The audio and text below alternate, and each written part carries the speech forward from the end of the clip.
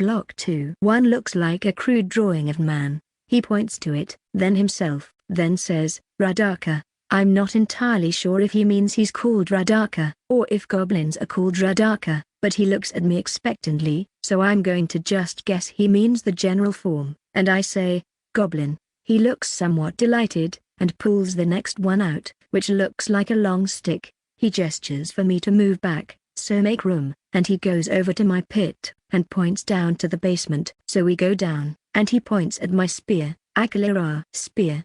I reply. He seems delighted that he's able to communicate to some degree, but I'm still not particularly interested in learning another language. He hurries me back to his hut where he shows me a third stone with a crude circle. Mukaku, he says. I stare for a while, and I can't figure out what it is. I shake my head, and don't say anything. He looks at it and me, and seems a little disappointed as he puts that stone down. Then he picks up the spear stone again, and points to me. Akalira, Duranzoru. Something with a spear. Okay. He shoos me outside, and then leads me over to the forest edge. We start walking along until he finds what he is looking for. He finds a long stick that is fairly straight, then drags me back over to my basement. Akalira, Duranzoru. He repeats and hands me the stick. Is he telling me to make a spear? I mean, I don't have everything I used to make one before, but I should have enough mana to make a knife to start working on it. I make a stone knife that I can use to work on the stick, and start working on the stick in the light rain. The leader goblin just sits there and watches me as I work on cleaning up the stick, carving a handle, and making a hole near the top of the stick to attach the spearhead on. When my mana is nearly full, I've completed enough of the spear to attach the spearhead using stone shape, so I go ahead and make the spearhead, and start whittling the wood some more. The goblin gestures to hand him the spear, so I hand it to him. He holds it and moves it around in his hands. Then he gestures for the knife I've been using, and tries his own hand at whittling, which imminently results in him holding the spear and shaving wood towards his hand, and cutting himself. Well, I suppose he'll probably learn how to handle it better soon. I go over and try to show him how to properly hold the spear to work on it, while he nurses his wound on his hand. After a little while, I think I've shown him all I can, so I give him the spear and knife again. He takes both and goes back to his hut. I'm honestly starting to feel quite hungry at this point, but it seems like no one wants to go hunt in the rain, and I don't really want to go hunting myself, considering I don't have anywhere to cook. Instead, I'll just work on my house as best I can. I start laying the blocks around the edges to become inevitable walls, and then stone weld them to the floor. For good measure, I also extend the central pillar from the basement up further into the new room. Eventually, I'll need to support the roof, which invariably will be made of stone, so the support pillar should help with that. When I'm out of mana, I look about in the light rain, and there doesn't seem like there is much to do, so I decide to go check on the leader goblin. When I peek in, it seems like he's mostly finished with the spear, and also looks like he's cut himself at least one additional time. I'm sure he'll get used to it eventually. He was facing away from the entrance to his hut, but turns to face me as he puts the spear down. He seems to be thinking about something, and then says in a slightly different tone than normal, Akalira, Durinzoruban. Well, it seems like the first bit means I should make a spear. What he means with the extra bit could be anything, but I have a feeling I'll find out soon enough, because he's standing up right now. Sure enough, he leads me back to the forest, and begins looking for sticks again. We look together for a while, and we find 3 sticks that are good enough to make a spear out of, and we head back to the camp. I have a feeling that he's asking me to make more spears, and although it will probably help the goblins with hunting, it takes quite a bit of time, and uses a bit of my limited supply of mana to do as well.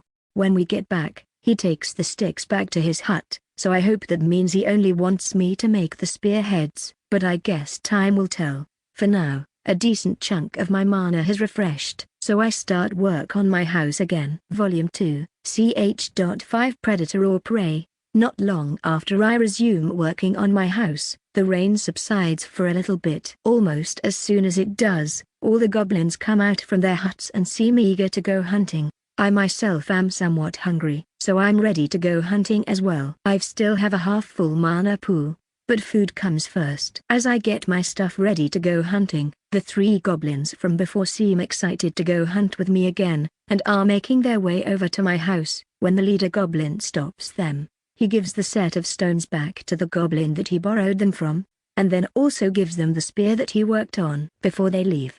He also calls a 4th goblin over from a different group, and before long, the group of 3 now 4 goblins set out with a spear in hand. The leader goblin then goes over to the 2 goblins that are left alone without their compatriot, and after some communication, seems to convince them of something, before rushing off to another group of 3 goblins getting ready to go hunt. When he gets up to them, he points to me, hands them something, and then the new group starts walking towards me. The leader goblin then rushes back over to the 2 lone goblins, and all 3 of them head off into the woods, leaving me with a new group of goblins. One of them opens their palm, revealing they've been handed the 2nd set of numbered stones that I made. My guess is that the leader goblin wants me to try to teach them how we hunted yesterday, which honestly, isn't a bad idea. If the goblins all get good at hunting, then I can probably just mooch food off them in exchange for making weapons. I go through the whole explanation on how to drive game, like I did with the first set of goblins. These ones are a little slower on the uptake than the first group was, but eventually they figure out what I'm asking for, and we go out into the woods, and put it into practice. I wish I could say we were as successful as the first group was yesterday, but sadly, we didn't get any ground birds this time. I did get a few small lizards though as the first goblin returned, so we weren't entirely empty-handed. Thankfully when we return, the other group that was given a spear seems to have killed a ground bird, and the leader's group caught a bunch of small birds and lizards. So we have a decent meal tonight again. Not as much of a feast as the night before, but still a pretty good meal. With a bit of sunlight left, I continue working on my house for a while, and honestly, it's coming along pretty well. I've gotten the walls up to the point where I've started to make windows in them, which initially, I wasn't going to do, but I decided it would be good to let in natural light. They're basically just going to be an open hole with crossbars, and then I'll make some shutters that I can swing shut on the outside for when it rains. I'm also waiting until I have the roof and door done before I make any furniture for the place, which means tonight I'm once again sleeping on the hard rock floor in the basement. After I wake up, I cut some new blocks in the basement before I head outside, and when I actually leave my basement, I'm greeted by the chief with what seems to be a completed spear handle, just waiting for me to attach a spearhead to. I'm currently out of mana, so I'm not sure how exactly to let him know that I'm unable to make this right now, but I take it, and lean it against one of the walls, and after I start moving blocks from the basement, he seems satisfied to wait for a little bit for me to finish what I'm doing, which hopefully will give me enough time to recharge the mana to make the spearhead. I'm starting to get annoyed by how much rain there is here as well. Maybe it's because I was comfortable in the cave where I didn't have to deal with weather almost ever. In fact, this weather is making me look forward to returning to the cave even more. That said, I've grown fond of some of the goblins here, so I wouldn't want to cut ties completely either. Either way, when I've finished hauling up the stone blocks from the basement, I use one of the blocks to make the spearhead out of. I just barely have enough mana to make it. But the goblin seems pleased and heads back to his hut. I'm left with no mana again though, and nothing to do while it rains, so I decide to go look for sticks to make spears with for a while. I imagine that the goblins probably want to arm everyone with spears, so using this downtime to get the jump on that will probably help me long term. After an hour or so of searching, I've gotten 2 more sticks that will make good spears, and I store them in my basement to dry out before making another woodworking knife. I still have quite a bit of mana left after making the knife, so I resume working on my house afterwards. When my mana runs out this time, I'm almost at the point where I'll need to start considering how I want the roof to be shaped, which means I should start deciding how I want to cut the blocks for it. I'll also need to cut out some blocks to stand on while I work, since I'm already reaching just to slide the blocks into place. As I'm considering my options, the rain lets up again, and for once, it seems like the cloud cover is going to clear as well. As I'm appreciating the weather, some goblins leave their huts and seem to be gathering into groups, most likely to go hunting again. It seems once again, I'm going to be shipped off with a new group of goblins as well, and the new spear goes with one of the two groups who have been taught so far how to drive game. The new group has even more trouble communicating than the first two did when it comes to explaining how to drive game towards the person with a spear.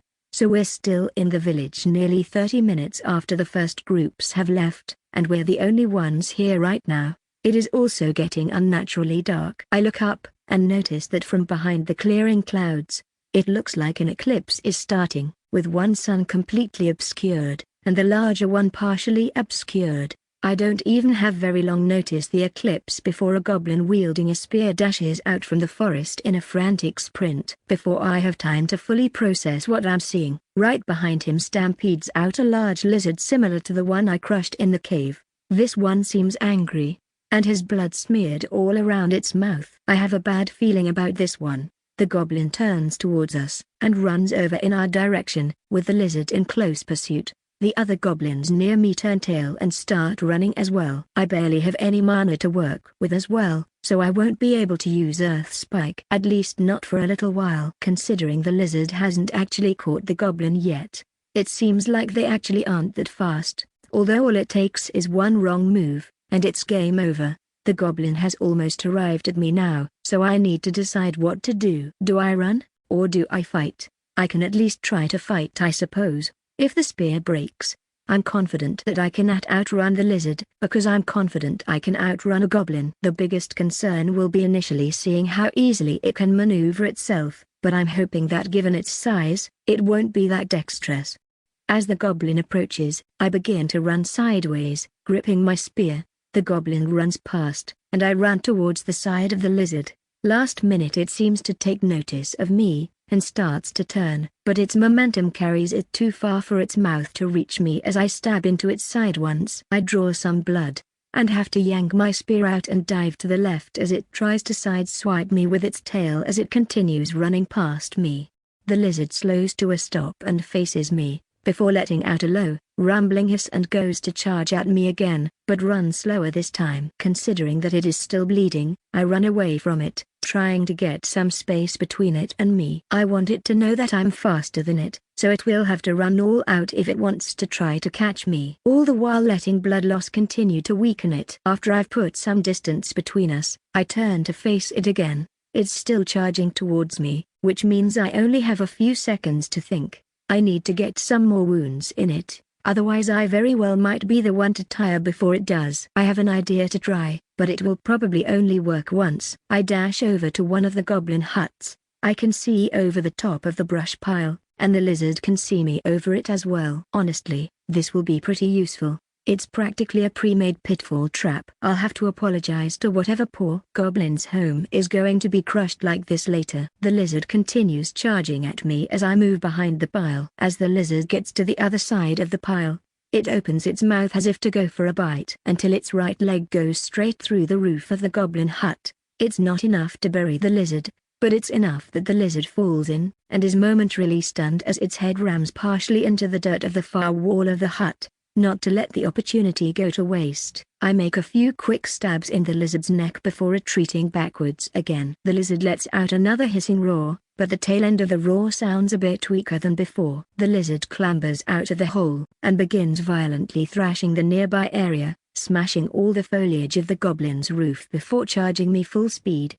It seems to know its time is limited now, and it's in its death throes. I hastily retreat again. A hero from old folklore would slay the beast at a time like this, but that is too dangerous for my liking. I can just as easily tire it out and let the wounds I've inflicted make it too weak to fight, and finish it. I kite it for a few minutes, resulting in a few goblin roofs being demolished, but the lizard finally seems to tire too much to fight, and stumbles and falls, unable to lift its own weight. I approach it cautiously, and give it a hard stab in its torso to ensure it is dead. Volume 2, ch.6 Search and Rescue. Not long after I'm certain the lizard is dead, the goblin that was being chased before makes its way over to me, along with the goblins I was supposed to go hunting with. It takes a little bit of convincing, but I manage to get the goblins to help me drag the lizard out of the pit that used to be a goblin hut. Unfortunately, the only knives I have on hand are the spearhead and the wood whittling knife, and my mana is very low still. so dressing the lizard into edible bits is going to take some time. I'll also need skewers to put the meat on when it's cut. I go looking for some sticks in the forest that will work, and quickly return to the goblins and lizard. The goblins are poking the lizard, seemingly unsure if it is going to actually get back up and attack. I shave a few sticks down, and then do my best to convince the goblins to go find more sticks so that we can properly cook the meat. While they go looking, I start work at carving up the lizard as best I can using the spear and wood carving knife. After working for a bit, I check my mana, only to see that it has charged up much less than I expected, and it's getting quite dark now as the second sun now also falls behind the moon. Shortly thereafter, all the other goblins start filtering back in groups, and are shocked to see not only the dead lizard, but also the destroyed goblin hut. They don't waste much time though, as the leader goblin starts up a fire, bigger than the usual. Goblins cook the small game they captured, and I provide skewers of lizard meat for the goblins to cook as I continue cutting it up. Although I don't have much time to pay attention to what the goblins are up to, it seems that there seems to be a pretty sad mood overtaking everyone. As I finish up butchering one of the lizard's limbs, I take a breather, and try to see what's going on with the goblins. When I look about, it seems like we are missing a few goblins, so I do a head count. It seems like we are missing 3. I then remember that the lizard had blood around its mouth when it charged into the goblin village. I'm worried that all 3 of the goblins that were with the spear goblin might have been eaten. I suppose I can attempt to verify that the next section I start butchering is the abdomen, and when gut the lizard, removing the stomach and intestines, then cut into its large stomach away from the meat. It's quite gross, but as I go through the lizard's partially digested stomach, I only find enough parts to make up 1 goblin. I go and get the chief, and try my best to convey the situation. Thankfully, the numbered rocks from before allow me to get my point across much faster. The goblin chief gathers all the goblins, and seems to be giving them some kind of speech. They don't leave though, so I presume that they're not going out in the darkness to look for the lost goblins. Not that I blame them. If these lizards are out and about, it is to be quite dangerous. I continue butchering the lizard, and a handful of goblins continue cooking. I'm not sure whose house I inadvertently destroyed, but it seems like the goblins have sorted something out, and I see a group of goblins digging a new pit. I suppose I wouldn't want to sleep in a place where blood coated the walls and floor either. Nice of them to help each other out with the pit building though. It would have been nice if I had that help when I was digging, but back then most of the goblins were afraid of me, and it's not like they're as effective as I am at digging. So it's not a big loss.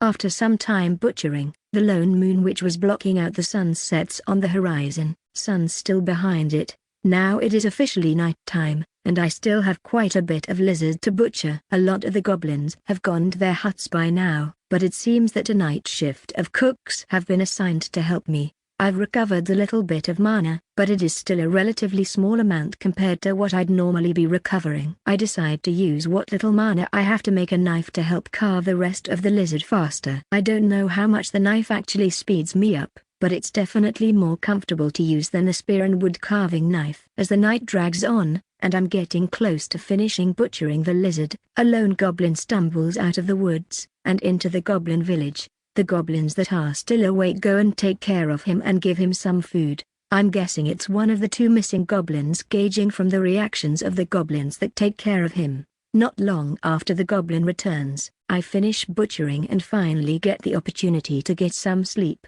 It seems like the excess food will be stored on leaves in some of the goblins' huts. The next morning, it looks like my mana has finally restored to full. I decide to peek outside before doing any mana work today, just in case. I'm glad that I did, because it looks like the goblins are gathering into groups again. I'm not entirely sure what is going on, but when the goblin leader sees me, he makes his way over to me. Using the numbered pebbles and some gestures towards the lizard carcass, I get the gist of the situation. It seems like the goblins are going to split into large groups and go looking for the missing goblin, and I'm being requested to help. I'm given some of the lizard meat from the night before to eat, and it seems like it's been reheated at a fire recently. I'm not sure how long the meat will last for, but surely one night will be fine. I suppose it's another way to get into the good graces of the goblins, so I agree to help. I also feel a little connected to the potential goblin that is missing. It was impossible to tell from the digested corpse which goblin it was in its stomach, but the goblins that went missing were the group I hunted with from the first day, and one of the ones that are missing is the goblin that took interest in the numbered stones from before. We split into 3 groups, and head off roughly in the direction that the group was attacked by the lizard. The goblins with me are all yelling something, which I presume is either the other goblin's name, or a generic call to get their attention. We continue on this way for a few hours until we eventually hear a response from a little ways away. I get ready to head over that way, but all the goblins round me seem to be scared for some reason. I've got a bad feeling now, but I lead the way towards where the yelling came from. As we break through the underbrush, I see the reason why the other goblins were scared. There is another of the big lizards looking up a particularly large tree and hissing. I can't immediately spot the goblin, but my presumption is that it is likely up the tree, which means we're going to have to kill this lizard to get him to safety. I doubt the other goblins are going to be much use in this fight, so I'll have to figure out how to defeat it myself. Thankfully I've got enough mana to use an earth spike this time, so that should help immensely if I can use it at the right time. The big issue will be getting to that point without getting injured. I initially try to sneak up on the lizard, but when I'm within about 10 feet of it, it turns its attention to me. Well, so much for that plan. I get into a low stance, ready to move as soon as the lizard does. It hisses in its deep tones and snaps its jaw at me a few times. After seeing that I'm not intimidated, it charges at me. I'm glad this one seems to try the same tactics that the first one did. I deftly dive to the side as it charges and earth spike it right through the abdomen. It yells out in pain and smacks me with its tail directly in the chest, flinging me into a nearby tree. The air is knocked out of me and everything is spinning. After a few moments, I come to my senses, and the lizard is flailing on the spike impaling it, still trying to break free. I'm thankful it seems to have pinned it, although the sudden stop of its momentum seems to have made me misjudge where to dodge, and that's what let the lizard land the hit on me with its tail. My HP is below half now, and my joints ache as I stand up. I don't know how long the spike is going to hold the lizard in place, so I need to deal as much damage as I can in the meantime. I hurry as best my body will take me to the lizard and pick up my spear that I dropped mid-launch towards the tree. As I get closer, the lizard struggles more and begins thrashing about. I keep my distance as best I can, and begin using the spear to stab at the lizard's limbs. I'm trying to disable it further so that it can't break the spike currently holding it in place. It struggles and fights as I stab at it, but it seems to be rapidly weakening, so I keep stabbing at it until it finally gives in. Volume 2, ch.7 Plans for the Future. Shortly after killing the lizard, the goblin climbs down from the tree, and the other goblins cheer and run out from the surroundings. They seem more excited than I am that I beat the lizard, although my body is aching like crazy now, and I'm physically exhausted. The goblin I saved comes over to me with tears in its eyes. Seems the little thing thought it had been left for dead. I wonder if I hadn't been here if it might have actually been left by the other goblins to die. It doesn't seem unreasonable considering their inability to actually fight the lizards in any real way. Either way, I give the goblin a pat on the head, and it seems happy. Looking closely at its face, it does seem to be the goblin that I gave the numbered rocks to from before. Despite the excess food already back in the village, the goblins in the group seem intent on hauling the whole lizard back to the village. Well, whatever. I guess I'll try to make a few drying racks to show them how to preserve meat for longer. Although they'll need to smoke the meat out here for a long period of time. Actually, on second thought, given the persistent rain here, they'd need a proper building to smoke and dry meat in, which means we'll just have to eat what we can and hope for the best. If the water nearby is salty, maybe in the future they could evaporate the water to use salt as a curing method. All of that is unavailable for now though. When we get back to the village, it seems that we're the first group back. I suppose that isn't a big surprise, since we found the goblin. It is mid-afternoon now, and it looks like some clouds are starting to gather on the horizon. The goblins leave the lizard on the ground and start going about to collect wood, and I sit down to start the butchering process. Thankfully most of the skewers from last night are still usable, so I start cutting the meat. While I'm working, the goblin we saved comes over and sits down next to me, and just watches me cut the meat. Not one to let an opportunity go to waste. I decide to go make a second carving knife, and try to teach the goblin how to butcher the lizard. I decide to try to teach it how to butcher a leg, instructing it on one leg, then leaving the goblin to work on a leg next to me while I butcher other parts of the lizard. Even if the goblin fails to recover half the meat, it'll be fine because there is so much excess. When the goblin finishes one leg, I attempt to give it some pointers for the next leg. Considering we don't speak the same language, I honestly think it went alright. The downside of the ordeal is that it starts to rain on us again while we work. Not long after the rain starts, the other two search parties make it back. Each comes back in a bad mood, but their spirits quickly lift when they see the missing goblin has returned. Many take turns coming over to the goblin as they help me butcher and celebrate with it. But the goblin quickly returns to working, which I find to be an admirable trait. It's good that it's choosing to finish a task it set out to do before celebrating. Although given the circumstances, I think it'd be fine if it decided to celebrate.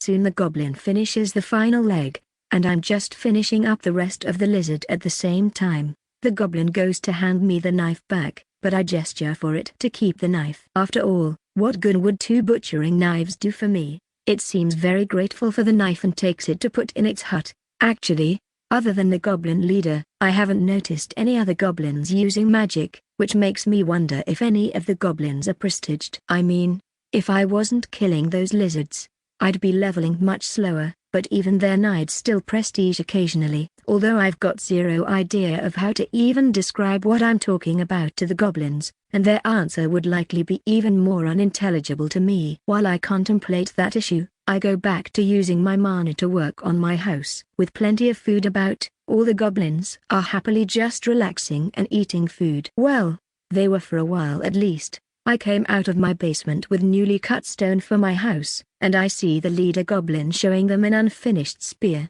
and shortly after, they all head out into the forest in groups, and the leader goblin comes over to me. Yup, seems he wants another spear made. I mean, I'm glad I can help give them some tools to survive, but I don't have a roof over my head yet. I mean, I guess if I sleep in my basement I do, but I'd much rather have my actual house that I can make a bed in. The last few days I've fallen into a bit of a pattern. I get a little bit of work on my house done, and then the rest of the day I'm either making spears or teaching goblins to hunt. The rain hasn't really let up either, so all of this has been relatively miserable. All the goblins seem to appreciate me being around now though. Thankfully, there haven't been any more lizard incidents either. I'm actually relatively close to finishing my house now, with just part of the roof left. Then the door, and the window shutters. I also had to put in some small holes in the wall to allow water to drain from the inside of the house due to the rain. Most of the goblins have their own spears now, and I've ended up having to repair a few of them when a couple of the goblins got over-enthusiastic and broke them. I don't know how exactly they broke the spearhead, but I suspect it had to do with throwing the spears. I didn't want to encourage bad behavior, so I made them wait today for me to repair them, and no one else has broken them yet. I'm sure damage will be done to them in the future through normal wear and tear, but I'd like to keep the amount of work I need to do on these to a minimum. Today though, I'm going to dedicate my time to finishing the building part of my house. I'll still need to make a bed and shelves later, but I'm tired of sleeping in the basement. Goblins turn up throughout the day wanting things, but I turn them down to focus on finishing my house, and by the evening, I've gotten it done. I wake up the next day finally sleeping in the upper part of the house, rather than the basement. I'll be honest, the basement has ended up a little deeper than I meant it to due to the other crafts I've been making for the goblins. The basement is going to end up even deeper as well because I need to make crafts for myself as well, unless I start a new project for the goblins here, which I do have one thing in mind. Mainly, they could use a warehouse of sorts with a roofed-in pavilion above a storage basement, so they can cook within cover from the rain. Of course, that whole project can't even get worked on without the goblins' help if this rain doesn't stop. The area I would want to make this would be so large that it'd end up filling with water. The only downside to the pavilion and storage area is that it'll take a long time to build on the scale of months, and I'd like to be going back to my cave before then. On the other hand though, if I leave the goblins as they are now, they'll probably slowly be wiped out by the lizards, and any hazardous weather that might happen, and I'd rather not just let the goblin leader use my cave to just summon imps to make replacement goblins all the time.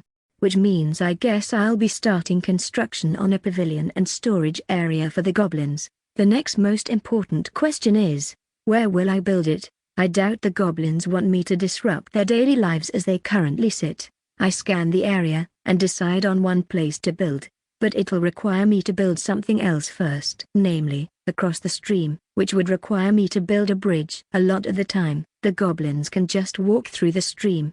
But right now, given the rain, the stream is actually a nuisance to cross, so having a bridge would probably be useful to the goblins. The stone will probably have to come from the eventual basement as well though, so I'll still have to dig the pit first. Anyway, Volume 2, ch.8 Pavilion Construction. I wish I could say that progress was going well on the bridge and pavilion, but actually, it's been slow and frequently interrupted. The rain has been pretty consistent, which means I've been digging in mud to get down to the stone level, and I'm having to remove water frequently as well. The bigger issue has been more lizards. In the past 15 days since I started this project, we've had 3 lizard attacks, which have resulted in another goblin death. By the last attack, some of the goblins actually joined in to help me fight once the lizard was injured. As a silver lining, at least we haven't been hungry thanks to the lizards, and I've gained a few levels. A few good things have happened as well though, so it hasn't all been setbacks. The goblin that I saved from before has been helping me work on my projects, and has seemingly started trying to learn English. At some point the leader goblin must have shown them how we communicated before, and they've been asking all kinds of questions about how various things are said, usually by pointing or holding an object, and saying how say. They also assisted in the most recent lizard fight, and that night they prestiged. They're a little bigger than before, but other than that, I can't see any noticeable differences, and they're nowhere near adept enough at English to properly communicate what they've gotten. If anything, one other goblin prestiged as well, and considering they're quite a bit larger than before, I'm guessing they gained a trait that made them stronger, maybe something similar to when I had Mighty Imp. All things I'd like to look into at some point in the future. In fact, I have a lot of things I'd like to look into in the future. Instead of any of it though, I'm back to remedial construction tasks. However, this is also I can properly dedicate time later, so I suppose it's fine. 5 more days have passed, and I've made a central pillar in the stream that I'll use to support the bridge crossing. A few of the goblins have been looking at the pillar in the stream, confused by it, but the leader seemed to explain something to them, and they haven't questioned it since. The more I work with the leader goblin, the more I'm perplexed by him. Hopefully, when my little goblin friend learns enough English, they can work as a translator for me. I also finished digging the pit for the pavilion. A hole 30 feet by 30 feet and down to the stone a few feet. I haven't made the walls to the pit yet, because I want to have the bridge done first, mostly because the mud actually slowly drains the water into the stream, and once I put stone walls in, I'll have to clear water even more every day I work when it rains. As I work through today, the goblin leader comes over to talk near the end of the day. He says some things in the goblin language, and points out of the clearing, then to himself and me. I have no clue what exactly he's saying. Thankfully my goblin friend actually can help a little here, providing me some help. Go mountain, tomorrow, you, me, goblins. He translates. Honestly, not bad for a few weeks' work. It's at least enough that I think I understand what he's saying. I count back in my head, and it does seem like it would be about the right time that he would normally go to summon imps. I don't want that though. I'm not entirely opposed to him summoning more imps at some point, but I only want him to do it if I'm there, and I don't want to go back up there just yet, at least until I've finished getting the goblins some basic necessities made. You, me, goblins, no go mountain, I say, and then repeat it, while tapping my goblin friend's shoulder when he doesn't realize I want him to translate. The goblin leader holds up his hand with 2 fingers, then curls them each down, and says something. My translator seemingly thinks for a bit. 2 no goblins. I think for a bit what exactly he means by this. When my translator says, lizards, 2 no goblins. Oh, he means he's had 2 goblins die, and he wants to replenish their numbers. I don't have a great response for him for this. I don't know how long he's lived here this way, but I don't want him to just replace goblins whenever they die, and not in the way he's been doing it.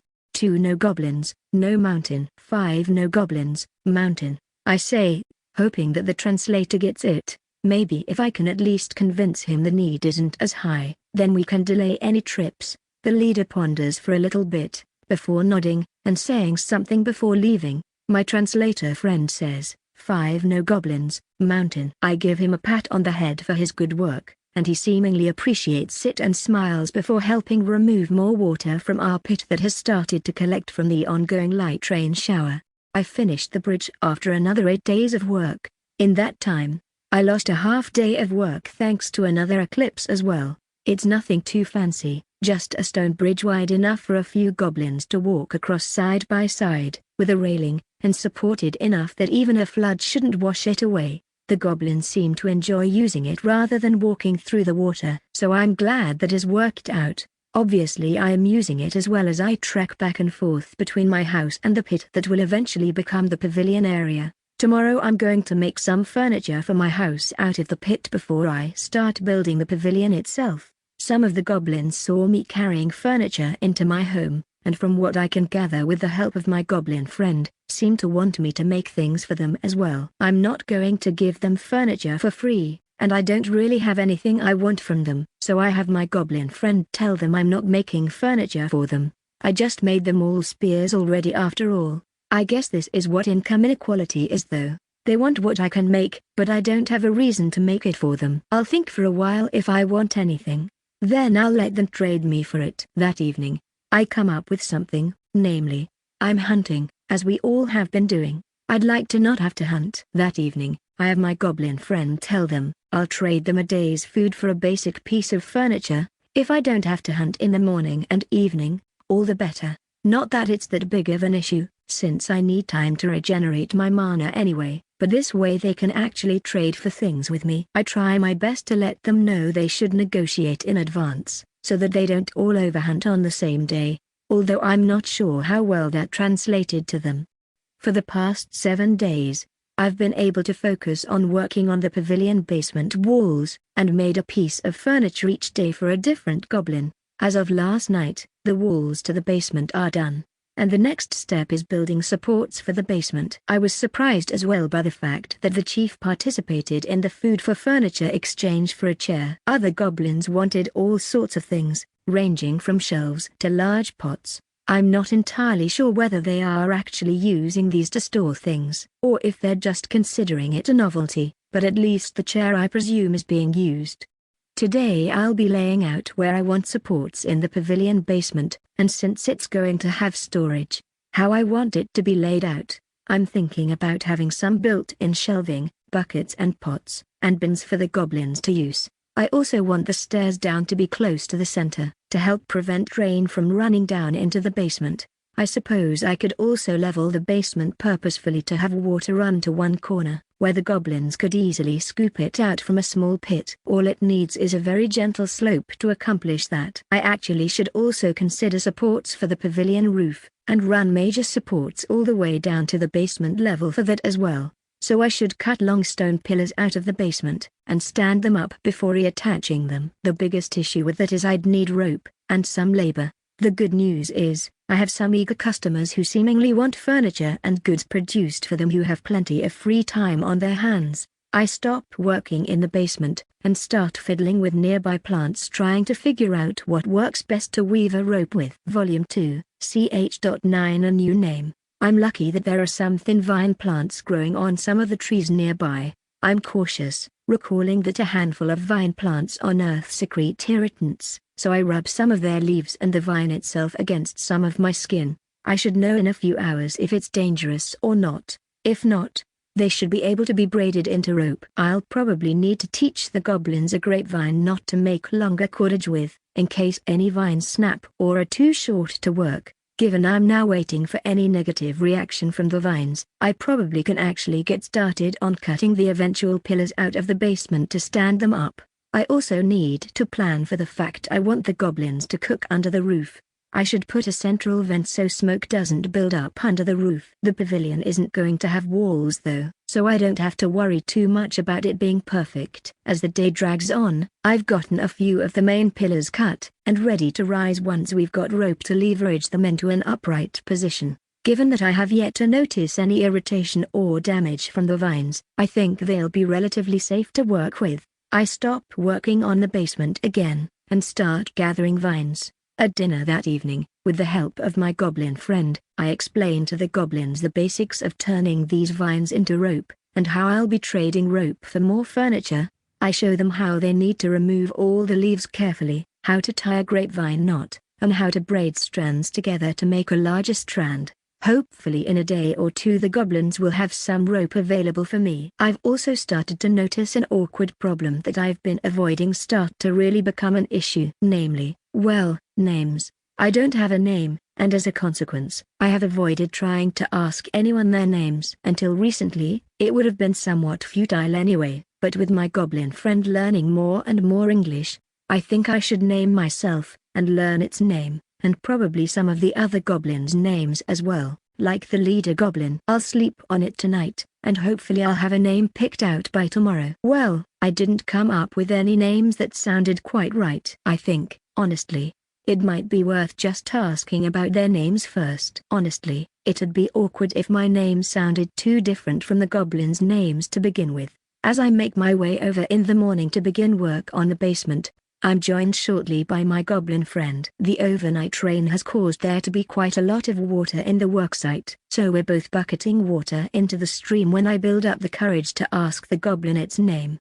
What I hoped would be an easy question, however, ends up taking a while to actually explain. I ended up having to wait until another goblin was visible to explain that I actually meant its individual name, Gogora Zeb. That's his name. I mean, I suppose I would expect it's named in the language the goblins all speak. It obviously wanted to know my name right after, but I need some more info before I can try to come up with a name. Plus it'll buy me more time to come up with a name. The info I want from it are other goblins' names. Starting with the chief, Gogora Zaka, I start to see a pattern here. All of the goblins have Gogora as the first part of their name, then some individual short name. As it would turn out, the leader seems to name each of them shortly after they were collected from the cave. Something the leader seems to have neglected doing for me. In fact, why don't I just push this troublesome task onto it? I explain to Zeb that Zaka hasn't named me yet, so I'm nameless. Zeb's eyes go wide. I'm a little worried because Zeb stops working and looks at me for a while.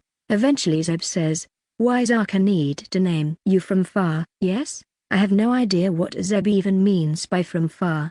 I'm from the cave, just like the goblins here, or so I assumed. No, I'm from the cave, I say. Zeb jumps up and down, seemingly excited, and darts out of the basement. A short time later, Zeb arrives with Zaka, and starts acting as a translator. "You not from far?" Zeb translates Zaka's question. "I'm from the cave. I was an imp not that long ago," I say, and have to draw some pictures on stone to explain some of the words to Zeb. What ends up ensuing is a much longer conversation than I expected, and Zeb ends up with a lot of new tablets from Zaka that explain a lot of new concepts. What info I gain from all this is that Zaka actually is the only goblin not from here. He's from somewhere a long ways away across the big water. He assumed I was some kind of minor noble from his homeland, but was beginning to suspect from my helpfulness and friendliness that I wasn't an active noble at the least. He had all the goblins avoid using their names because of what I can assume is banishment.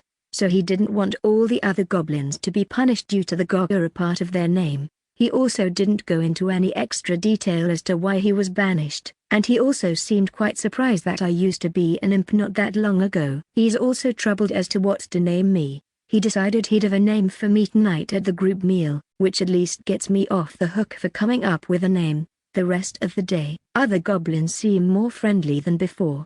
I suspect that maybe they were told to not offend me before because I was a noble, so a few are still afraid of me. Throughout the day I see a few goblins making rope, and decide to help them. I'm glad I did, because as it would turn out, it's not easy to memorize a knot from only seeing it once, so I help them practice the knot until they get it right. That evening, at the meal, Zaka goes into a long speech in the demon language, so I don't understand most of it, but I do catch the name that is passed on to me.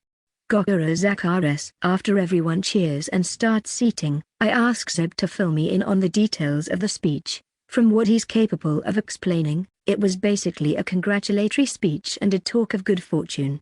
As much as I'm happy to have a name, I'm probably just going to refer to myself as Zach. Zakaris is long, and I don't really care to use the full name each time, plus it seems like it's got some implied meaning behind it since it's so similar to Zaka. The goblins don't seem to mind so far anyway. I mean, in their language it seems like they don't use the names all that often to begin with, but they use the full thing when they do. I tell Zeb that in English we generally just refer to each other with part of our names, since the Gogura part seems to be similar to a family name anyway.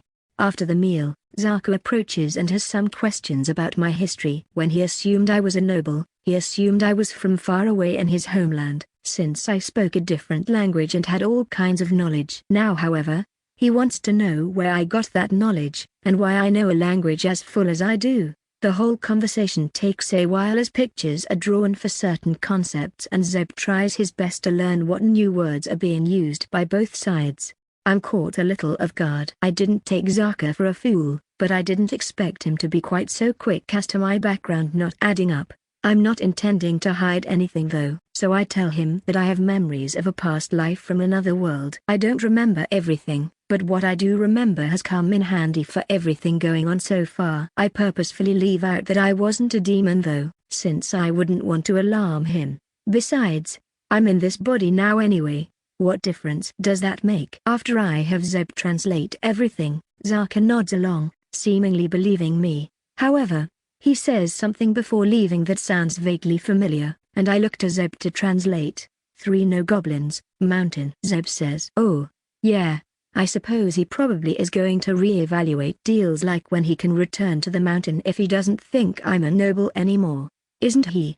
Volume 2, ch.10 Tree Experiments. Work on the pavilion has continued at a good pace for the last 6 days. A few of the goblins have gotten good at making rope, so I was actually able to get some goblins to help me heave the support pillars into upright positions in exchange for more crafted goods. With the major support pillars in place, I'm ready to start building the pavilion floor, which will also serve as the basement's ceiling. It's going to take quite a long time, but I've worked on quite a few projects that have taken a long time, so I don't mind. I suppose I'll need to look into an activity to spend my time on while I wait for mana to recharge. One thing I wanted to spend time testing before, that I couldn't really risk at the time, was figuring out why the trees are difficult to cut down. I suppose I can try to fashion myself another axe and maybe a handsaw, and try my hand at cutting trees down again. In the last 6 days, the pavilion floor has made decent progress. My tree experiments however, have not. My first test, if a saw blade could cut through the trees when they harden, resulted in failure. I did learn a few new things, but none of it has resulted in a felled tree. First, the hardening seems to be localized on the tree. If I chop far enough away on the same tree, I can still get a single good chop in before that area hardens as well. Unfortunately, that distance ends up being too far to be useful, being feet away in elevation. I did learn one thing that could eventually be useful. The hardening only seems to last for a day or so. By the next day, the already chopped area seems to lose its hardening property, at least until I chop into it again. I tried sawing into the soft area, but after the saw removes just a small amount of wood, it hardens, so I've given up on using a saw for now. Which leads me to my current test. I've got 10 trees that I'm chopping into once a day along a far edge of the clearing where the goblins stay. I'm trying to see just how feasible it will be to cut trees down. I think it's doable, but it'll probably be a little different than how it happened on Earth. Instead of going tree by tree, we're going to have to cut all the trees a little at a time, and then within a short period of time have a whole bunch of trees felled. In the meantime, I've started trading the goblins for rope again. It's a good idea to have it stockpiled, but additionally, I'm thinking of teaching them how to make palisades once I've cut these trees down. If they can build some basic defenses for themselves, that would probably be beneficial for all parties. The less Zaka needs to replace his goblins, the less I'll be bothered moving forward. It's now been 11 days, and the smallest tree has fallen in my wood-cutting experiment. It was about 7 inches in diameter, so not very large. One thing that is interesting, which I sort of noticed before when I was gathering fallen branches, is that the wood is soft. I thought before it might just be the trees on the mountain, but even these trees seem soft. Mind you, it's not balsa wood levels of softness, but still fairly easy to work with, which is why I think I was able to fell this tree so fast. Each full power swing of the axe would gouge pretty deep into the wood. The tree itself is about 20 feet tall, although most of the wood won't be useful. The downed part of the tree is actually all easy to cut now, which makes me think the hardening was definitely a defense mechanism. I cut an approximately 13-foot section of the main body of the tree, which I plan on sharpening the top of. This will be the first palisade piece when I'm done with it. Of course, there is plenty of branches and leaves which I'll need to remove, but I don't have much else on my schedule while I wait for mana to replenish, so I can remove all the branches while I wait. Most will probably be used to fuel fires, but if I find any good ones for tools or spears, I'll set them aside. When I go to check my mana levels when I think they'll be full, I notice something a little off. Namely, before I cut the tree, I was level 37. And now I'm 38. I'll have to check after my next tree to see if maybe I just happened to passively gain a level at that moment. I finished stripping the tree in 5 days, and as luck would have it, I did find a few branches that would be useful for making tools, and the handsaw actually came in handy after I made multiple tweaks to it. Namely, it actually needed to be better supported, as the blade would crack in half whenever a snag would get hit. So the final saw blade is shorter, and is more like a serrated knife than a saw, but it works well for smaller bits of wood. I also ended up stripping the bark from the tree as well since it was becoming loose as I worked. I finished stripping the tree just in time, because I felled the next tree just that morning. Slightly thicker, at 9 inches, and it's a little taller, but sadly not quite tall enough to cut multiple palisades out of. Honestly, I think most of the trees we cut down should probably be about this size or a little smaller. The bigger trees are going to take a long time to cut down, and I'm not sure that they'll even be useful for this. Honestly, I'll probably just halt the cutting process on the bigger trees for now. I'm not sure what we'd use them for anyway, and it currently seems like it'll take between 15 and 20 days to cut down trees about this size, which means I'll have to find new trees that are about the right size to cut down in the area. I gained another level as well, which is really leading me to believe I'm gaining levels from cutting these trees down. Maybe for good measure, I will cut one big tree down in addition to the other trees, just to check. I've been marking down what levels I can along the way as well on some new tablets in my house, for record-keeping purposes. Obviously, some other good news is the pavilion floor is almost done. I've ended up putting slits into the floor in places to let some natural light down into the basement, as it's starting to get dark in places underground there. The downside to this is obviously the extra cleaning that will need to occur thanks to extra dirt falling in. All things considered though, the extra lighting was very necessary. Many of the goblins are intrigued as to what it is I'm building here, as well as the why and how I'm cutting trees down. I'll be able to explain both soon enough, especially if Zeb's language skills keep improving. It took 20 more days, but I finally finished the outline of the pavilion. I've still got to build all the storage containers in the basement, but the fire pit and roof are done, complete with cooking grills for the goblins.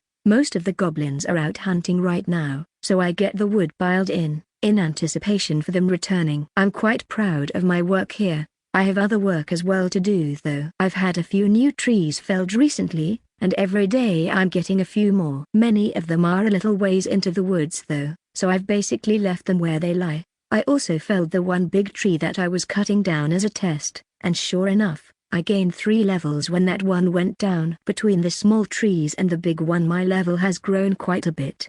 I'm only felling 20 small trees initially here, because I want to show the goblins how to make a palisade, then let them do the work themselves to protect their village. Although given the levels I've been getting, I might have to rethink that. I've also noticed that it seems to be raining less and less now, and the weather seems to be a bit warmer than it was. I wonder if it's a seasonal thing, or if this is how it's going to be from here on out. I just hope that with the changing weather there will be no more lizard attacks. We haven't lost any goblins recently, and I'd prefer to keep it that way. Volume 2, ch.11 Palisade Plans. While the meal itself was mediocre, the mood was quite good as the goblins celebrated eating and cooking in a new place. Now they won't need to cook in the rain or under the harsh sun. The next few days are going to be filled with making storage containers in the basement and getting trees ready to make palisades, but tonight, I can at least enjoy the food and relax. It took 7 days to get the basement finished with basic shelves and containers for the goblins to store things in. I also have felled the rest of the trees I was working on, and have a total of 6 ready to make palisades, which means there are still 16 that need to be worked on. I've also built up such a surplus of straight sticks, that I've started to separate some to make spikes with. If we're building palisades anyway, may as well put some sharp spikes pointed outwards from them to really discourage any of the lizards from trying anything. With my first major project completed, I have another project I want to work on now, since I fear winter might cause the goblins some trouble. If the winter down here is anywhere near as harsh as on the mountain, then I wouldn't be surprised if many goblins starve at that time. As such, I feel as though a smokehouse will be useful. It probably won't be as effective as I'd like, given they don't have salt right now, but it should be able to keep meats for a period of time at least. Since the smokehouse won't have a basement, I'll be using stone from the pavilion basement to build with, which means I'll probably be digging a sub-basement at some point for it. I think to do work in a sub-basement, I'll actually need a torch of some kind as well, since it's already pretty dark in the main basement. Either way, the smokehouse shouldn't need to be that big, just big enough to hang a bunch of meat to smoke with a surplus of wood that we'll soon have.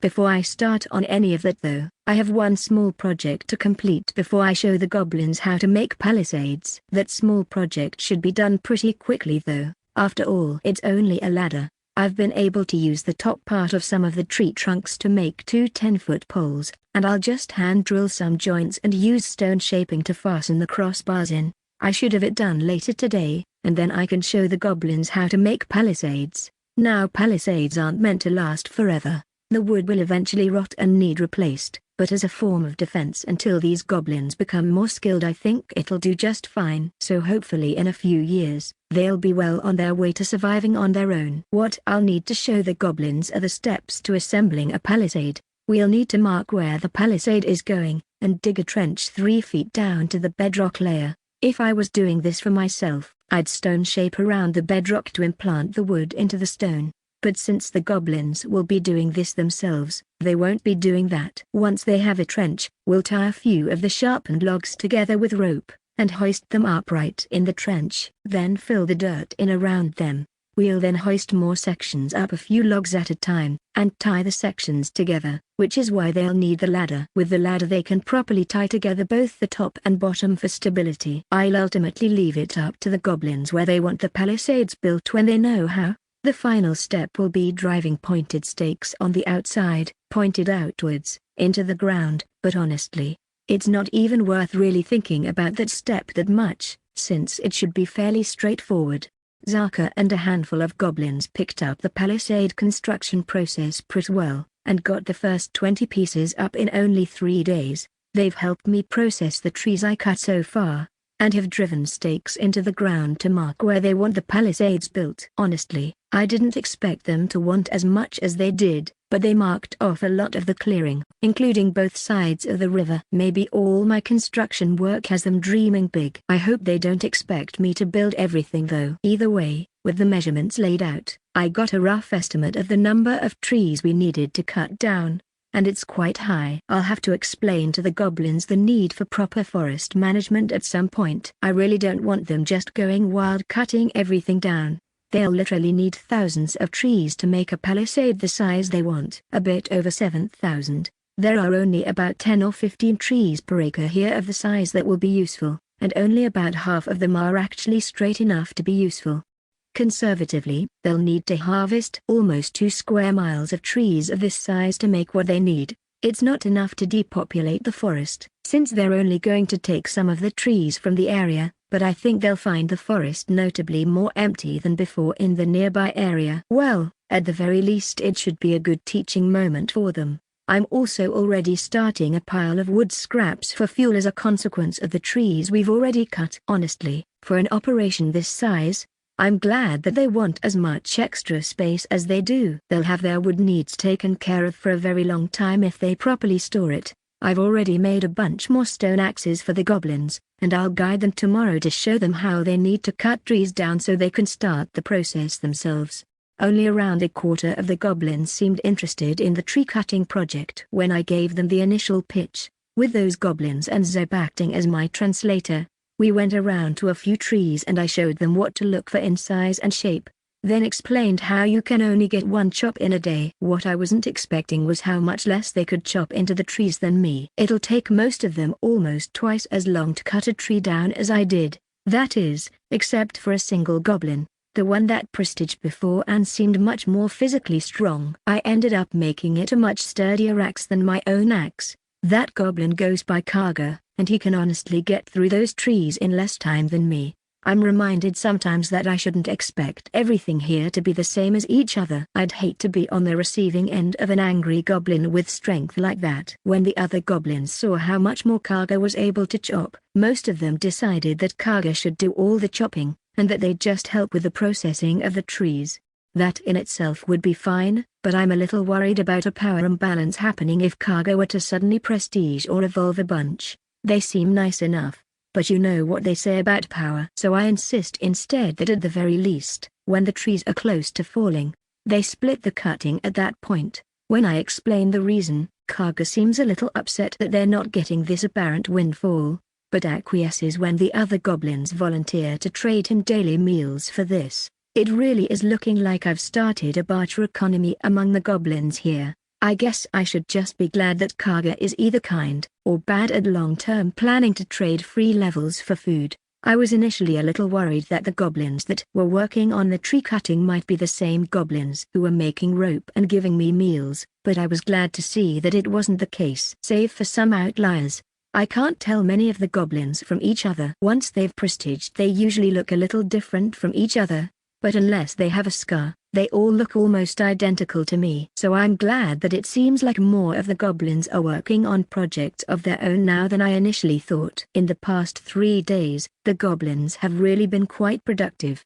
There is now a decent amount of rope stored in the pavilion basement, and I've made decent progress on the smokehouse. Honestly, thanks to the goblins' more productive hunting with spears and tactics, they all don't even need to hunt each day, and I've noticed a handful of the goblins have been doing their own trades among each other for food. It seems some of the goblins enjoy hunting more than others, so they trade others for goods of their own. A whole tiny economy seems to have formed without me noticing. As for myself at this point, after cutting the remaining trees, and the extra days, I've gained some levels of my own. I've decided that I'll be taking a few of the trees in a few days when Kaga's first batch is done, just to distribute the levels more. He's cutting 100 at a time, give or take, since he can't count all that well, which means of the goblins cutting trees, each one will get about 15 trees. I'll probably need the goblins to also distribute tree cutting to those with the least prestiges when the time comes, so that a power disparity doesn't occur.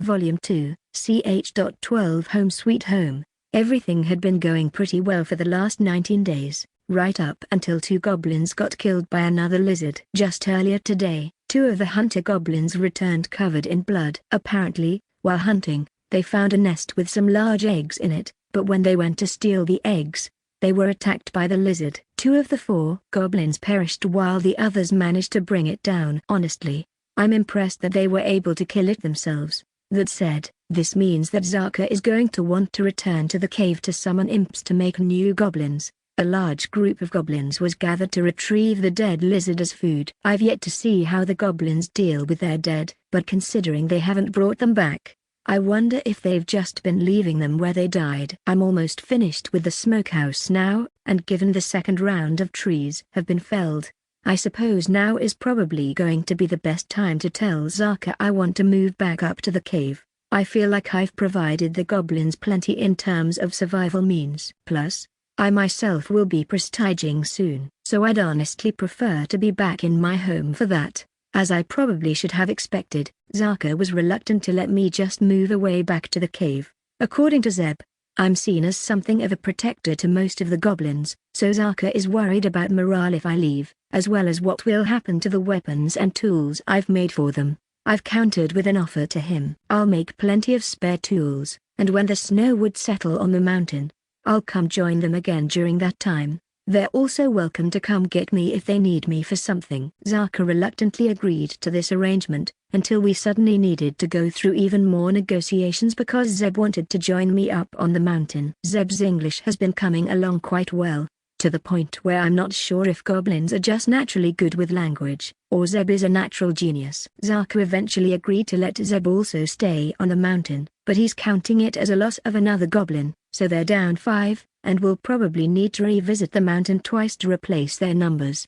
I asked him why they don't just summon a few imps down here, and raise them until they turn into goblins, but apparently, Zaka's mana pool isn't quite large enough to summon one independently, so he needs the crystals to have a large enough pool. How he got the ability to summon imps when he doesn't have the mana, I don't know, but I suppose it means I should keep my eyes out for magic or traits that sound too good to be true. Also, apparently, imps are naturally quite wild and hard to contain in an area, so it works out to summon them in the cave, and then just prevent them from leaving. Then, to prevent any random demons from basically becoming feral competition, he kills the remaining imps before they return down the mountain just before the eclipse.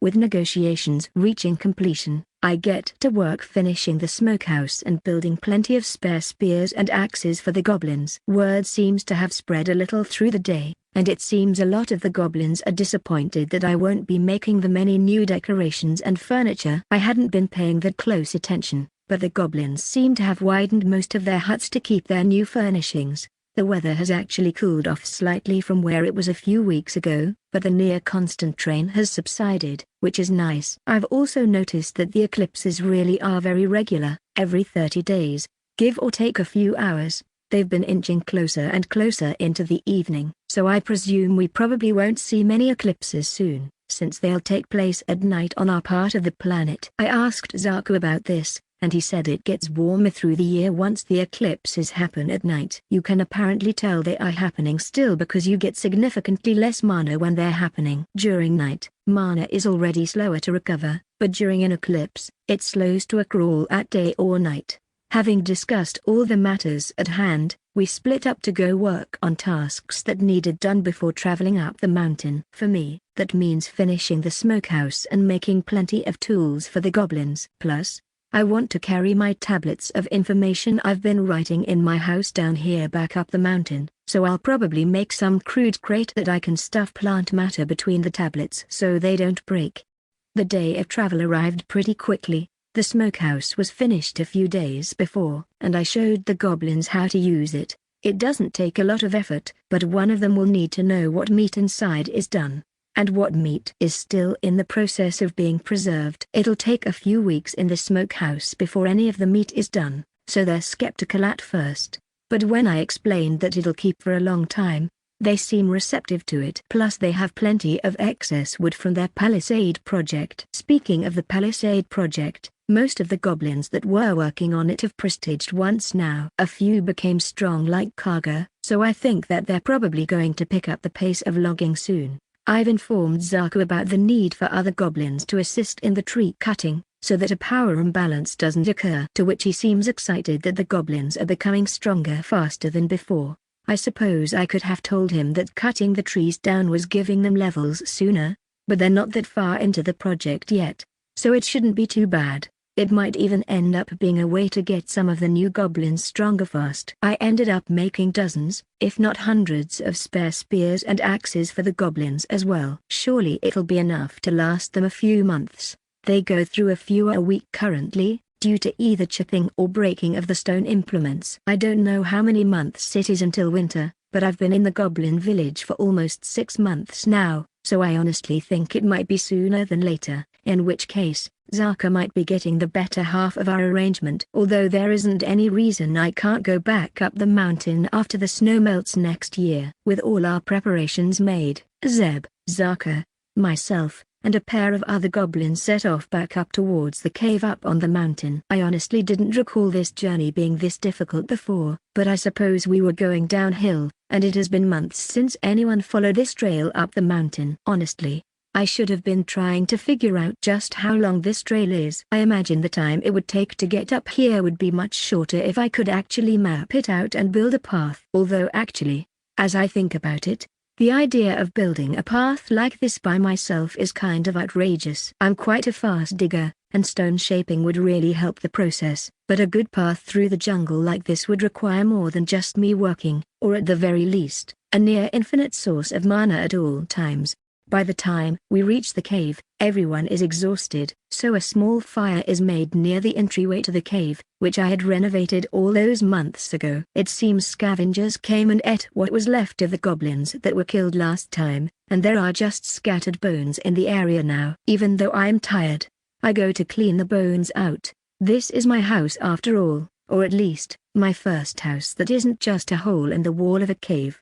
Actually, despite the fact I'm exhausted, I want to go take care of some things before tomorrow when Zaka plans to summon imps. Namely, I want to go put the new tablets with my old ones, and close the sub-cave off, so imps don't go in and break things tomorrow. After I've assured the goblins I'll be right back, I make my way back down the cave. It feels quite nostalgic if I'm honest. I mean, I lived here for a long time already, so I guess it's more like coming home than anything else. Looking about the familiar cave, I'm reminded of all my various projects I was working on before the whole goblin village situation. If I'm honest, I'm probably not going to get throughout many of them before the snow returns, but at the very least, I'll be able to get started on some of them. And who knows, with Zeb's help, I might be able to get through more of it than I think.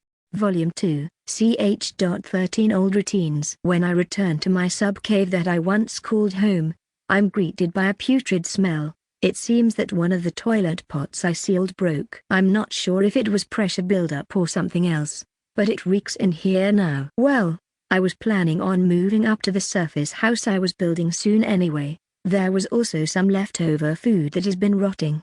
I suppose I should use some new buckets to clean up before I leave again, and dispose of all this waste outside the cave. After a short while cleaning up, and then washing myself with the water that was left over in the room from before, I haul the first of the buckets of waste out of the sub-cave and towards the surface. The goblins seem interested initially, but when I have Zeb explain what I am doing, they all quickly lose interest. I make a few more trips, and finish cleaning just before the sun sets. With that taken care of, I go back to get the bucket of lightstone before I join the goblins in the camp just outside the entrance for the night.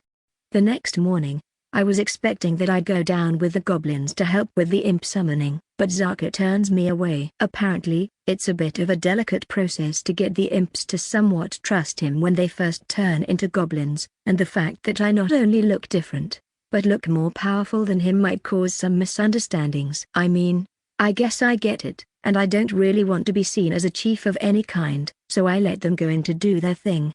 I guess I'll use the free time I have to go check on the spud field that I had fertilized last year. It takes a little while to get to, but when I do, there are lots of plants growing in the area. Not all of them are spuds sadly. Lots of other plants that don't seem particularly useful or dangerous are growing wildly in the area. I guess I did fertilize the whole area, so I shouldn't be surprised that when I neglected any gardening duties, the area became completely overgrown. Despite this, there are new spud plants in the area. For today, I'll just harvest a few spuds to make food for the goblins and myself. Honestly, as I think about it, I could actually cut some of the trees down near the cave and define out a garden area. That could be pretty useful. There are honestly lots of little improvements I could make all over the place now that I'm not worried about getting spotted by the goblins. One thing that would be pretty useful would be making a small room where I charge crystals, so I can actually just keep the trays in a charged location, rather than making a whole deal out of moving them. Another thing I'll need is a use for excess stone, since I'll have a lot of it. If I can shape it in a good way, I could probably have Zeba build a pathway, stairs from the cave at least some of the way down the mountain. I continue pondering improvements and constructions until I've finished harvesting the spuds and return to the cave entrance. I know the goblins still won't be done for a little while, so I decide to look around the area for some new sticks for tools, since I could use a new axe if I'm going to be cutting trees in the area.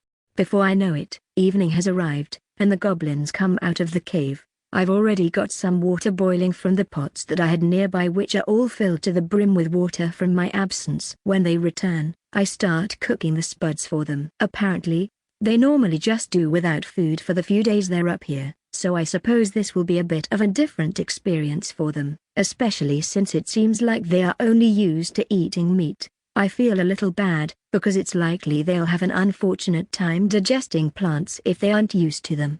But it's better than nothing. Well, the boiled spuds went over okay, but not great. They weren't seasoned, so it was basically just very bland mush, although the goblins at least seemed to appreciate having some food at least. Everyone, myself included, seemed pretty tired, so after double-checking the wall to the cave was sealed, we go to sleep. The next day, I wake up early with the goblins, and they get ready to go deal with the remaining imps, and collect new goblins. I guess I'll try to stay around the entrance to the cave then, since they'll likely set off shortly after collecting the goblins, and that usually doesn't take long. While they head in, I fashion myself a woodworking knife and start the process of making a new stone axe. I think I'll make this one out of light stone for myself. As I finish making the axe, I hear noise coming from behind the wall at the cave entrance, so I turn to face the door in the wall. As I do, Zaka and the goblins he brought with him exit, along with 3 new goblins. Seems like everything was successful. When the new goblins notice me, they cower nervously behind the other goblins, but after Zaka and the other goblins calmly greet me, the new goblins seem less afraid. After a short while of cleaning up the area somewhat, Zaka and all the goblins except Zeb begin their trek down the mountain. Well, unfortunately, I forgot about the fact that I have to clean up all the dead imps. I'll have to ask Zaka next time he comes up to please help with the disposal of the dead imps when they're done. On the bright side, I guess it helps with my food a little if I can butcher them while they're fresh. The bad news is my old butchery area still smells very bad, so I'll have to work somewhere else. The upside is that I basically have the whole cave available to work in instead, and I have Zeb to help with things. I fashion myself a few new knives for butchery, and go retrieve my old drying racks. I'll have to clean the drying racks with some water before I use them, but that's still faster than making new ones. The work does end up going a little quicker with Zeb's help, and soon we have plenty of meat on the drying racks. After that was done, I started a fire in my old fireplace. Everything in there still smells, but hopefully the fire will help burn off some of the scent, and then I can go in and properly clean at some point. I'll probably end up letting Zeb use the room when I finish my place up by the cave entrance.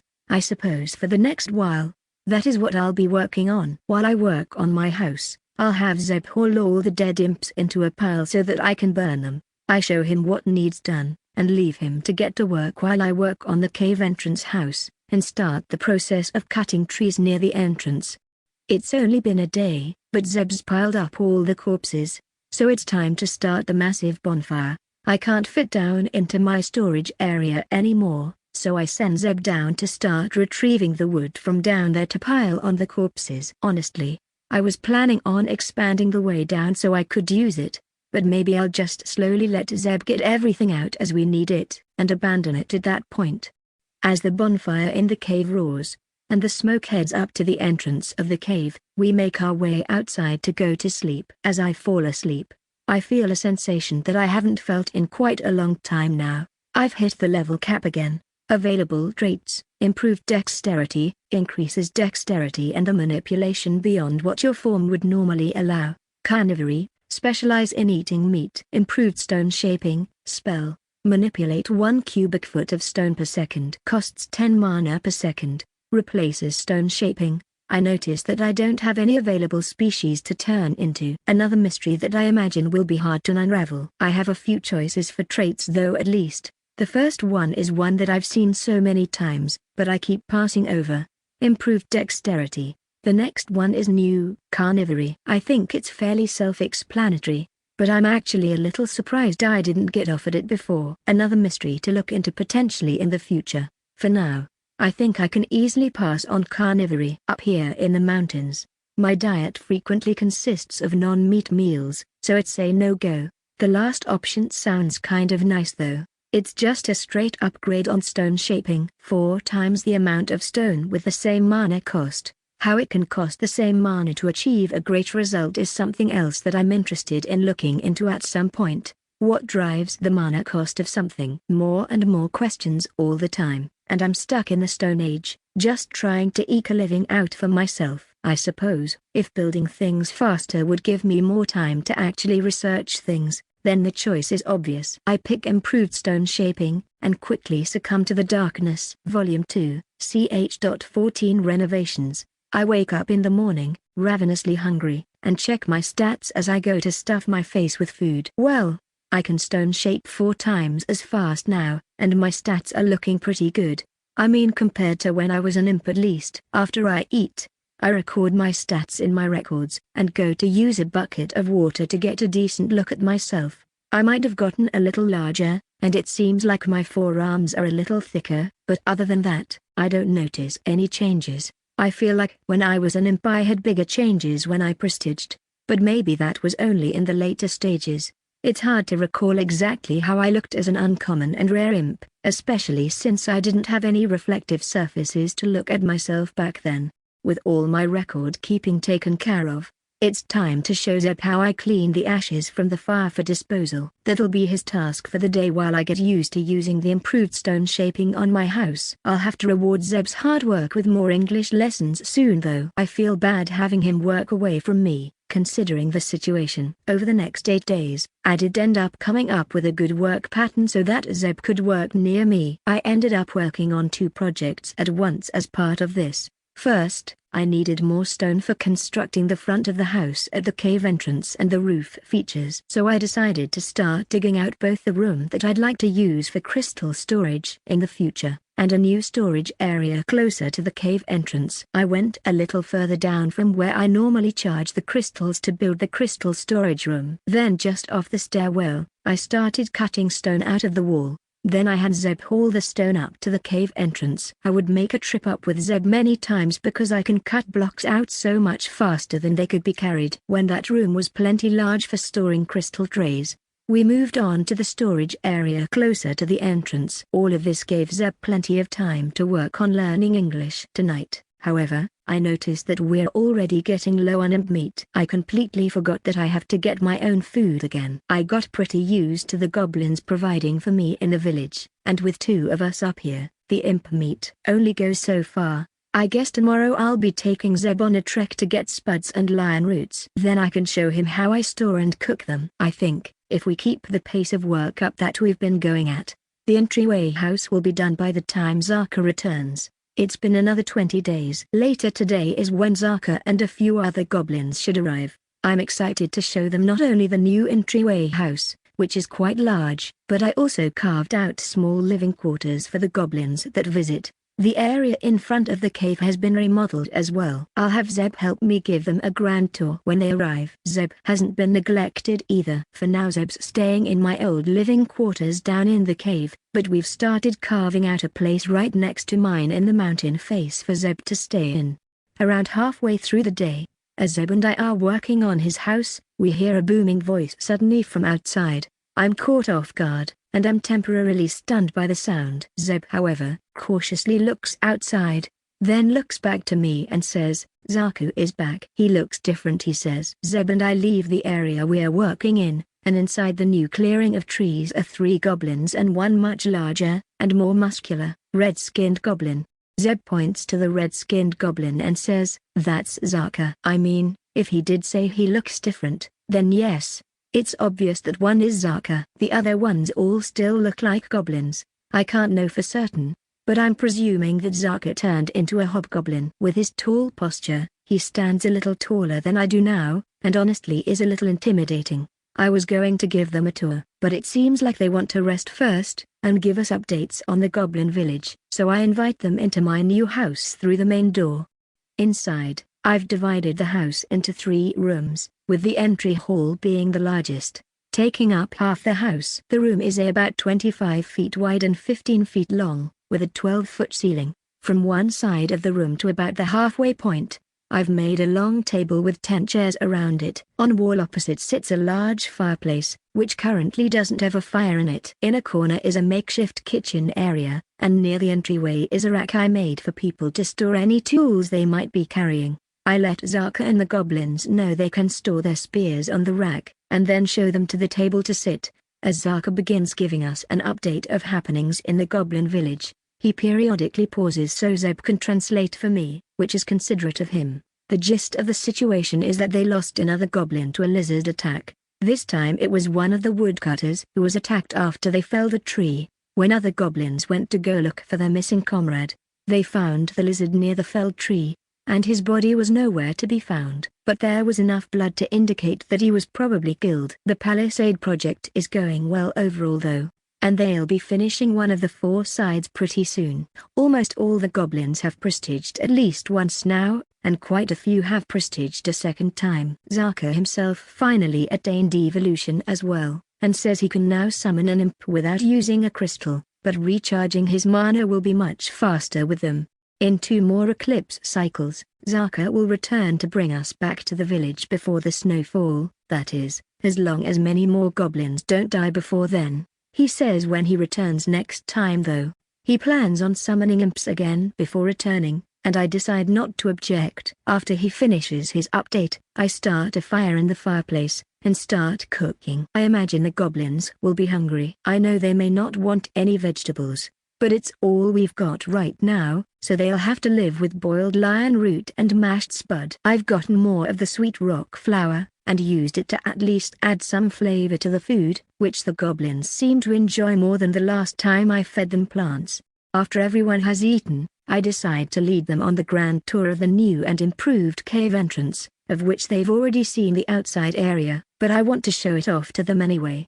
The front area has been cleared of the nearby trees, and although there are still some stumps around, some have been removed closer to the house. I've laid down sidewalks and made some terraces along the slope, with stairs between them. This way, we can properly farm the spuds. I've already transplanted some spud plants into one of the terrace fields, to see how well they grow as well. How did I accomplish this so fast, you might wonder? Well, look no further than a little further down the mountainside to see a pile of rubble. I basically dug the dirt into a pile, then cut chunks out of the mountain and tossed them down the slope to a nearby landing, then redistributed the dirt. This area was quite rushed, as by this time, I only had a few days left until our guests arrived. The 2 terrace fields are each only 20 feet by 10 feet, and the rise on the backside is between 3 and 5 feet. Returning to the cave entrance, I decide not to show them the place where Zeb's house will be, since it's under construction, but I will show them the other additions.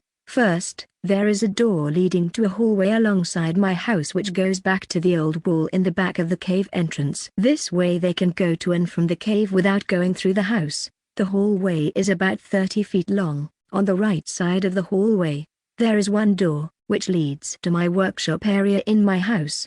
On the left there are 5 doors spaced evenly from each other along the way to the back. Behind each of the left doors is a small 8-foot by 5-foot room with a bed in it. It's not much, but I figured the goblins might appreciate it, since they normally all stay in their own huts in their village. The workshop area of my house is a 15 feet by 10-foot room, with shelves, a desk, buckets and bins, and some tools scattered about. There are 2 doors in here, one leads to the entry hall area, and the other to my bedroom. The bedroom is actually pretty bare right now, with just a bed, since I was busy building everything else. Once you go back through the door into the cave, there is another door in the wall of the cave not far away. Inside is currently just a large empty space with support pillars, and a lot of loose wood. I plan on making shelves and extending it as needed, but for now, this is the new main storage area. Again, I was short on time to complete all the details of this area. The last thing to show them is further down. I did complete this project, because it not only helped me, but I figured it would help Zaka as well. A little bit before we make it to the main cavern, I stop the goblins at a door in the wall. This door has a bit of a locking mechanism, and by that, I mean it just has a handle which can be rotated to raise or lower a piece of wood into a latch on the back side. I have a feeling I'll need to replace the rotating mechanism frequently, because it runs on stone bearings, but if it gets jammed at any point, I can always just cut directly into the room if I need to.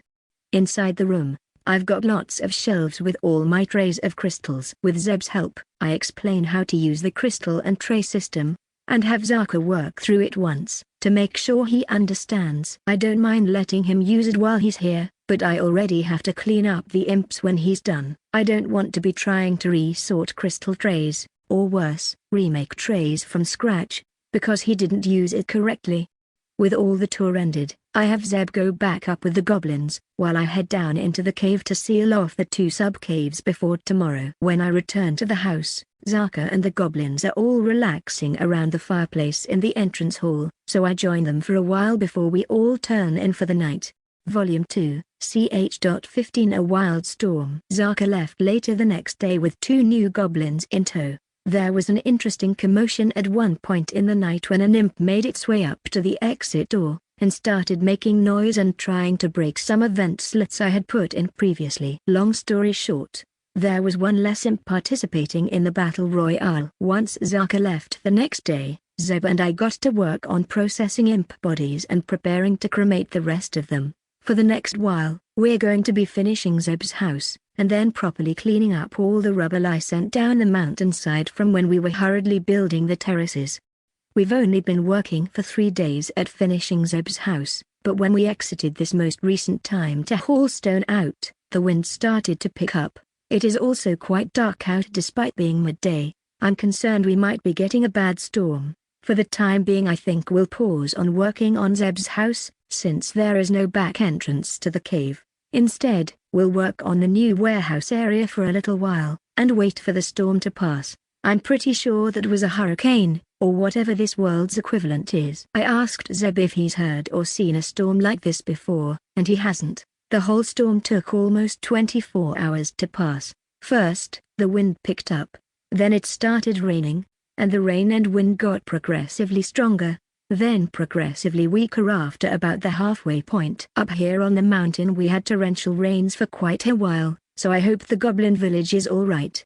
Well, given the winds I'm sure there was some damage, but I hope the goblins themselves were alright. I wonder if the pavilion and my house down there survived as well. As the storm finally seemed to clear, Zeb and I agreed that we'd need to go down the mountain, if we can, and help. We'll have some preparations to make though. We'll set out in 2 days. I want to make spare tools to bring down, and get the cave and house locked up so nothing moves in while we're gone. The path down the mountain took twice as long as normal, and we had to take multiple detours due to mudslides. If there was one promising thing on our way, it was that once the slope of the mountain started to become more shallow, we stopped seeing mudslides, although there was still a lot of debris and damaged trees.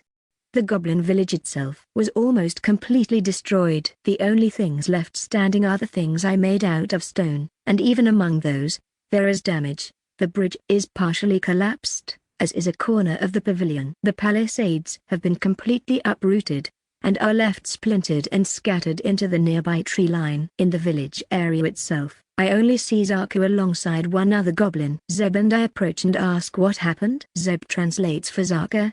The rain and wind kept going for so long, all the goblins were in their huts. Then the stream breached its banks, and those who were lucky fled into the nearby forest. I've only just come back.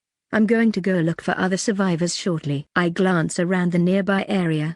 The ground is all muddy, and what previously were goblin huts are now barely depressions in the ground. In some of those depressions there is still some of the furniture I made from before embedded in the mud. The whole area is very obviously a disaster zone. The first thing that needs done is trying to find survivors. I put the supplies we brought under the non-collapsed part of the pavilion building, and then have Zeb teach me a few phrases to call out to goblins that might be lost or trapped. Shortly after we split up, and the 4 of us go looking in different directions, nightfall came quickly, and each of us had little time to actually search, not to mention each of us were exhausted from the day so far. Zaka and Zeb both found a goblin that had taken shelter from the storm. I, unfortunately, had searched downstream, and hadn't found any living goblins, but I did find the remains of 3 goblins pressed into trees near the stream. As much as we'd like to have made a fire tonight, all the wood here was either washed away, or is soaking wet, and the same thing goes for the meat in the smokehouse. Worse still, the pavilion basement and my house basement are both completely flooded.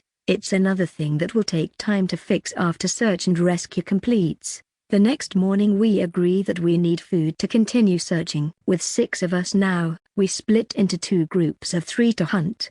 Thankfully we brought a few spears as part of the replacement tools. The wildlife is still pretty heavily disrupted from the storm, and the group of Zeb and I weren't very successful. Zaka, however, returns with one of the large lizards. According to Zaka, they haven't had any lizard issues in a few months now, so he was a little surprised when they realized they were being followed by something, only to have the lizard aggressively attack them. This is obviously worse news, as it reduces our chances of finding more surviving goblins to even lower amounts. Given the apparent danger, Zaka and I decide that, other than him and myself, no one should leave the village alone. Although the village itself isn't much safer, at least here there are a few stone buildings to hide in.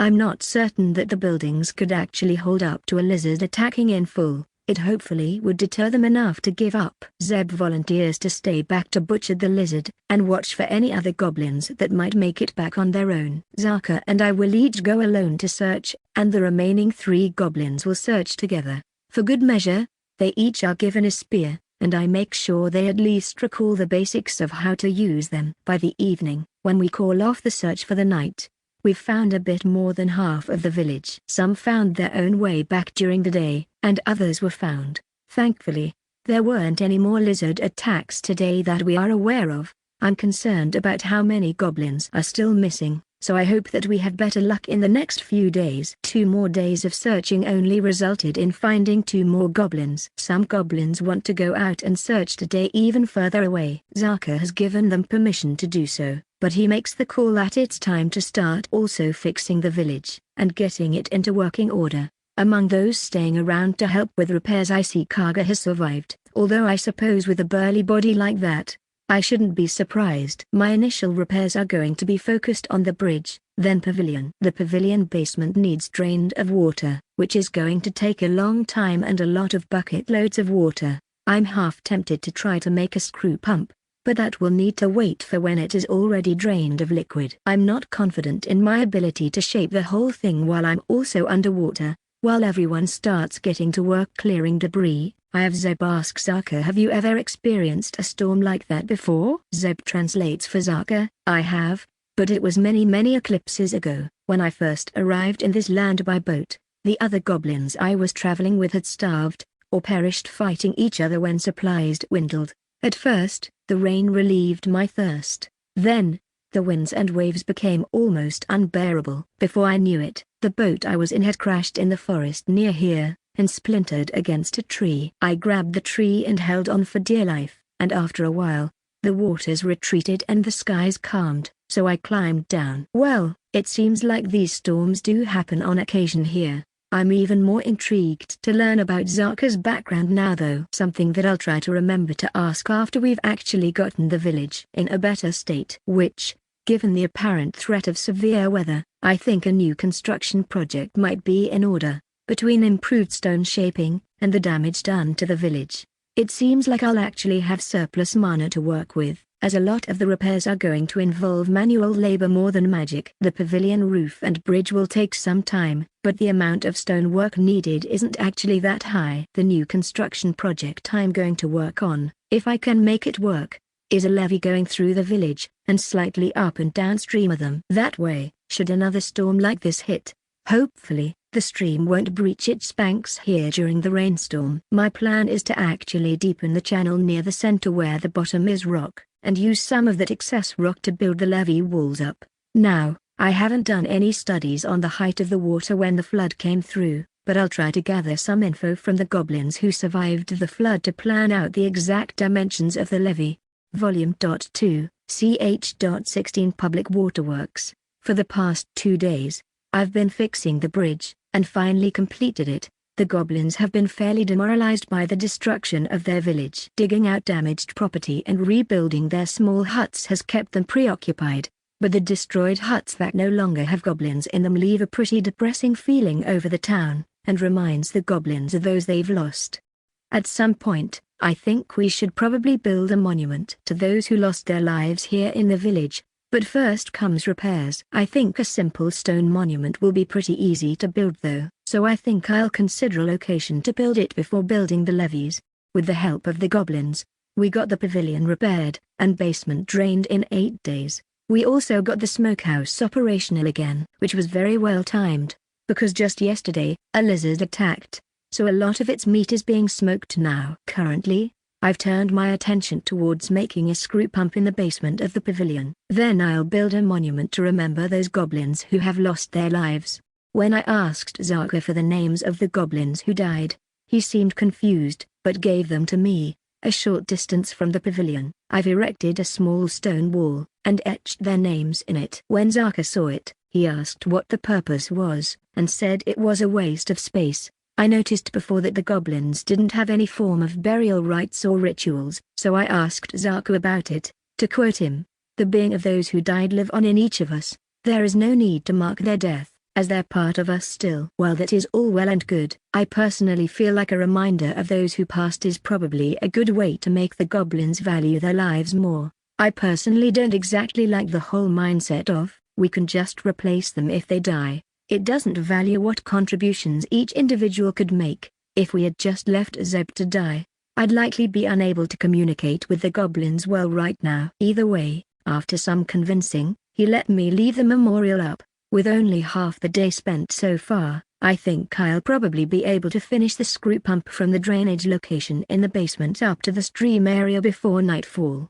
While many of the goblins were impressed with the screw pump, Zaka wasn't that intrigued by it. After asking him about it, it sounds like where he was from had lots of simple machines including water wheels, which makes me think that building a water wheel might be useful down the road. All good things to keep in mind. Zaka also said in 10 days he wants to go up the mountain to summon imps again. Given everything that has happened, I don't have any qualms with it.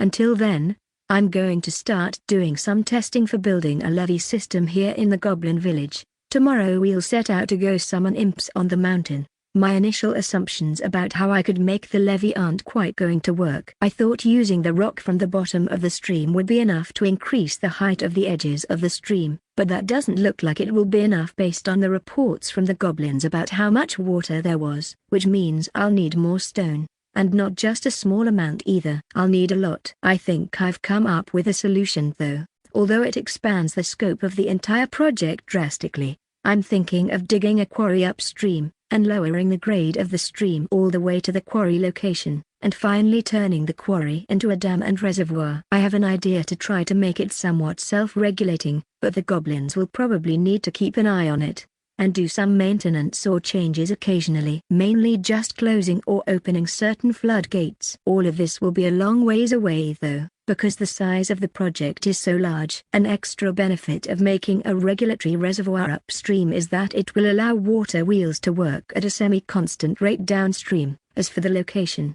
it won't actually be that far away. While the stream here in the clearing is a relatively low gradient, after you head only a few hundred yards upstream the slope drastically increases. Within the clearing, the slope of the stream is only a half-inch over the quarter-mile the clearing covers. The point that I want to dig the quarry upstream though is already approximately 40 feet higher up, which would make for a pretty deep reservoir considering I'm planning on hand digging it. As for downstream from the clearing, the slope remains fairly shallow.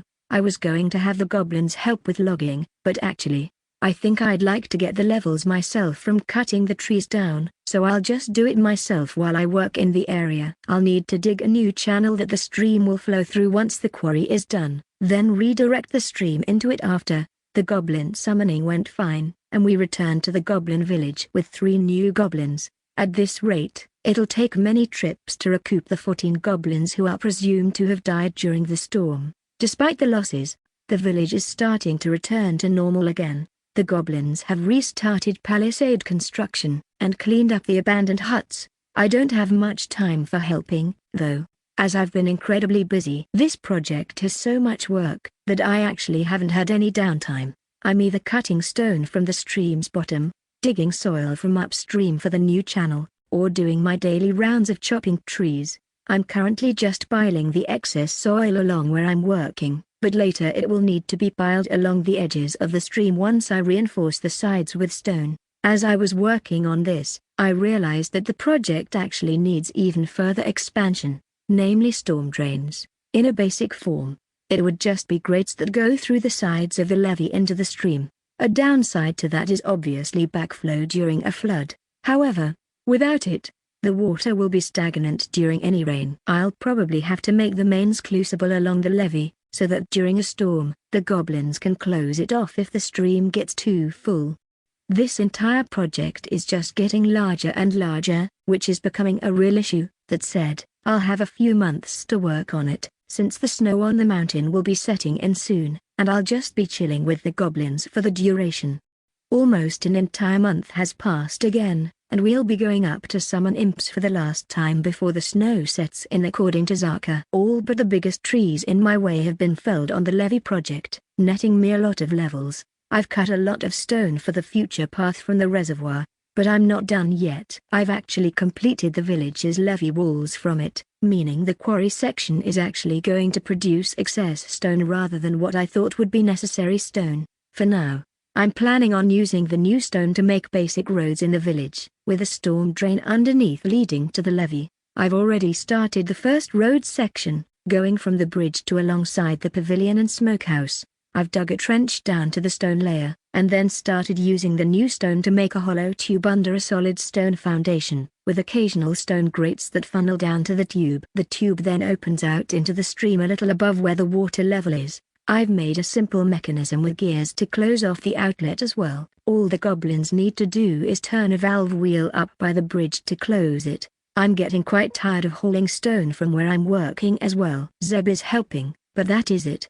There is going to be so much excess stone that I think I'm going to ask that the goblins help haul stuff in their free time. I'd normally offer them a trade in exchange for their help, but quite frankly, I'm going to be using all my mana for so long to complete this project that I'm not going to have much to offer them. Volume 2, ch.17 What makes a village? The imp summoning went fine, although we only recruited 2 goblins this time. When we returned, I tried to recruit the goblins to help with stone hauling for these projects, but they didn't really want to participate even if I, or rather Zeb, explained the usefulness of the project to them. Which means I'll need to figure out a different way to get them to help. I've spent the last 4 days working with Zeb hauling stone that I've cut, and I'm now certain that I'll need help to get this done. The reason being that I can easily cut way more stone free than Zeb and I can haul in a day. Which means I'm actually limited by labor rather than mana now, due to the distances we're hauling. As a result, I've decided on a solution to convince the goblins to help. I will offer to help the goblins build stone houses similar to mine, if they haul the stone for their house, the road to their house, and a set amount of extra stone. It'll slow my cutting down somewhat, since I'll need to cut specific shapes out, like when I was cutting the stone for my house. But considering this will likely entice quite a few goblins, I think the speed gained in the hauling will be worth it. I'll pitch the idea with Zeb later at the group meal. Most of the goblins seemed excited to get to live in houses like the one I built for myself. I informed them as well that they wouldn't have basements like mine does, however, but that didn't seem to bother them too much. Plus it means later I can trade building basements for them for something if I need to. The houses are going to be a standard size and shape, which I feel a little bad about, but it's the only way for me to be able to cut the stone easily up at the quarry location.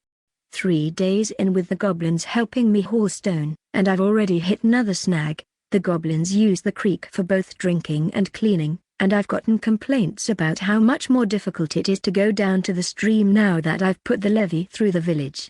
It still has dirt slopes going down, with stone reinforcing it on the inside, but the slope is steeper than it used to be. Thus I've had to halt road construction, house construction, and stone cutting to put stairwells down the levee. It should only take a day or so to put stairs at regular intervals down the slopes.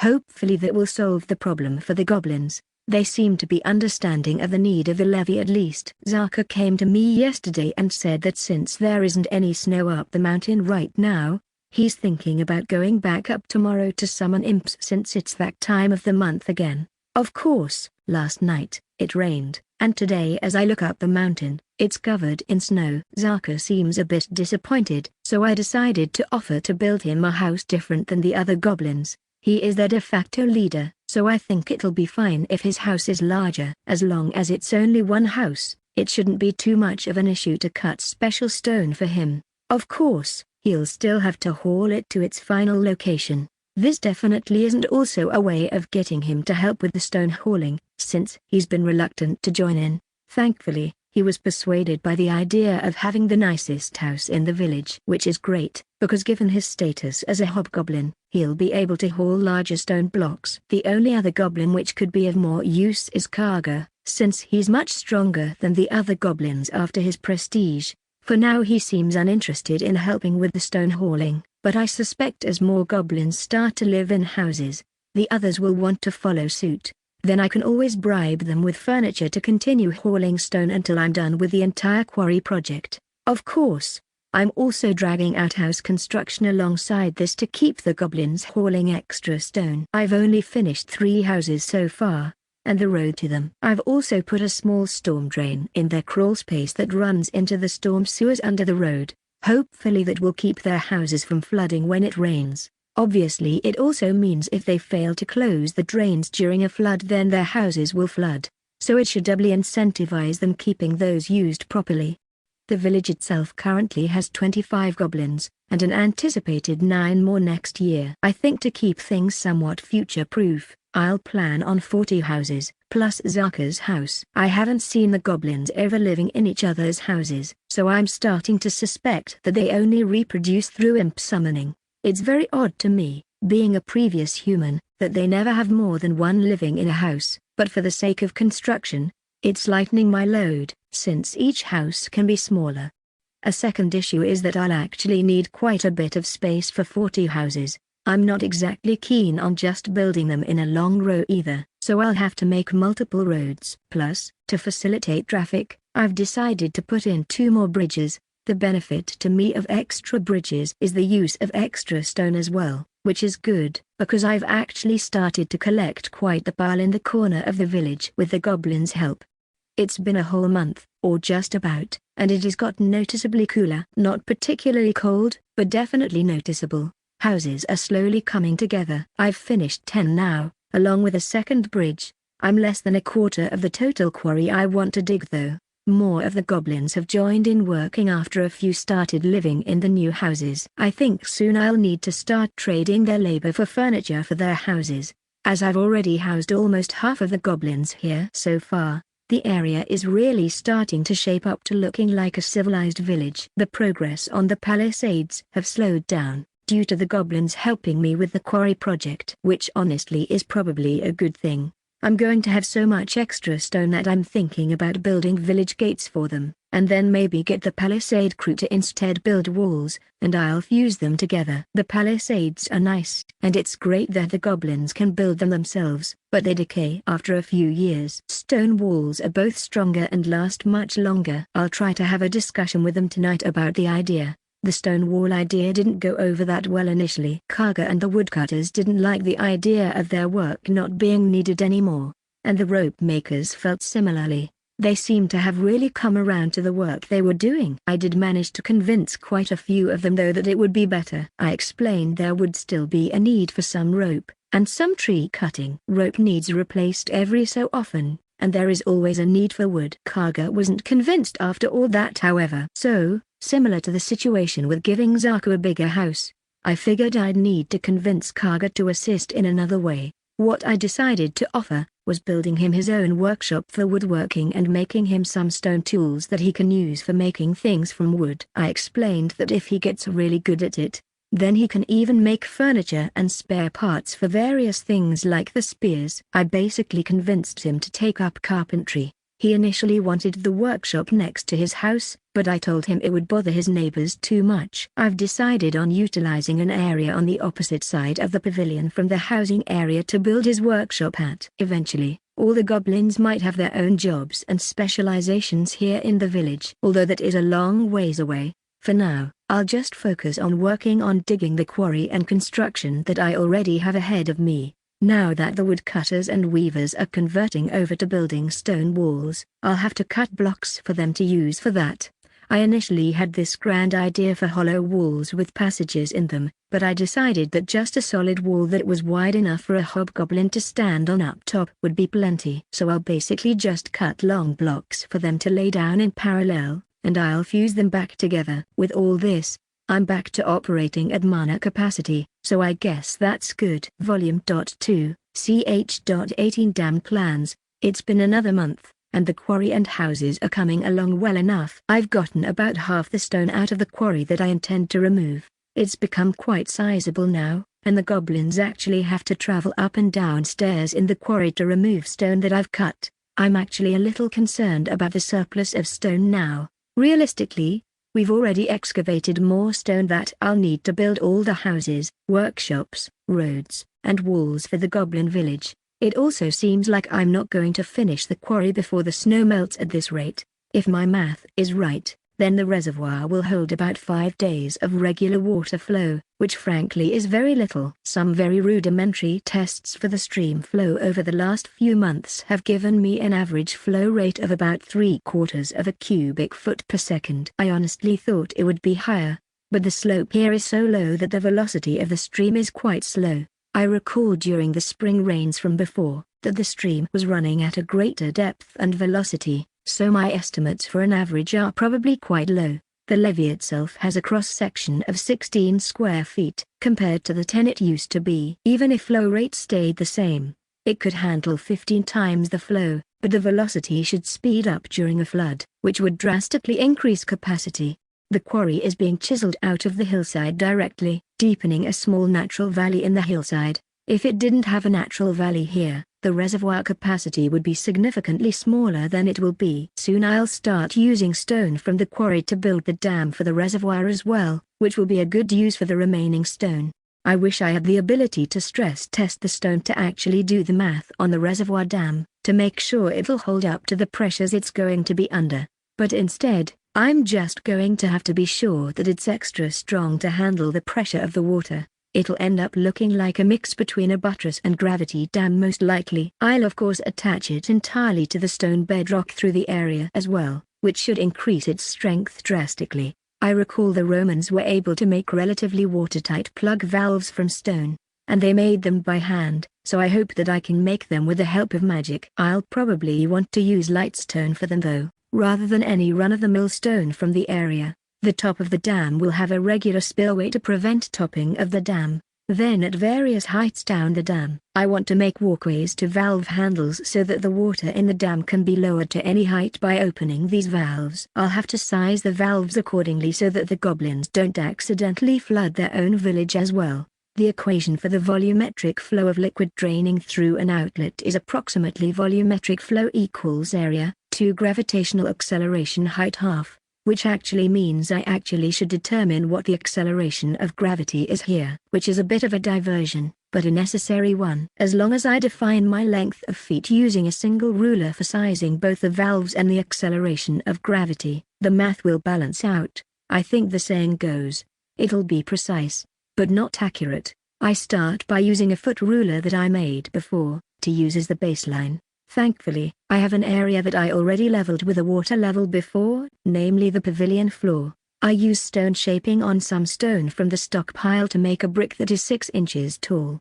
Then I make a 7-foot-long slightly curved ramp, and set everything up on the pavilion floor such that the top of the ramp is at 6 inches after modifying the brick somewhat to rest the ramp on. By rolling a ball down the ramp, I can calculate the acceleration down the ramp, and by applying the ratio of the ramp's slope to that acceleration, get an approximation for gravity. Of course, at this point, my mana is already starting to recharge, so I'll just run trials when I get the chance, and average them out to get a close approximation for gravitational acceleration. Well, after a few days of running trials in my free time, I think I've got a number that should be good enough to use. Approximately 29.2 feet per second, slightly less than Earth had. I changed the ramp heights at times, and adjusted its length a few times, so I'm fairly confident in my number. Now by applying the depth of the reservoir at various heights, I can calculate how big the valve's cross-sectional areas should be. I've also realized that the risk of the goblins flooding their village will have to be communicated with them, because there is no way to make one valve size fit all for various heights in the dam. They'll just have to progressively open the next valve in the line to prevent the valves from eroding due to high velocities if they open a valve too deep. If I put the valves every 5 feet of depth, then the cross-section would need to be about a half a square foot, or a circle with diameter of 0.8, which would give a flow rate of between 8.5 cubic feet per second and 3.8 feet per second depending on how deep the water above each valve is. Which I think is completely doable. They might need some gears to turn them though. The deeper the valve is, the thicker the valve needs to be as well, which will make it heavier. Yeah. Those bottom valves are definitely going to need gears to open. Well, all of that will be something to deal with when I actually start building the dam, which is a little ways away yet, since I've still got houses to build, along with roads and a workshop for Kaga. Thinking about it that way, I would really prefer to spend my time up at my mountain cave once I can, so the dam and reservoir might have to wait until next year. I'm pretty sure the snow will probably start melting soon, as it has started to feel a little warmer in the afternoons. So I think I'll focus my efforts on finishing construction in the village, and put the reservoir on hold. 15 days have passed since I started focusing on just building the goblin village, and it's clear that the snow has started to melt on the mountain. The stream is now both deeper and faster flowing now. It's only running at about a foot deep compared to the 3-foot levee walls, and flowing at 6 cubic feet per second, with a velocity of nearly double what it used to be. The effect of this has been less than ideal. The dirt I had piled along the levee edges has started to slowly wash away. The previous soil had plants helping hold it in place, and was packed down when I refilled the dirt by hand when I built the stone walls to form the levee. I didn't factor this in, which means if I get the opportunity, I need to do something about it. That something will likely be coating the dirt in a small layer of stone to waterproof it. It's not ideal, because it'll mean that there won't be plant life along the stream any longer, but it does mean that the stream will be more manageable. Stone lining the levee has taken a lot longer than I thought it would. I've only fixed it through the length of the village, and halted all other construction to handle it. Tomorrow Zaku is going to go summon new imps. I'm going to go along again, but only to clean up and then come back to finish the pressing construction here. I haven't really checked to see how viable food is up on the mountain this time of year either, so giving it an extra month might be a good idea anyway. We returned 2 days later with 3 more goblins. It seems like the buildings at the cave entrance held up fine to the snow as well, which is good. I'll need to work extra hard for this next month to get the houses, roads, wall, Kaga's workshop, and the remainder of the levee finished. Well, another month has passed, and we're supposed to go back up the mountain to summon goblins tomorrow. I haven't quite finished everything I wanted to finish, but I think it's in a good enough state that I can leave the remaining work for next winter. There is a little bit of everything that needs finished actually, except for the levee. The walls aren't quite at their full height yet, and I haven't put closable gates in yet. I've also only completed 32 of the 40 houses, and I've only made basic tools for Kaga to work within his workshop. The roads also don't reach to the openings in the walls yet. I was maybe going to stay for an extra month to work on things, but 2 days ago I ticked over to level 99, so I'd like to be back up on the mountain when I max my level out. Volume 2, ch.19, Status Windows. The trip up the mountain was fairly uneventful. A lot of the areas that had mudslides have started to grow plants through the wreckage. It'll still be a long time before it's fully healed, but it's at least starting to recover. I noticed some small lion roots as we ascended in altitude, so I know there is at least a single food source available already. The imp summoning went fine as well. 2 more goblins for Zaka to return to the village with. Zeb and I then spent the next day butchering imps and cleaning up corpses. As for our plans moving forward, we want to finish Zeb's house up here that we were working on before the storm hit, plus I want to start refining more lightstone. That way I can hopefully send some lightstone back with Zaka and the other goblins when they come visit, so I won't have to make multiple trips when I want to make those valves in the future. It took 9 days to finish Zeb's house. In that time, it started lightly raining almost every day, which will make working outside a bit of a pain. One task that was still left from when we left last time was to clean up the rubble from making the terrace farms. The rain is going to make that a bit of a pain, so I'm thinking of just leaving it until the weather becomes nicer. Instead, I think I'll finally start working on looking into the points of interest from my cave survey from all that time ago, beginning with the ones that seemed like native metals. Thankfully, excavation down to the first of the points only took about half a day. I wish I could say it was something rare or exciting, but it seemed to just be copper. I say that, but finding a native metal at all is great. Although there are some sizable chunks, it's generally in small bits intermixed with the rock, so getting the metal itself is actually still going to take some work.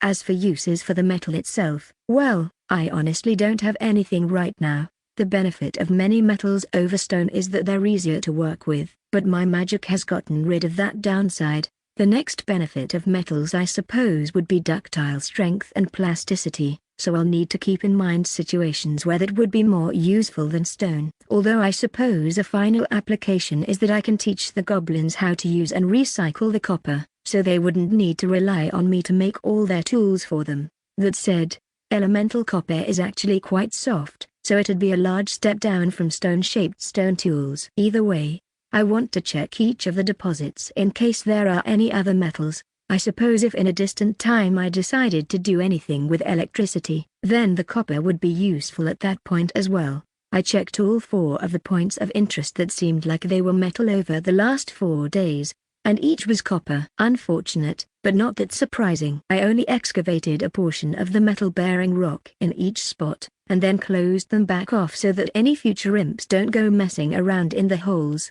Incidentally, I've also reached level 100 today while I was working, so tonight I should expect to go through the prestige or evolution process again. With that in mind, I think I'll take the rest of the day easy, and go to bed early.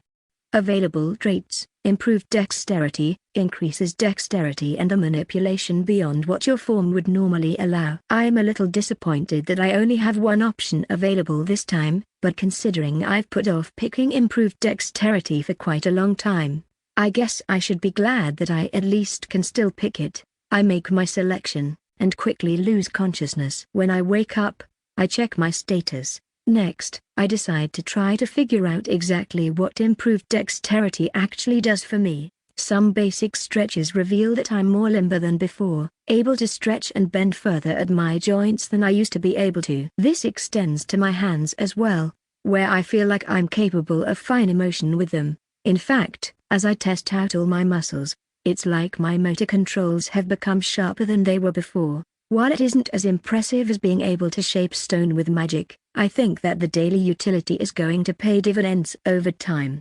Zeb's English is near perfect now, so I think now is as good a time as any to discuss traits and magic with him, and see if he can give me extra insight into the status window. So, Zeb, I've been meaning to talk to you about this for a while, but what does your status window look like? I ask. My what? Zeb says confused. Status, like your HP, MP, traits and magic? All the things you get when you prestige or evolve, that thing. I reply. I mean, I don't quite get your question. A window? Like on the house? He says. I almost immediately say no, but actually, in a way that is kind of right. Kind of. But like the numbers and things that represent how much magic you have available and how close you are to dying. I say, I'm not sure I get what you mean by window, but I have a general sense of both of those things, although I don't have any magic to use, so it's not like I use that one ever. He says, okay, but what about your traits, like things you got when you prestiged? What are those? I ask. Well, I remember what I took the one time I got offered one, mimicry. He says, I have an idea of what it does, but I ask to be sure, grabbing a tablet, and marking things down as he responds. Mimicry lets me quickly copy the behaviors of others, which let me learn English so fast, I presume, although most goblins learn language pretty fast anyway. He responds. I mark down what he says, then decide to etch him an image of what my status window looks like, and explain each part, going through some of my records of each of my previous form stats with him. He nods along the whole time, seemingly understanding. When I'm done, I ask him to try to visualize a status window like mine. To my surprise, he says he can see it, and it's not just his imagination. If I had to put money on it, his mimicry trait is probably assisting him in this. Either way, I take the opportunity to write Zeb's status window down as well in a new record. This brings up another question for him though. When did you get mimicry? I ask. When I became a rare goblin, he says. Okay, but what did you get when you became an uncommon goblin? I ask. I didn't get anything. I just became an uncommon goblin, he says. Is that a normal occurrence? I ask. I mean, it kind of used to be until you started having all the goblins start doing particular jobs. I think a few goblins got improved dexterity, some received heightened perception, and Kaga got improved strength. He says. I have a bit of a hypothesis, but do you remember which goblins got what? I ask. Not exactly, but I think the ones making rope got dexterity, and the hunters got perception. He says. I jot all these notes down, looking back on my own traits, and thinking back to when I got them. They seemed to show up after I was doing a lot of tasks related to each of them. That does leave a few holes though, such as why the goblins don't get offered carnivory. Most of the goblins have only been eating meat all the time, right? I ask. Yeah, I mean, I don't know for certain, but almost all our meals have been meat. Zeb responds. Well, I've got a new question as to why they haven't been offered carnivory as a trait. I scribble the question down in my notes, and put them away for now. As much as I'd like to immediately start researching all of this, even if I were to run down the mountain, I don't think I'd be able to get all that much info from the goblins, even with Zeb's help. So for the time being, I think we'll focus on working on more of the tasks up here. I'm interested in what Zeb might get offered next. Since he's got mimicry and been working with me on all these stone projects, I'm very intrigued if he'll get offered stone shaping or not.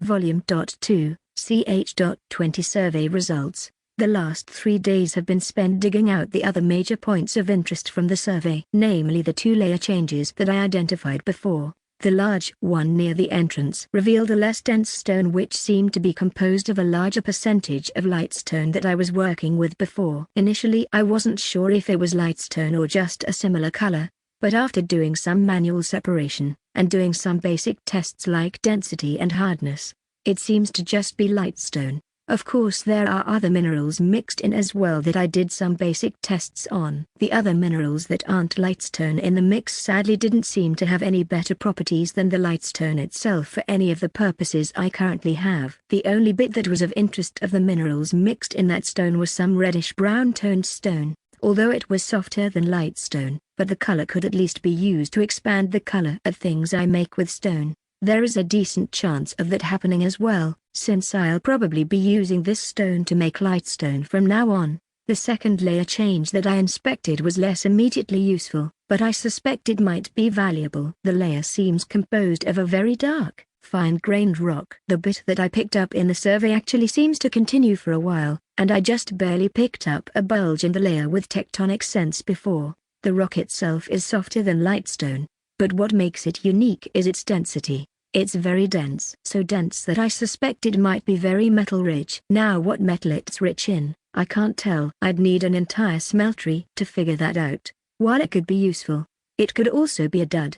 I've put it on a list of things to look into in the future, but for now I won't work on it. As for right now, I'm actually getting close to breaching the largest bubble I detected from the survey, the one that overlapped 3 of the survey points that has crystals in it. I'm only a foot or so from breaching the bubble itself now, and I'm being careful as I work to give myself plenty of room in case of any emergency. The small bubbles I've run into before haven't been an issue, but you never know. As I get even closer to breaking into the bubble, suddenly, a bit of the rock between the bubble and me cracks, and starts hissing. My initial fear is that there is gas leaking from it. Before I leave I want to at least see how much pressure there is, so I move my hand in front of the crack. I'm surprised by the fact that I don't feel any gases moving. I move my hand on top of the crack, and can feel a slight suction force. I guess there isn't escaping gas then, but instead there is a vacuum in the bubble. I open the hole more to help the bubble be filled with air. After a bit, The air stops filling into the large bubble. I open the hole large enough to fit into the bubble. The bubble itself is quite massive. I picked it up on 3 different survey points, so I knew it would be big, but it's nearly 30 feet in diameter, and all along the edges, crystals are embedded in the walls. While most of them are small, some closer to the bottom are actually decently sized, including one that is probably 20% larger than the largest I've seen so far. All things considered, it was a somewhat fruitful endeavor excavating this bubble. I grab the extra large crystal, and leave the bubble and head back to my house, dropping the crystal off in the charging room. Given the crystal that I found in that bubble, I think I'll look through the other crystal bubbles from the survey as well. Well, the other 28 bubbles with crystals took 10 days to dig into, and while many had vacuums of varying degrees, it seems like the smaller the bubble, the less the vacuum. The size of the bubble also seemed to limit the crystal sizes as well, as none of the other bubbles had any giant crystals in them, which made it a bit of a disappointment. I did get some medium-sized ones, and there are tons of small and tiny crystals in them, but I left them in place. Tomorrow, Zaka is going to return, so I've been busy cleaning up the cavern for most of today in preparation. I'll also need to finish making some lightstone bricks to send back with Zaka and the goblins. Zaka's visit went by fairly fast, and he left with 3 new goblins. It seems like the village is doing fine, although apparently one of the new goblins was killed by a lizard again, so Zaka is a little frustrated by that. He's apparently debating going out with the hunters to try to deal with any nearby lizards he can find. I can't really blame him when the lizards keep killing goblins like they have been since I've known them. I wish him the best of luck as he leaves, and send them off, each carrying a lightstone brick to bring back to the village. As for projects to work on, I've decided that I will build a furnace up here. Since I have copper anyway, it'll help with shaping that, and I can also try to find out if that rock is actually a viable metal or not. Of course, first Zeb and I will be dealing with the dead imps. I also need to expand the new storage area to hold more wood, extra stone, and doors. I'll also need to make a charcoal kiln to convert the wood into charcoal, which will be necessary to actually heat a forge to high enough temperatures to melt metals down. All these constructions will actually take quite a while, and while I'm at it, I'll need more wood. So I'll start the process of cutting down some trees. I'll probably let Zeb cut some of them down as well so he can gain some levels. The charcoal kiln didn't take long to make. If my memory serves me, it should work. Otherwise I'll need to make some adjustments. A charcoal kiln is basically made by burning wood in an oxygen-poor environment, so you just start the wood burning, then close off all the oxygen, and wait for the process to end. Thanks to stone shaping, the construction didn't actually take all that long for it, only 2 days. It's fairly large, with the inside being slightly taller than me, so I can easily pile the wood up inside it. It has a hole at the top, and a few holes along the side. I've made plugs that can be used to close the side holes, as well as a larger plug for the top hole, and a set of stairs up to the top hole. Unfortunately, I don't have quite enough wood yet without completely depleting my stores of wood, so it'll be a little while before I can start a batch in it. Plus, it has still been raining a lot, so I'll need to let the wood dry out in the cave for a little while before I can use it anyway. It's been another 6 days, and I've fashioned a crude forge to use for basic metal heating and testing in an area just beside my house built into the mountainside. The forge isn't actually that large, since it's manpower operated. The feature I'm most proud of for it is a crank and gear operated impeller to drive extra air into the forge to drive the fire temperature up. Some basic testing without any fire though led to some modifications of the design, and the inclusion of a flywheel as part of the design. In practice, keeping a constant stream of air with just a crank was quite hard, so the flywheel helps to make the airflow more steady, albeit making it harder to initially get up to speed. I'm still a ways from getting the storage area expanded to the level I wanted it. However, I've been neglecting working on it in favor of these more interesting projects, but now I really do need to get it finished, so I'll be focusing on that next. A big part of the problem with expanding the storage area is getting rid of the extra stone produced. I'm thinking that I might actually start building that stairway down the mountain back to the goblin village as a way to get rid of the excess stone. It won't make it very far, but it's better than adding to the rubble pile that I already have. Volume 2, ch.21 Learning Process. Getting the storage area expanded has turned into quite the hassle because, compared to other projects, it's not nearly as fun. That said, some benefit of the past 4 days of expanding it have yielded good results between Zeb and I.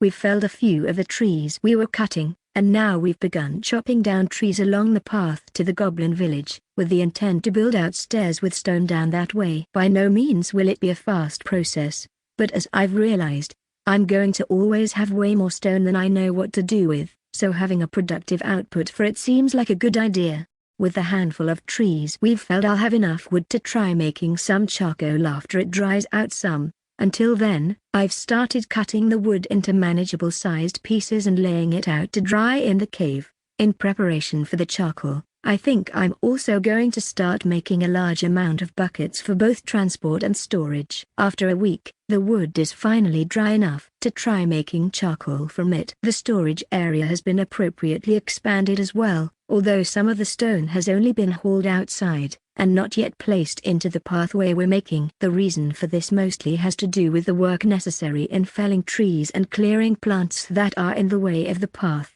The frequent trains are finally starting to lighten up, so opportunities to work on all that outside will become more frequent, and I'm hoping that we'll start making good progress on that soon. I start loading the charcoal kiln up, piling it full of wood. After a few hours of hauling wood to and from the cave, the kiln is nearly full, so I close off the front area and go light a fire in the top hole. If I remember correctly, whenever I see the fire through any of the air holes around the kiln, I'm supposed to plug them at that point, but not before. The whole process is probably going to take multiple hours given the size of the kiln, but once the holes are plugged, I can just leave it for a while, and open it at my convenience later. I'm having Zeb watch the holes while I work on getting the rubble that I've been neglecting cleaned up somewhat. I'm just breaking it into pieces that are easy to carry, and bringing it up with all the stone from the storage area to be used for making stairs moving forward. Well, it's been almost 2 days since we closed all the holes in the kiln, so I figure it's as good a time as any to open the kiln to see how well it went. Overall, it honestly went better than I thought it might for a first run. There is quite a lot of unburned wood left that can be saved to use in another trial run, and quite a bit seems to have been burned away, but we recovered a lot of charcoal from the process. Considering it started as multiple trees worth of wood, we've gotten a few £100 of charcoal at least here. The boring part is now filling the buckets with charcoal and moving them into the storage area. Once we've done that, I can try my hand at loading up the forge and do some basic testing with it. By the time we got the kiln all cleaned up, it was close enough to the end of the day that we decided to wait until today to actually start experimenting with the furnace. The first thing I need to do is make myself a crucible and set of stone tongs for handling the crucible. For now I'll just make it from some of the excess stone for testing. Then I break some of the pieces of stone with embedded native copper and fill the crucible. Finally I load up the smelting furnace with plenty of charcoal, and ignite it, and Zeb and I trade off on turning the crank to power the impeller, forcing the temperature higher. Initial results were bad. The crucible cracked as it started to heat up, so I had to quickly attempt to remove it from the furnace, but it ended up breaking entirely, and the copper and stone inside spilled out. Good news. It's hot enough to melt the copper. Bad news. It ran into the impeller and jammed the whole system up. It's probably going to take at least a day to clean the whole thing up to try again. Cleaning and preparations for a second attempt ended up taking 2 days. Cleaning the forced air tubes and repairing the impeller took quite a while, and I wanted to try to make sure any future attempts wouldn't be as disastrous. I've decided to use some light stone to make the crucible, and very carefully build the whole thing with stone shaping to hopefully eliminate any air or water within the stone that might cause cracking. I've also made new tongs from light stone in the same way. While I've been working on this, Zeb has felled some new trees, so he's been prepping more wood for the charcoal process. His levels are getting up there, so it probably won't be that much longer until he prestiges again. I've decided to leave all the tree cutting to him so that he can get his levels faster. However, everything else is on hold for now because we have another experiment with metal melting about to start. The charcoal is lit, and we've started driving the impeller. I slowly load the crucible into the furnace, keeping a close eye on it this time to hopefully react quickly if it cracks to save us the issue of having to clean out the whole furnace again. Thankfully, it doesn't crack, and after a while, it starts to glow with heat. Once the crucible is a warm yellow color, I remove it from the heat, and set it on a flat stone surface, which turned out to be a mistake. The thermal shock of the cold stone against the crucible cracked it right in half, and liquid copper seeped out, and began sputtering as it did so. Zeb and I bolted for cover, and thankfully neither of us received any burns. However, it's obviously another learning experience that I'll need to think of a solution for. Thankfully cleanup this time only took a day. We're making good progress, and I've made what I hope is a solution to the problem we've experienced. I've extended the vertical area of the furnace, and put a thick stone layer with holes sized for a crucible to rest in it. The hope is that it is high enough up that it will be at a cooler temperature, and then when the furnace is off entirely, the crucible will cool at a reasonable rate and not crack. Of course, then I'll just have a solid piece of copper at the bottom of crucible, with a bunch of slag on top of it. But we're trying to solve one problem at a time. As an additional bit of testing I want to do, I'll need to refine a lot more lightstone. The reason being I want to make two new things. First, a stone scoop for removing slag from the crucibles as I melt metal. Second, an ingot cast. The ingot cast I'm not sure if it will work, since we've been having trouble with thermal shock, but if it is decently sized, and preheated in the furnace, I'm hoping it will work. The ingots won't be too big though, since I want to be able to remelt them down. Since Zaka will be back in only 3 days, I'm going to just focus on lightstone refining until he visits next, so I can make sure that he can be sent back with extra. Thanks to my new source of lightstone, I'm hoping that I have all the lightstone I'll need for everything by the time he arrives. When Zaka arrived today, I was just finishing up my experimental ingot mold. I was also surprised with a gift from Zaka. The goblins he came up with were all carrying lots of smoked meat. Apparently, shortly after they returned from their last trip up here, another goblin died to a lizard attack, so Zaka decided to wipe out all the nearby lizards he could. For almost the entire month, the most skilled hunters and him have been going around killing all the lizards in the nearby areas. He said they've killed 11 so far, and it's gotten to the point that the smokehouse was completely full, so they decided to bring us as much of the smoked lizard meat as they could, to make room for more in the smokehouse. Well, I'm not one to look a gift horse in the mouth, so I gladly accept all this extra food. We spend a little time showing the new things we've been working on to the goblins. Similar to some other projects, Zaku actually has heard of copper smelting from his homeland, although he's never seen any of it directly. When I asked him about other metals, it seems like there are some, like gold and some dull grey metals, although Zeb had a hard time with the translation of this, so the most I can gather is that they do at least have concepts of metalworking. By the end of the imp summoning process, Zaka heads back with 2 new goblins and his escort goblins, so he says he'll be back again next month, and I send him off with more lightstone. Volume 2, ch.22 Metallurgy. Only a day after Zaka left and we're at another attempt at smelting the copper, I've brought a bucket of water to drop slag into as well, since I'm hoping to scoop that out of the crucible if I can. I've actually got 2 crucibles to work with this time. One to put into the tray above to cool, and another to attempt to pour into the small ingot cast. I load the first crucible into the furnace, and then put the ingot cast in beside it. After both get up to a healthy yellow glow, I remove a bit of slag from the inside of the crucible with the stone ladle, and drop it into the bucket. Next, I move the crucible up onto the upper shelf, which itself almost looks like it is faintly glowing. I get the second crucible loaded up, and moved into the furnace, and wait for it to get up to a glow as well. While it's going, I end up having to shovel in some new charcoal into the furnace, which I hope doesn't contaminate the copper too badly, but if it does, this is all a test anyway. After a while, the temperature of the new crucible rises to a hot enough level, and I try to scoop as much of the slag out as I can. Next comes the hard part though, which is pouring the copper into the ingot mold. I've made a small lip on one side of the crucible for pouring, but even with that, Maneuvering a heavy crucible on the end of stone tongs near sweltering temperatures isn't easy. I do end up spilling some into the furnace while I attempt to pour it into the ingot cast unfortunately, but overall, the pouring went well. There was still some slag that I had initially missed, which I had to scoop from the surface of the ingot mold after I poured, but overall it went well. The ingot mold wasn't quite full after the one crucible was used, so I took the opportunity to reheat the first crucible and pour enough copper from that to complete the ingot. The only thing left is to stop operating the impeller, and wait for the whole setup to cool down to a reasonable temperature. As one might expect, the process of cooling took many hours. As much as Zeb and I wanted to work on other projects while waiting for everything to cool down, we were too excited to see the results of the experiment, and would find ourselves checking on it every few minutes, which meant that we barely progressed on any of the other work that needed done, like clearing the plants in the way of the stair construction. By evening however, things had cooled enough that we could safely handle them. The ingot easily came free from its cast, which I turn over into water to further cool. Thankfully, it wasn't hot enough to cause any boiling.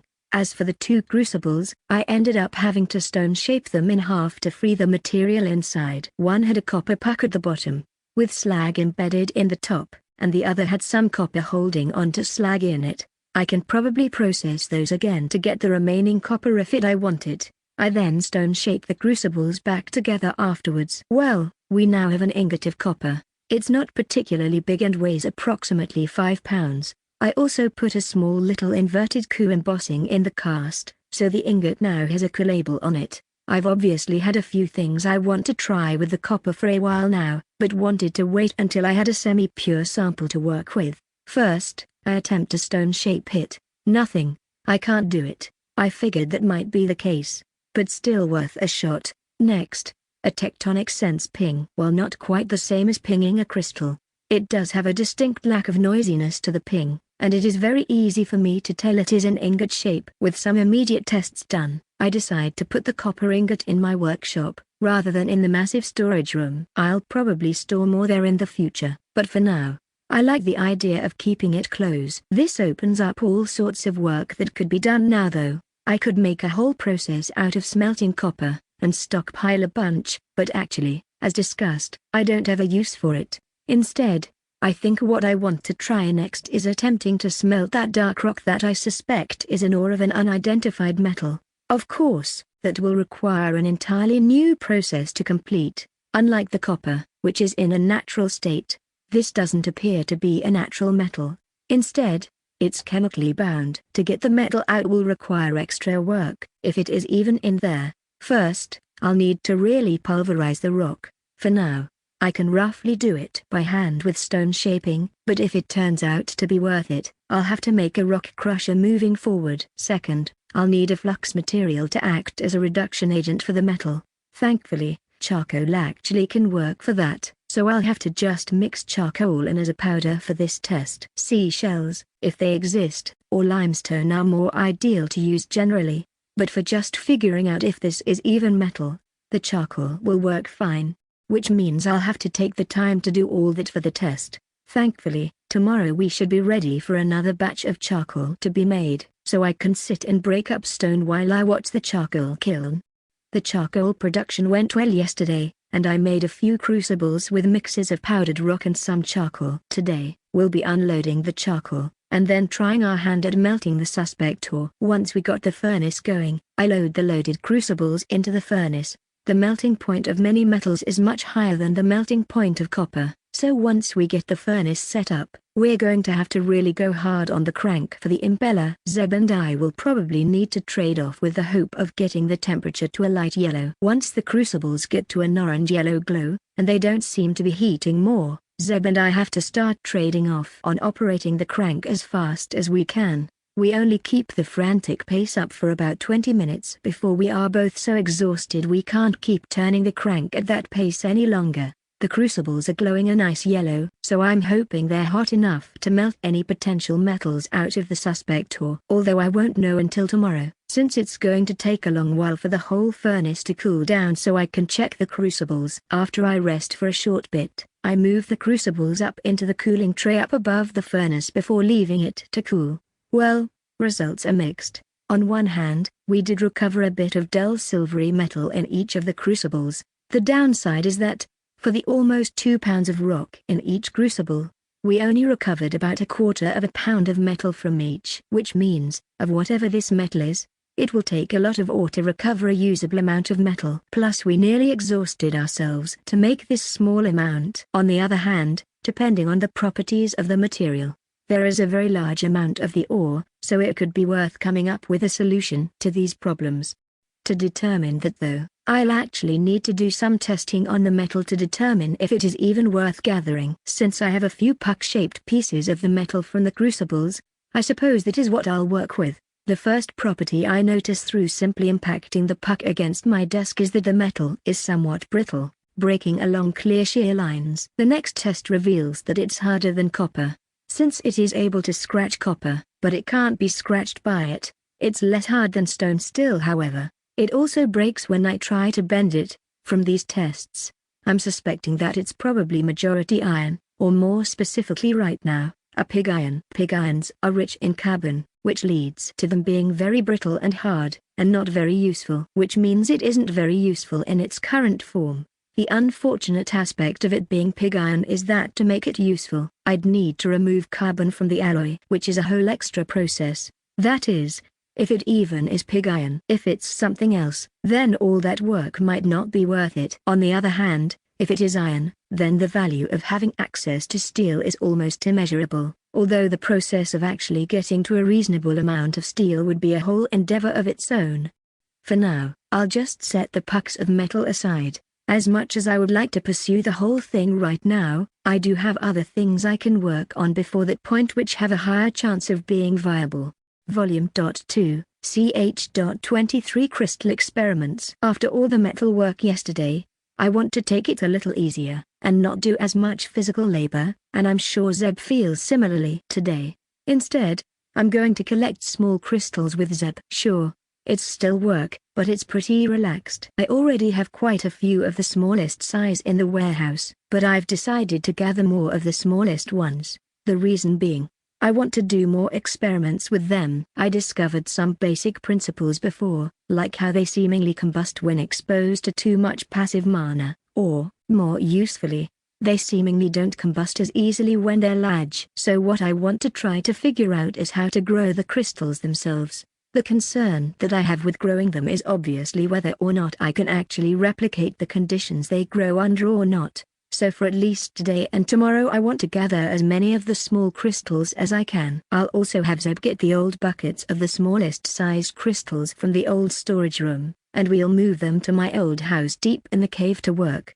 It's weird being back in the old house after all this time. The first thing I want to try is seeing if the crystals are water soluble. I tried dissolving them in both cool and hot water, to no avail. Given where I found them and how they deteriorated before, I suspected that they may not be able to be dissolved by water, which is a bit of a disappointment, but it is what it is. The next test is actually fairly simple. I want to see what happens if I break a crystal. The first attempt with a large hammer does the trick, and the crystal breaks. There is a small flash and a hiss when it breaks, and the pieces that are left are oddly shaped, and have black soot along the edges where they broke. Actually, as I watch it for a little bit, the edges of the pieces slowly deteriorate until what is left are even smaller octahedrons instead of the oddly shaped initial pieces. This is a slightly odd behavior for a crystal, but I suppose I know that mana allows for behaviors I'm not familiar with, like my stone shaping. Since I know the crystals store mana,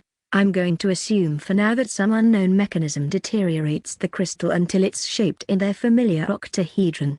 The next test I'd like to see is if I can melt them. However, I can't exactly just take them back up to the surface, since they'll deteriorate if I do that. I'll try to do it initially over the small fireplace in the room for now. I sit with them in a small crucible over the fireplace for at least 10 minutes with no changes. I mean, considering I'm finding them in volcanic rock, I shouldn't be surprised that they aren't breaking down at this temperature. That said, most crystals precipitate out of liquids because their solid phase is a higher point than the liquid, which would mean that these only melt at temperatures higher than magma, and since my crucibles are made of the very rock I found the crystals in, I can't exactly just melt them.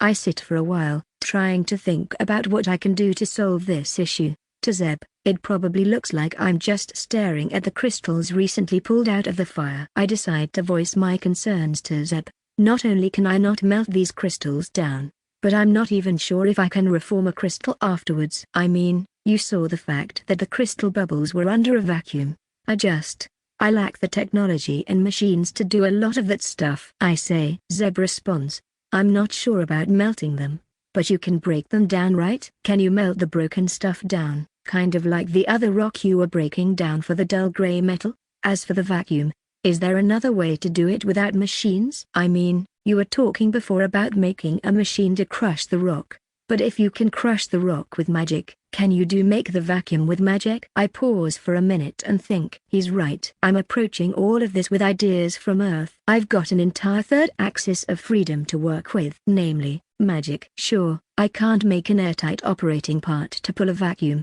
I'm lacking precision machining, rubber, and all sorts of materials to accomplish that.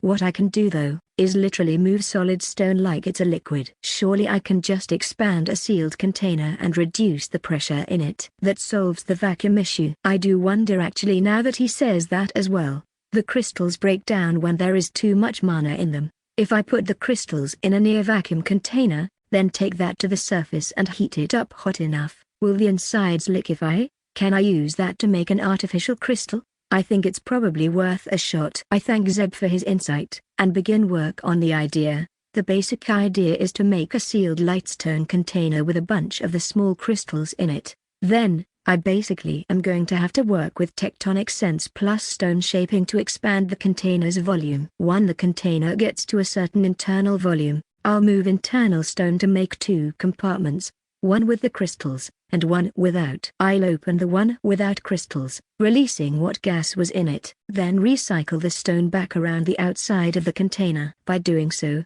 I should be able to continually reduce the pressure inside the container. The biggest concern will be actually preventing the container from breaking, especially if I make it hot, which will probably reduce its structural integrity. I'll also need plenty of lightstone, which means I'm back on processing duty for a little while. 3 days and I think I'm ready for the first tests. Before I load the container with crystals, I want to try just reducing the pressure without the crystals inside. Initial results are promising, but I'm glad that I tried without the crystals first. While I was able to reduce the pressure to very low values, as I worked, I learned that I do need quite a lot of stone in the walls to keep the vessel in one piece. It had a habit, when I got the pressure very low, to crack while I was in the process of reducing the pressure. Considering the wall thickness of the vessel, it's going to take a long time to heat the whole vessel thoroughly enough. I also realized I'll need to have the vessel attached to a thick stone rod so that I can prevent thermal shock while still being able to transport it back down the cave while hot. After all, I can be almost certain that no crystal would form on the surface, since they already break down when up here. So, today, I'm just going to make 2 test vessels, and then store them down in the cave overnight, and then tomorrow start heating a vessel early in the morning for testing, since it will take a while to get up to temperature. Thankfully we have plenty of charcoal stored up. Well, it's bright and early, and Zeb and I are ready to get to work. Zeb is getting the furnace started, and I'm going to go down into the cave and grab the test vessel. The vessel itself is a little larger than a crucible, but its insides are slightly smaller. As I carry it up, I don't immediately notice any difference from the vessel, but when I make it high enough up, tectonic sense reveals that there aren't any crystals inside anymore, so I can only assume it's deteriorated. For the initial test here, our plan is to get it as hot as we can, and then carry the whole thing back down into the cave to cool down. The vessel is on the end of a rod that is more than a yard long, so the hope will be that I can just stone shape the rod onto a wall, so that the vessel can cool naturally overnight. The heating process went fine yesterday, and so did the process of setting it to cool in the cave. Unfortunately, upon cracking it open, there were no crystals inside. It wasn't a complete loss though. The blackish powder that forms when the crystals fall apart had coalesced into a single solid piece of material, which tells me it did melt inside. That actually is a good sign for the process as a whole. I've got a few ideas of things to try before we give up. Volume 2, ch.24 Artificial growth. There are a few reasons crystals may not have formed, Some of the reasons won't be too bad to rectify, and some will be nearly impossible as things are right now to fix. Some of the bad reasons include having to boil the solid crystal material, or missing some fundamental component unknown to me that acts as a catalyst. Both of those would be nearly impossible to rectify as current things stand. Thankfully, there are also things that I can try which aren't too bad. First, it might need to be agitated as it cools, making sure that the gas released by the broken crystal is redissolved into the liquid to allow crystal formation. Second, it might need imperfections, or a seed crystal inserted to grow off of. Thankfully, both of those are not too bad to test, so I'll give both of them a shot moving forward. For testing agitation, I think for a single test, manual agitation should be fine. If it turns out to work, it'll be a hassle to make an apparatus for it, but not impossible. As for inserting a seed crystal, that is actually slightly easier thanks to stone shaping. All I need to do is embed a seed crystal into some solid light stone such that I simply use stone shaping to merge and drop the crystal into the heated chamber back down in the cave. This might end up needing multiple tests though, because if the material is too hot, it might actually dismantle the existing crystal.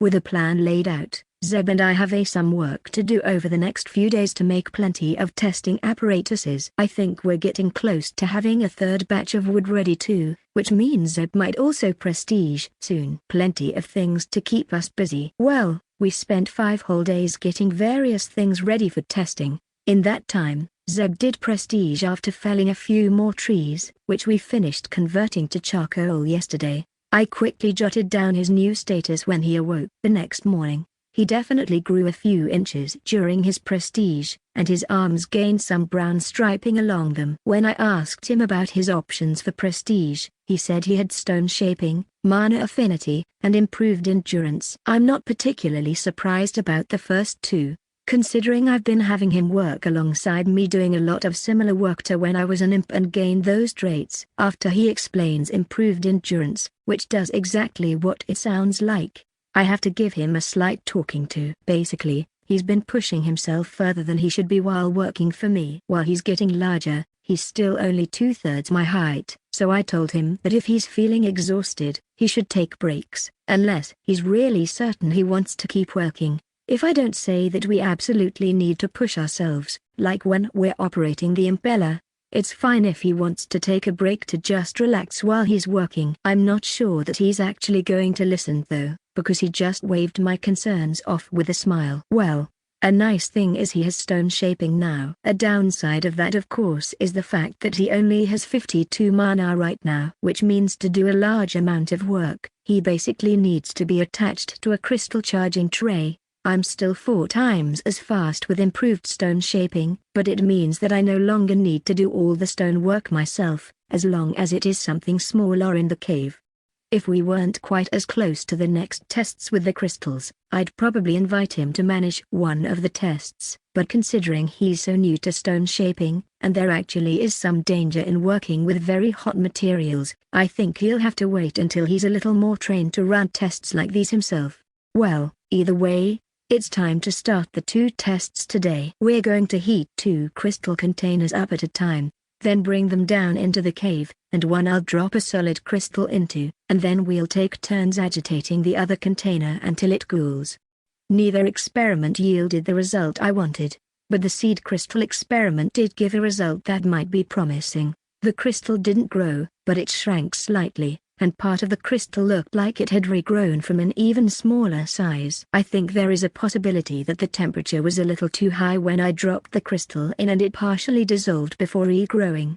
Tomorrow we'll try waiting a little while with 2 new containers and drop the crystal in at different temperatures. I'm hoping this starts yielding positive results soon because we're actively destroying the smallest crystals doing this. The smallest ones aren't very useful on their own, but it seems like a shame to be completely destroying them. One of the 2 new tests yielded a small positive result. Thankfully, honestly, I was ecstatic that I found a way to artificially grow the crystals. The medium temperature drop had a small growth of new crystal along 4 of its 8 facets, resulting in some new growth on it. Not a large amount by any means, maybe a few % of mass growth, but it's growth. However, this yields a new problem. The size of everything we've been doing won't let me work with as large of a crystal as I'd ultimately like. How large would I like? As large as I can, obviously. If I can make it large enough, there is a chance I can take it outside without it breaking down. Then I can have one installed down in the Goblin Village. No more waiting around to work due to mana down there. I can put another one up by the cave entrance as well. Then I don't have to travel halfway down the cave to recharge one working outside up here. To me, it sounds like it's worth coming up with an entire process for making these if I can. I'm going to think on the process for a little while and see if I can come up with a better way than what we are currently doing, given we actually have a path forward now. I've been tinkering for 4 days and I think I might have something to try, such that if it works, it should scale up to whatever size I want. There is only one downside, and that is space in the cave. Zaka will be back in a few days, so I think even initial testing is going to have to wait until he leaves. But I think I'll have to talk over the idea of closing off the deepest part of the cave to make into a place where I can work without this all being interrupted when he wants to summon imps. Zaka brought more smoked meat when he visited, and he left with 3 new goblins, and again bricks of lightstone. He gave me the go-ahead to close off part of the cave for working on my project, as long as it won't get in the way in the future for imp summoning. I felt a little bit upset at the way he phrased it, but I guess I sort of approached it from the position of asking for permission, so I'm a little at fault too, although I suppose the other option is that I take charge, and really, I'd rather just let Zaka be in charge of most of the stuff. I get to work on whatever I want, and I haven't had him say I can't work on anything in particular, so I guess it's the trade-off of responsibility for freedom. With that figured out, it's the first large project that I'll have Zeb actually helping with stone shaping on. What we're going to do is create a false back to the cavern. The whole thing. We'll take material from the backmost part to deepen the cavern, and with that material make a wall that will serve as a new artificial back to the cavern so that the imps don't interfere with anything behind it. If we work hard, it should be done in a day or 2. Once it's done, we'll have to work inside to level the floors, and then I'll have to build the apparatuses I have in mind for growing crystals. The basic idea will be to make multiple vacuum chambers, each increasing in size. Each one has a stand holding a crystal in the center, held so that it points directly up towards the top and center of the chamber. Then, instead of dropping the crystal into the liquid, we'll drop the liquid slowly onto the crystal. Then, have a small collection section at the bottom of the chamber where I can seal it off and remelt the liquid once it hardens in the bottom to repeat the process. This way we'll also keep the chamber charged with all of the gas from the crystals, so hopefully when the gas gets to higher concentrations the crystal will grow better. Once the crystal gets to a certain size, the gas will be collected as best it can, and moved into a larger vacuum chamber along with the crystal. Rinse and repeat the process to hopefully grow the crystal as large as we want. Volume 2, ch.25 The growing process between the work area and the initial 2 apparatuses. It took us 7 days, a large part of which was actually rebuilding the apparatuses after doing some tests on them under vacuum. The apparatus chamber shape needed to be changed and thickened because one cracked when I tried to stone shape a new container onto it, which would normally be part of the attempt at growing crystals. So we've reached the point of doing our first attempts at artificial crystal growth today. One thing that hopefully will be beneficial is that the melted crystals actually do need to cool somewhat before we can attempt to pour the crystal material onto the existing crystal. This gives us a window where I think we can actually heat up 4 of the crystal-laden vacuum containers before we bring them down to the cave to use. The furnace can fit 2 of the chambers at a time, so once we heat those ones up to temperature, we'll set them up on the higher rack I made for crucibles before, and we'll start heating a second set to use.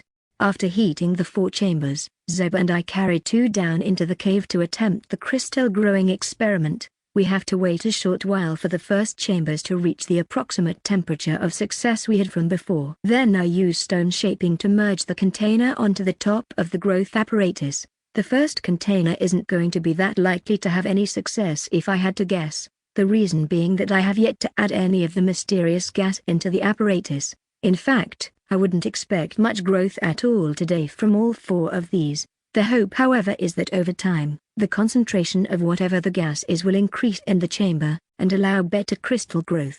For the first container, I allow the material to quickly empty into the chamber. I seal the top back off, and remove the first container, and we swiftly move the second container into position, and I stone shape it into position. This time however, I open a small hole to slowly drip the liquid material down onto the target crystal. By using tectonic sense, I can check when the fluid is finally emptied as well. After it is, we wait a while for the third and fourth container to reach the appropriate temperature before repeating the process for them as well.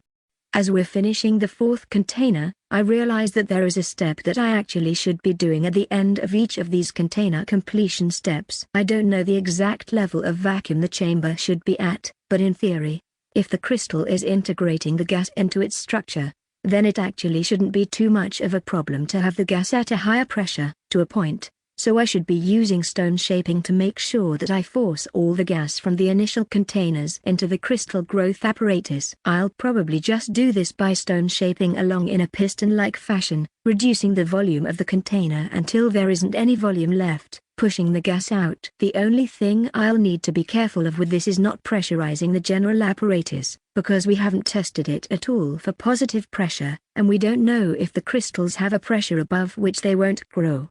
After we finish with the last container, I use tectonic sense to check the crystal in the apparatus. It has grown a bit, not a lot by any means, and it will probably be a few days of this process before we need to move the crystal to the next size apparatus. For the current apparatus, a final crystal would be slightly smaller than the largest crystals I have from my collection of natural crystals. After a while, the material in the bottom collection container has solidified, and with tectonic sense, I can tell that the container is a nearly 2/3 full. I could remove it as is, and prepare it to remelt, but I think instead, tomorrow we'll just melt 2 containers of crystals, to fill the bottom collection container. Then, when it is full, we'll melt it the following day, and try to reapply that material, to see if it will still grow the seed crystal. Today, we're attempting the application of remelted crystal material. Yesterday's 2 containers went fine, and almost filled the reuse collection container. It took some extra caution to remove the container while maintaining the airtight seal of the crystal growth apparatus, but I think I managed it fine. Then I put a new empty container where it used to be for collection. This container is a decent bit heavier than the previous containers we were using, owing to the fact it is almost completely filled with material, rather than only partially filled, which also means it is taking almost as long to heat as the 4 containers took together to heat. Once it reached the desired temperature though, we moved down to the apparatus for today's application of material. After giving it a little while to cool, I apply it to the top of the apparatus and open a small hole to drip material onto the growing seed crystal. After the entire container emptied, it appears that around 10% of the remelted material formed crystal on this pass. For the next few days, I want to just try reapplying this material over and over, to see just how much of it we can use, and maybe gain some insight into the crystal formation process. After 4 days of repeating the process, 2 things became apparent. First, the amount of material that would form crystal was decreasing non-linearly each time. Now whether that was because of some unknown problem with heating and cooling the material each time, or reduction in gas pressure due to it being mixed into the crystal is unknown at this time. Second, the amount of charcoal we are going through is significant, and we'll need to keep logging and making charcoal occasionally. I've decided that we'll cut half the wood from the nearby area, expanding the controlled environment around the cave entrance, and the other half will be cut and hauled from the path down to the goblin village. This will obviously slow down progress of the crystal project, but I think neglecting infrastructure development is more likely to slow us down long term. As it stands, the crystal in the current apparatus is nearly large enough to move to the next chamber, so for today, we're going to melt down 2 new containers of small crystals to pour on, and then tomorrow, I'll begin the hard process of transferring the crystalline gases in the current apparatus into the larger one. Those 2 new crystal melts will be enough to refill the reuse container to full. This time though, I'm just going to seal it off, and set it aside. On the new apparatus, I want to add even more raw crystal material, to increase the gas concentration in the larger chamber again. Thankfully, as of right now, we don't seem to have a shortage of the very small crystals. Moving forward though, I might want to consider spending some time using tectonic sense to try to find more buried bubbles of crystals. I haven't yet checked a lot of the side tunnels, nor have I tried using my larger mana pool to do even larger pings. Moving the seed crystal to the new, larger apparatus and then moving the gas over to the new chamber was quite the painstaking process, but I completed it without too many issues. First, I stone-shaped the crystal slowly out the bottom of the chamber encased in stone. On inspection, I could barely tell that the crystal was only growing on the top facets that were getting dripped on by the liquid material. For the new apparatus, I inserted the crystal upside down from its previous orientation, to grow the other 4 facets, in case there was any artificial instability caused by growing the crystal from only 4 of its 8 facets.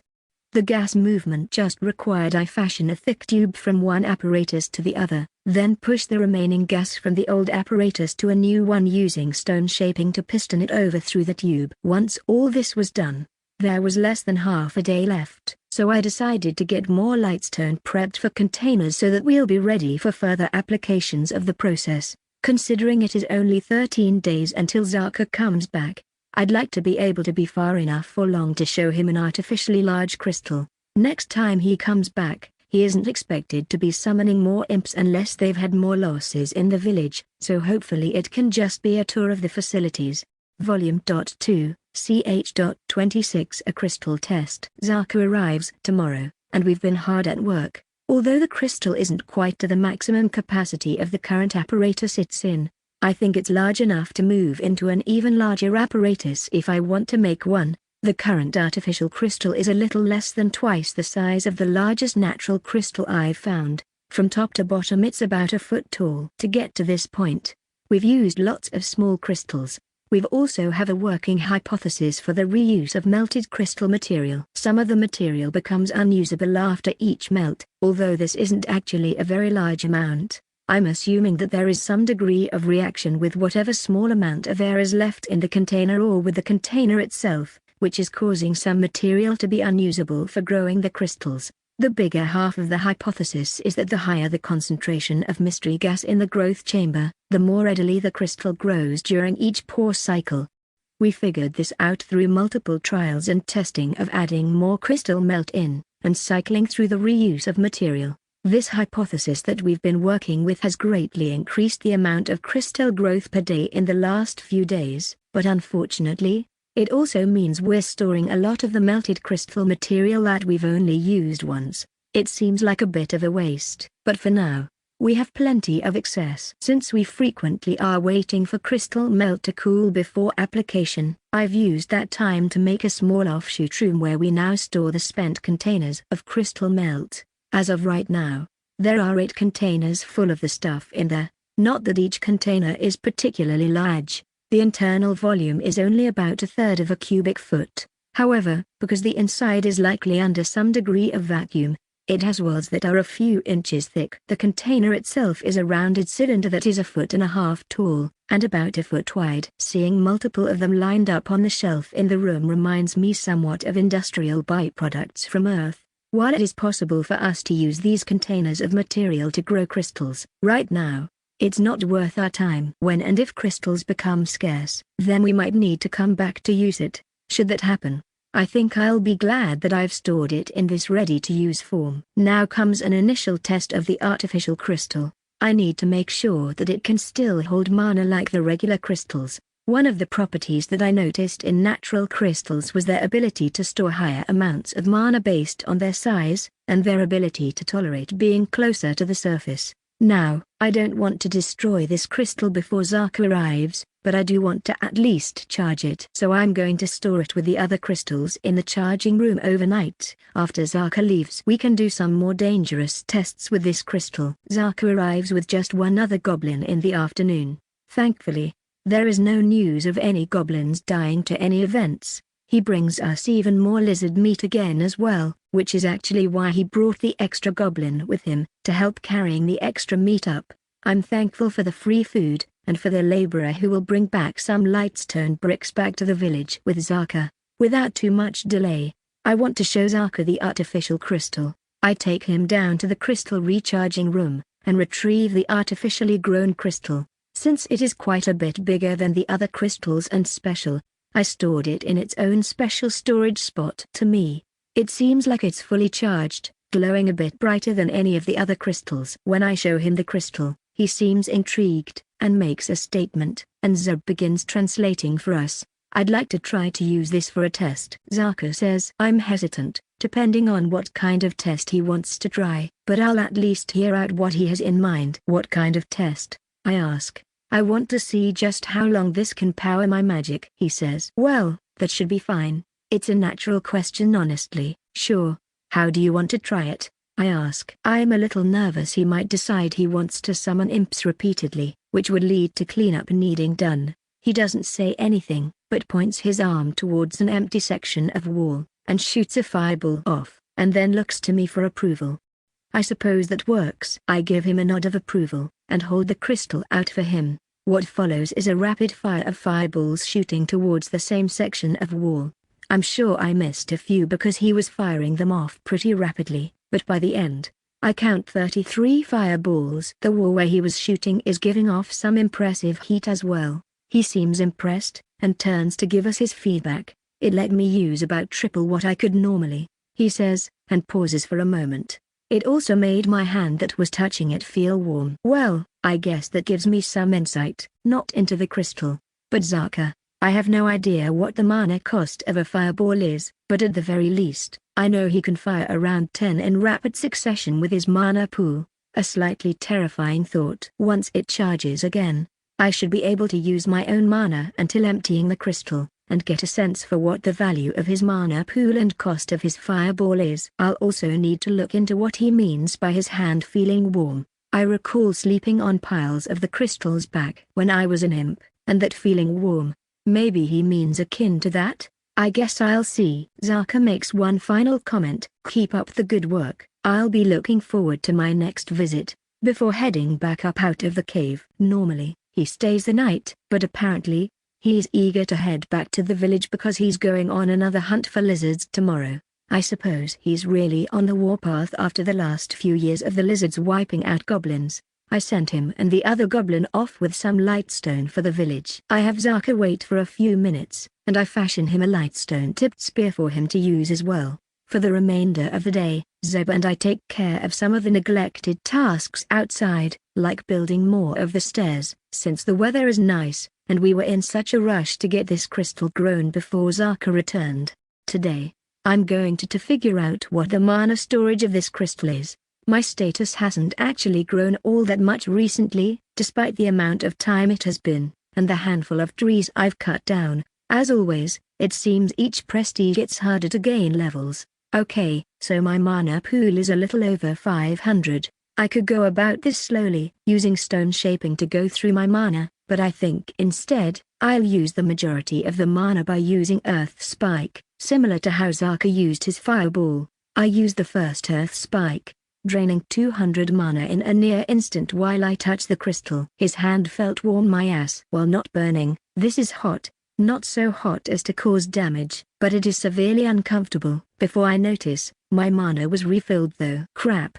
I was distracted and didn't quite get the chance to actually see how fast it refilled my mana. I cast Earth Spike again while focusing on my mana pool. Okay, well, it refills the missing mana in about a second and a half. I decide on a new test now. I let go of the crystal, and used 2 Earth Spikes, depleting my mana pool even more before putting my palm against the crystal. The temperature doesn't increase, but the duration of the heat lasts nearly 3 seconds, making me even more uncomfortable than before. I'm also now about 800 mana in, and the crystal has lost quite a bit of its glow. I'm not sure how many more tests I'm going to get out of the crystal's mana, so I decide that I should make them count. I have 2 in mind. First test, a single Earth Spike, and then I touch the crystal with 2 hands rather than 1. Each hand heats up, but the duration is less than a second this time before I'm full of mana again. Next test, I Earth Spike, and then touch the crystal with just a finger. The finger feels the heat for almost 15 seconds before I'm full, which was very uncomfortable. I'd much rather have the brief heat than that very long duration heat. I decide that I want to try a third test, using my upper arm as the conduit for the crystal as well. This time however, when I go to recharge after using Earth Spike, I only get a brief jolt of heat before it dissipates, and I'm not fully recharged. I only recharged 57 mana this time, and the crystal looks completely depleted. Darn. That brings the total mana in the crystal to approximately 1257 mana. Then Zarka's mana pool is probably around 600, and it would be about 55 mana per fireball. That isn't accounting for the fact that I'm pretty sure I miscounted while he was shooting, so it could be anywhere from 50 to 60 mana. That also assumes that he was pretty close with his triple estimate. Either way, this has left me with a lot to think about. Volume 2, ch.27 Hot topic. I need to make a decision on the crystal project. First, it seems like it might be dangerous to make the crystals larger than they already are if someone uses them to regenerate mana. The existing artificial crystal clearly is already on the precipice of that being an issue. So, what I need to check is whether the existing crystal will deteriorate at the surface. In case it deteriorates, I'll embed it in a vacuum container, like the previous crystals were. It'll have to be a bit bigger than those containers to house this crystal though. It will be quite the labor loss if it deteriorates, but it will be very important to informing the project plans moving forward. As such, today, I'll get the special vacuum container made for it as well as getting the smallest crystal growth apparatus set up to start growing another crystal. If it deteriorates, I'll want to melt it down as quickly as possible, and start the regrowth process. As I carry the container up to the surface, I periodically check it with tectonic sense. Initially, it seems to be holding stable, at least, it makes it further than previous tests did. But I'm still quite a ways from the cave exit when I no longer can detect the crystal in the container. Which means two things. 1, this crystal obviously didn't make it, but it implies that. 2, I'll need a much larger crystal for it to actually make it to the surface. Well, time is of the essence, so Zeb and I start the furnace up, and begin the process of melting this crystal material down. It'll probably be at least 10 days before we get a crystal that size again. While I actually overestimated how many days it would take to regrow the crystal given the larger apparatus was still charged with a decent amount of the gas from last run, it still ended up taking 10 days because we spent one day making more charcoal. While I'd like to say we can keep this pace up, we'll actually need more charcoal again soon enough. So we'll still have to keep up the periodic breaks where we make charcoal and build some stairs, or work on other areas that need it. I've actually taken to doing various small tasks while waiting for crystal material to cool to a usable temperature. We tried a test this time where we only heated the crystal material to the temperature that we need it at, and it ended in failure. So we've been heating it to the high temperature and waiting for it to cool some before use, which takes a decent amount of time. Sometimes we spend the time extracting lightstone, and sometimes it's breaking down that metal or into powder. I figured it was a good way to pass time, plus I'm helping Zeb get used to using his own stone shaping while we wait, since he helps me with these processes. It reminds me of back when I was healing from my near-death experience, and just sat refining lightstone all day, which actually did help me get a more precise grip on the magic, as I can tell from his first works of lightstone refinement still having some patches of dark in it, which needs further refinement to remove. I've made the executive decision to make a third, larger apparatus. A finished crystal from this will be almost 2 feet tall. This should octuple the crystal's volume, while only squaring its surface area. I've come to suspect that the ratio of surface area to volume is likely playing a role in how quickly the crystal deteriorates when it gets near the surface. As I recall, when I'm on the surface, I have an ambient mana regen rate, which is somewhat higher during the day than at night, and is severely limited during an eclipse. My guess is that the crystal's volume dissipates mana at some fixed rate, and when the ambient mana exceeds that rate, the crystal structure falls apart. Given that the crystals glow when charged, my guess is that it dissipates the mana as light, which is why as I approach the surface, and my mana regen rate slowly increases, I'm actually just absorbing the higher amount of ambient mana. Then, by extension, there should exist some level where the crystals are capable of surviving on the surface, where their volume can dissipate all the mana they absorb when they reach a certain amount charged. The biggest concern with a crystal of this size is the dangers in using it. Given the uncomfortable feeling that the large crystal gave us, I'm a little worried about what a crystal this large might do. I'll hope that a small test using only a few missing mana will be a short enough time that I won't have any lasting effects from whatever happens. All that will likely be after Zaka returns next time. I'll voice my concerns with him at that time, and see what he thinks. Well, Zaka is supposed to return tomorrow, and the extra large crystal is only 75% done. So he won't be getting any demonstration this time of it. We're also through almost 25% of all the extra small crystals that we had on hand from all our known crystal deposits. If I lump in the small-sized crystals as well, then we've probably only used 10% of the total volume rather than 25%. But it's still a worrying amount, and I'm starting to consider looking for more crystal deposits. In theory there should still be quite a bit available if I survey the side tunnels and use an even larger tectonic sense ping using my larger mana pool. If push comes to shove, as long as we preserve the gas, I can start using the recycled material for slower gains, and that will last a significant amount longer. The good news is once the apparatus is charged with enough gas, the rate of crystal production increases to a decent pace, and we get significantly less leftovers than we were getting before. All that said, it took quite a while to charge the largest apparatus to that point, and we've increased our number of recycled crystal material containers by quite a lot. At this point last month, we had 8 containers. That has ballooned to 33 containers now. I even had to extend the room once now to make room for all of the new containers, and I'm considering another extension now. Zaka returned with a goblin again, and the whole interaction went very similar to last time, save for any crystal testing. We had a brief discussion about the dangers of the larger crystal, and Zaka had an idea that I thought wasn't half bad. He asked if it would be worth trying to put hide between the crystal and the body part that touches it. So next time, he's going to bring some hide from one of the large lizards so that we'll have something we can test with.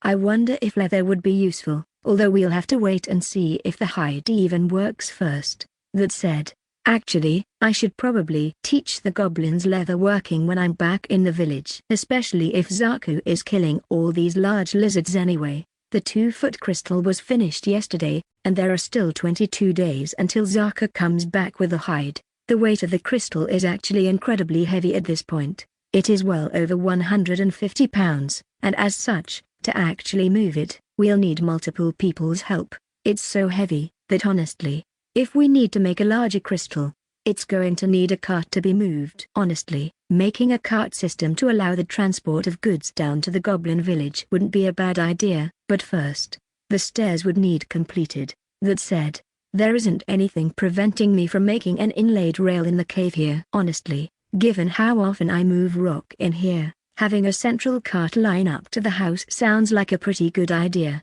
For the remainder of the month, I think that might just be what I work on. Well, the cart system isn't quite ready and Zaka will be back tomorrow. I did some basic testing with a simple cart down in the cave to get the sizing of the rail right so that Zeb could push a light stone cart with materials in it. It might take 2 people to get it uphill still, but if push comes to shove, we can always attach rope to the cart, and have multiple people help haul it. The biggest hold-up on the entire cart system was actually modifying the area near the entrance to the cave. I've had to widen the area behind my house, and make a receiving area next to the storage area. The receiving area is the hold-up, since I've needed to dig the whole thing out, and get rid of the stone. The smoothing of the ground down into the cave and the inlaid rail embedded in it are actually already done. There isn't a finished end to the rail down in the cave either. However, the basics are in place. Volume 2, ch.28 Feeling the burn. Zaka arrived with 2 other goblins this time. One was carrying a rolled-up lizard hide, with Zaka and the other carrying dried lizard meat. I asked him how lizard hunting has been going, and he said that they've actually started to have to travel for hours before they find any. This left me slightly concerned about the population of lizards as a whole, although it also probably means that the goblins are much safer than they used to be. After making sure that everyone has full mana, I get everyone to help haul the crystal up to the charging room, where I've made a special indent in the wall for the crystal to sit. I ask Zaku if it is alright if he stays overnight tonight, since it will likely take that long for the crystal to charge up. Thankfully he agrees without any issue, as according to him, The frequency of lizard hunting has slowed down. They now actually have to plan out a long trip with multiple goblins to haul back all the meat, so they only go once or twice a month. Zeb and I do our best to entertain our guests through the evening, although Zaka has seen most of the stuff up here. The other goblins seem to enjoy the tour. In the morning we go to check on the crystal. It is glowing quite brightly. In fact, compared to other crystals, I can actually tell there is a gradient to its glow. The center actually shines much more brightly than its edges. Everyone seems intrigued by the crystal, but before we move it, I double-check that everyone has full mana. I'd hate for someone to get injured just moving it into the tunnel outside. As we move it, we all notice ourselves getting a warm feeling throughout our whole bodies, like we're overheating. I check my status, and I notice that I'm actually overcharged slightly on mana. After we set the crystal down, the mana overcharge dissipates quickly, and I no longer feel overheated. After checking with everyone, apparently it wasn't just me, and everyone got overheated from that, which isn't a good sign. I decide that I should probably be the first one to do any kind of test. I have Zeb tell everyone that I'm going to use a very small amount of mana on stone shaping, and then touch the crystal. I use a mere 5 mana and then brace myself to touch the crystal. I hesitate a few times, getting my hand close, but not quite touching it, partially out of fear. When I finally do touch it, it's excruciatingly painful. If I was on Earth, I'd assume it's probably like touching an electrical outlet. I winced in pain when I felt it, and lost 25 hit points. Zeb, thankfully, was watching closely, and said when I touched it, the bright center of the crystal seemed to arc out towards my hand in a flash. It didn't just fill my mana either, but it overfilled it again. Well, we said we were going to try using hide as an intermediary, although I'm not exactly keen on electrocuting myself again. The hope is that the animal hide will still be able to transfer the mana, like how our own flesh can. I'm hoping it will dull the sensation at least somewhat. I use 5 mana again, and this time put some of the hide between the crystal and myself when I touch it. It still hurts a lot, maybe a little less though than the first time. I check, and I'm missing an additional 20 horsepower. Well, it didn't help that much. Also, the hide itself was actually damaged somewhat. While not destroyed, the bit I was touching has changed color. When I go to touch that section, it easily tears. Not exactly a permanent solution to the problem, and especially not if I need to grow an even bigger crystal. Knowing that at least the hide does something means I can try to look into other things that might act to transfer mana more safely. Until that point, I think I'll need to halt the rest of the crystal research. It just seems a little too dangerous to keep making the crystal larger when I have no way to use it properly. Without much else to do, Zaka and the other goblins get ready to head back to the village for the day, and I give them some lightstone to carry back again as well.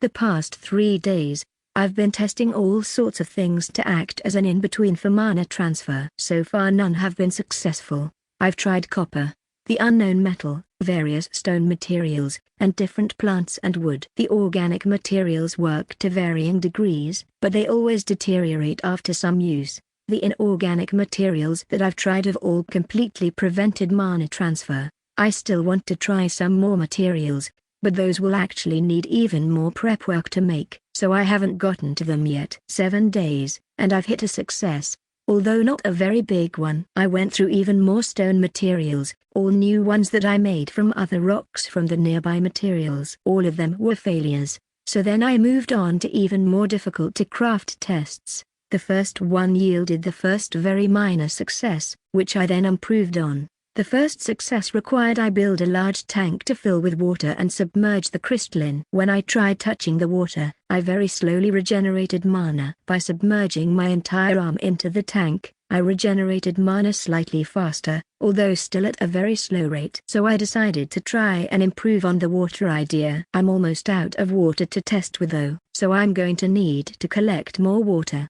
For now, I'll drain the tank back into buckets, and start work on a larger rain collection system outside. I'll probably build another terrace, and hollow it out to the next layer underneath it to form a large water tank. It probably won't fill up until after it snows again up here though. Considering how much of the area around the cave entrance has been developed, I should also make channels to direct the rain into the tank when I make it, and then overflow channels to safely direct it further down the mountain. While I work on this project, I'll put every bucket I can out to collect extra water in case it rains. As luck would have it, 5 days into digging out this collection tank we got a decent rainstorm with heavy rains for a few hours. Not nearly as bad as the massive storm last year, but it filled up my buckets, and there is a decent amount of water in the partially completed collection tank. Enough that I'm going to halt construction and go back to crystal testing. I have had some time to think on it, and I have a few different tests I want to run, which are going to require I do some setup. What I want to do is try both soaking and boiling organic materials in water, and try using those liquids alongside the crystal. These will require me to have tanks to hold the liquid, boil it, and then drain it to move to where I'm testing the crystal, which means I'll need plenty of the materials as well. Of the organic materials I want to try, most are plants. I want to try soaking wood and boiling it. I also want to try the plants that burned my mana before, both as a boiled and non-boiled soak. For good measure, I also want to try some random plants from nearby as well. The last thing I also want to try, which might concern some people, is my own blood. I have a heightened capacity for mana thanks to mana affinity, so I'd like to see how that affects things. I'd like a control for that, but I won't ask Zeb to do it. If he volunteers I'll accept, but quite frankly, it's crossing a line to ask him to do this. It took 3 days to build the boiling and soaking tanks, and to collect the materials for each use. Then we spent yesterday boiling the tanks that needed that. Throughout the process I've been bleeding myself a little at a time into one tank. When Zeb asked, I explained why I was doing it. He then proposed he should bleed himself into a tank as well. I'm thankful he volunteered, and I'm letting him do it. But I still feel quite bad that he's doing it. Regardless, the only tanks ready for testing are the boiled ones. The other ones need to soak for longer, or have more blood, before I consider them ready to test. With that in mind, I'm going to start by testing the mana-damaging plant's boiled water. I pour the boiled water around the crystal, and the crystal seems to dim as I fill the tank. By the time the tank is filled, the crystal is noticeably dimmer, which I consider could be a good sign. When I try to refill some mana from the water though, I'm greeted by nothing. No mana gained or lost. I pause and evaluate this for a little bit. I'm hypothesizing here, but I'm guessing there is something in the mana-burning plant that really wants to absorb mana. However, it only has a certain capacity, so it readily absorbed it from the crystal, and then when it was full, it stopped. Well, it's a failure for this purpose, but I'll have to mark down this hypothesis for later. At the very least, if I concentrate it, it could be useful as a weapon. Now I unfortunately need to not only drain the tank, but wait for the crystal to recharge before I do any further testing. Volume 2, ch.29 Magical Material Properties. After letting the crystal recharge overnight, it's time for more testing. This time, the first test is going to be with the boiled wood. For good measure, we actually have 2 separate sets of wood. One is the bark, and the other is the internal wood. Both were broken into small pieces before boiling as well. The boiled water of both have a nearly identical color, although the bark one seems slightly darker. We'll start with the bark, and move on from there. As we fill the tank with liquid, I don't notice any immediate change in the crystal, but after the water has reached about the halfway point on the crystal, I notice that the internal glow seems to be more diffuse than before. The trend continues as the water envelops the crystal, and I notice that although the center of the crystal doesn't shine quite as bright, the outside shines a little brighter. After looking for any other irregularities, I spend some mana, and plunge my hand into the tank. This time, it does regenerate better than the regular water did as well, by a significant amount. A short second test, and I'd estimate it is between 10 and 15 times as effective as regular water, which comes out to be about the same speed as surface regenerates for only a submerged arm. Given the initial successes, it's time for more detailed testing. For the next test, I'm going to spend a few hundred mana, and see how well it works for recovering that. Initially, results were good. It was recovering my mana at the same rapid pace, but after 50 or so mana, I noticed the rate start to slow down somewhat, and continue reducing until it fell below the initial mana regen rate of even the water. After waiting for a little while, I was still missing about 100 mana, and it was still proceeding at the reduced rate.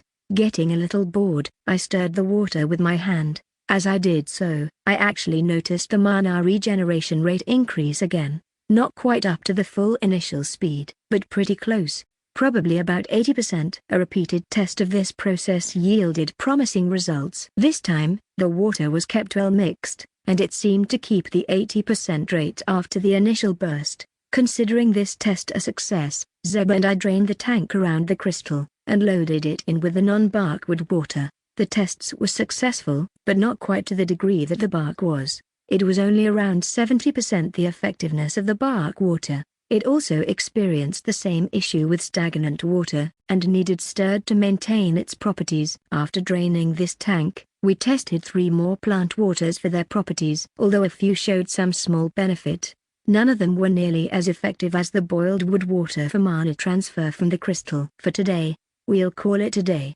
I still want the water to soak for a while longer with the plant material for the other tanks, so I think to pass the time, we'll boil more of the wood water, then boil more off to make it even more concentrated. I'm interested in seeing if concentration has an effect on its transfer rate. Another 3 days, and I think that the soaking water tests should be about ready now. Alongside that, I've made varying concentrations of boiled wood bark water. One twice as concentrated, another 4 times, and a final 10 times concentration. Although the 10 times concentration mixture is actually closer to a sludge, we already know the bark water will work to some degree, so we'll start testing by using the twice as concentrated mixture. After getting everything set up and draining my mana, we begin the test. First, I'll do it without the vigorous stirring. Not only does the initial rate slightly more than double, but the minimum rate comes up by almost 4 times. Stirring the water also almost brings it back up to the initial rate.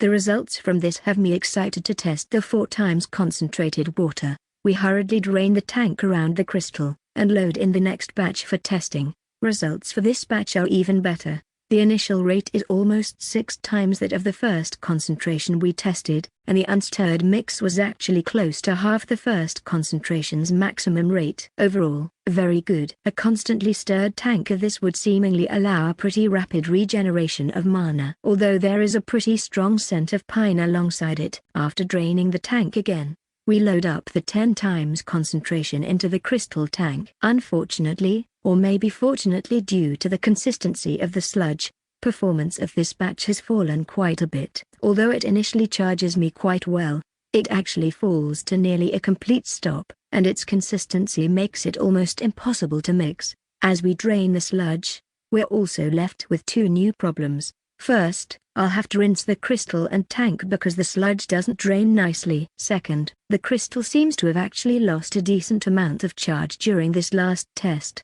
I'm making a guess, but there is probably something in the trees that stores mana and releases it, and boiling the wood has freed that substance into the water. When the water is heavily saturated with the stuff, it can actually hold quite a bit of mana and started draining the crystal. There are other tests to do at some point down the road after I finish testing all these different liquids. One of the things I'd like to check is the shelf life of the boiled bark water. It'd be nice if it lasts forever, but I doubt that is the case. So, for now, we'll set aside the 4 times concentrated mix, and mark it to check it again a month from now. For today, that will be the extent of our tests though. Tomorrow we'll start the tests on the water that was soaking plant matter at room temperature. We start the day off by hauling over the bark soaking water first. Its color isn't nearly as dark as the boiled water, which I suppose is to be expected. However, what we didn't expect is that while we poured it into the tank with the crystal, when the liquid hit the crystal, that water turned very viscous. We kept pouring and filled the tank, and then began the normal test. I spent some mana, and dipped my hand into the very viscous water. While I did regenerate mana, it wasn't nearly as fast as the boiled wood was. It also was nearly impossible to stir, and it acted like a non-Newtonian fluid, becoming temporarily solid when I tried to move it with too much force suddenly. We decide to end the test there, since it clearly doesn't seem to fulfill its task as a mana conduit. As we drain it back down though, it becomes obvious that the crystal is actually missing a small amount of mana, more than I would have expected. On a hunch, I have us fill it back up with the water. Then we just wait. After multiple hours, the water suddenly clarifies, right as the crystal runs out of mana. Now when I stir it, it behaves just like normal water. To confirm, I go and get a smaller crystal from the crystal charging room, and submerge it in the water. Again, the water around the crystal turns into a thick liquid briefly. However, this crystal drains quickly, and the water returns to normal, which makes me want to try something else. I go and get some loose wood we have sitting around, and touch a crystal to it, and try to snap the wood. It's incredibly hard, like when we try to cut it down. After a bit, the mana in the crystal drains, and I can snap the stick again easily. Since the main crystal is drained completely again, we'll have to wait another day before we can do any further testing with the soaking plant liquids. It's also only a few days until Zaka returns, and after that, it's only a month until we return down to the village before this whole area gets snowed in. With that being the case, we'll finish testing the different soaked waters we have here, and then I'd like to work on finishing the various constructions up here before the snow sets in. I want to finish the water collection terrace for sure, and I'd also like to finish getting the cart system set up in the cave. Since we now have a somewhat viable in-between material to stop magic electrocution, it means we can resume crystal growth experiments. Given the other tasks though,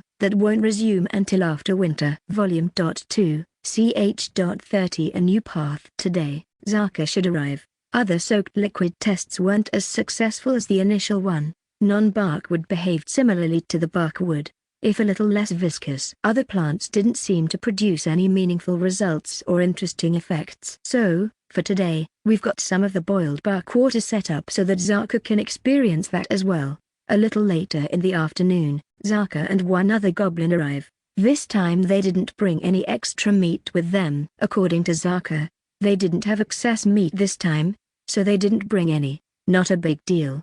But we've gotten a little used to having free meat up here, so it's going to be a little weird going back to a completely vegetable diet for a little while. Not long after he arrives, we show him and the other goblin down to the crystal tank, and show him briefly how to use it. I myself am interested in just how much mana this crystal stores. I haven't tried fully draining it, having spent my time testing other aspects of the intermediary liquids instead. So, today will be a bit of an introductory test of the full storage capacity. I have Zaka submerge his whole arm in the tank, and warn him not to actually touch the crystal inside. Afterwards, he can start casting. I also have since put a small propeller in the tank with some axles and gears to let us just turn a crank to keep the inside of the tank somewhat turbulent. Zeb will be in charge of turning that while I keep count of the fireballs. Zaka gets through his first 15 fireballs in less than 10 seconds. Then the pace slows down to a fireball every few seconds, which is to be expected, since the regen rate isn't nearly as fast as actually touching a crystal. But it's still faster than surface passive regen. We keep going though, and the seconds turn to minutes. As the minutes drag on, it has gotten noticeably warm in the cave. We've long since passed 300 fireballs so far, and the resulting heat has spread throughout the area. After what feels like forever, the crystal has finally depleted.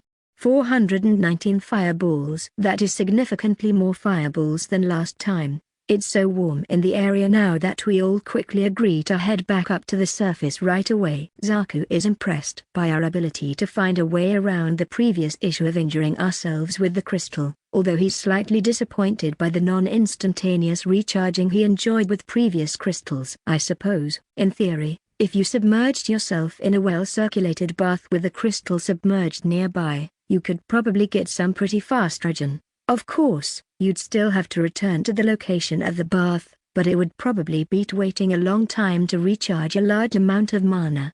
After a short rest, Zaka and the other goblin head back down the mountain, carrying more lightstone again. Next time we see each other, Zeb and I will be returning to the village for the winter. We let the crystal recharge overnight, and today, we're giving it a repeat test of yesterday's full draining. This time, I'll be calculating the actual mana value of the crystal based on my own mana usage. Given the slower rate, there isn't a reason for me to just use Earth Spike, so instead, I'll be using mana to do various stone shaping tasks. We've brought down plenty of buckets of material for making lightstone, as well as the metal ore to break down. If I happen to finish all of it before we run the crystal out, then I'll use Earth Spike to drain the rest out. Yesterday's test resulted in lots of lightstone and crushed ore. I did end up using earth spike to drain quite a bit of mana as well. The total mana the crystal held was 20,215, which puts it at more than 16 times the capacity of a crystal half the height, which seems to indicate that the crystal's mana storage increases with the fourth power of its height. Since volume increases with the third power relative to height, there must be an extra factor involved in just how much mana a crystal can store. This crystal is a little over 2 feet tall. The next crystal size I wanted to check is 3 feet. After seeing if this one can survive making its way to the surface. Of course, I'd still need to put it into a container, so if it breaks down, we don't lose all the material, and moving it while in a container means I'll need to finish the rail and cart system in the cave. Given all of that, I need to get finished with the projects I have that are waiting. It's been just over 2 weeks of work, and the cart system is now finished up, complete with carts that use wooden block brakes. They aren't perfect, but it gives the whole system extra resistance to at least not run away on the way down into the cave. The hard part is pushing the cart up from the cave. I'm not certain this will be useful for anyone without stone shaping, since when I get tired while pushing, I can use stone shape to completely stop the cart. At the very least, they should be useful for me. For the mountain, there is a better solution that isn't possible in the cave. The cave has too many twists and turns, so we're limited to actually pushing. On the mountain though, we can make long straightaways such that winch systems could be set up with thick rope. Then even heavy carts could be winched up by anyone, and likewise lowered. I'm glad I'm thinking about this now, rather than after we build more of the stairway down the mountain. This way, we can keep it in mind, and plan the path more deliberately to keep the slope shallow. While I'd like to see if the crystal survives the surface now, I still need to wait until the end of the month to check the efficacy of the aged boiled bark water. So, instead, I'll be finishing the terrace area outside for collecting water, along with the drainage from the nearby area. With any extra time, I'd also like to start to plan out the path down the mountain, so any future stair work is productive. We'll start with a landing near the cave entrance so that carts can easily be loaded and unloaded there, which means our existing stair work is probably wasted, since it was following the old path that the goblins took up and down the mountain, which from my own experience is already too steep to run carts alongside. Another 10 days, and I've got the outside finished up to collect water for future use as needed. All that excess stone has been piled up for now, since we have yet to start planning out the new path down the mountain. However, we're at the point right now where I'm ready to test the aged bark water. As luck would have it, if there is a difference in its performance after a month, it's too small for me to notice without a precise clock, which is a nice boon. It'd be unfortunate if it required new batches all the time. After we clean this up, we'll start putting things away for winter. Then with the remaining time, we can start trying to plot a new path down the mountain, although I doubt we'll make it that far in the remaining 4 days before we head back down to the goblin village ourselves. Well, we've done quite a bit of pathfinding.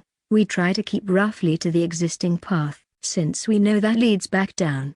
But we've had to come up with a lot of alternative routes. Thankfully, if you want to reduce the slope along a mountainside, if you can just travel more laterally, that will reduce the vertical distance traveled. Since we're already planning on building stairs, what this is actually going to entail is cutting some of the mountainside out to make a flat path. Then, by zigzagging along the mountain, we actually can keep to the original path to some degree. Then we can actually cut secondary stairs that have a higher slope up a more direct path between the zigzagging cart path in places where it is possible to do so. This whole thing is a huge endeavor though. We've started putting stone stakes into the ground at ends of zigzags, so we can mark the future path, even if we can't see one from the other due to plants in the way. We've only marked the path down to about a third of the way down now. The hope is that this is below the snow line, so that we can keep working on this over the winter. I myself will be quite busy with building the dam, but while I'm waiting for my mana to regenerate, I'm hoping to keep the project going. While I drive a stake into the mountainside, I hear some rustling from a little ways away. I cautiously approach, and run into Zaka and one other goblin. He's a little surprised to run into me this far down, and since Zeb is up at the top of the mountain, We're not able to easily communicate, but I draw a crude picture on a stone tablet to approximately show him we're trying to mark a new path down the mountain. After we meet back up with Zeb, Zeb explains what we're working on in more detail before we gather our things, close our doors and windows up, and pack ourselves with as much lightstone as we can before starting the return path down to the village. Volume 2, ch.31 Specializations. When we reach the village, I'm a little surprised. I had done so much setup and work on the village, that I sort of just expected the goblins to stagnantly just live their lives as before. Instead, I'm greeted by multiple changes that have taken place. When I left the goblins 9 months ago, they had a fledgling carpenter and carger, and some goblins who were making rope by hand, and some hunters. Now, Karga seems to have really gotten into his work, as there are various wooden constructions throughout the town. Among those are signs in front of some goblins' houses. It seems like some goblins have started businesses of their own. All of them are pictures, so it seems like literacy is a problem, but not one I care to fix. Plus, it means I can easily understand what shops are what. It looks like one is a basket weaver, another has what looks like a helmet of some kind, and a third one has something that looks a little like a shell. As much as I'd like to look into everything right now, I'll save it for later. First, I should actually check the quality of my various engineering projects, and make sure the roads, buildings, levee and wall are all holding up well.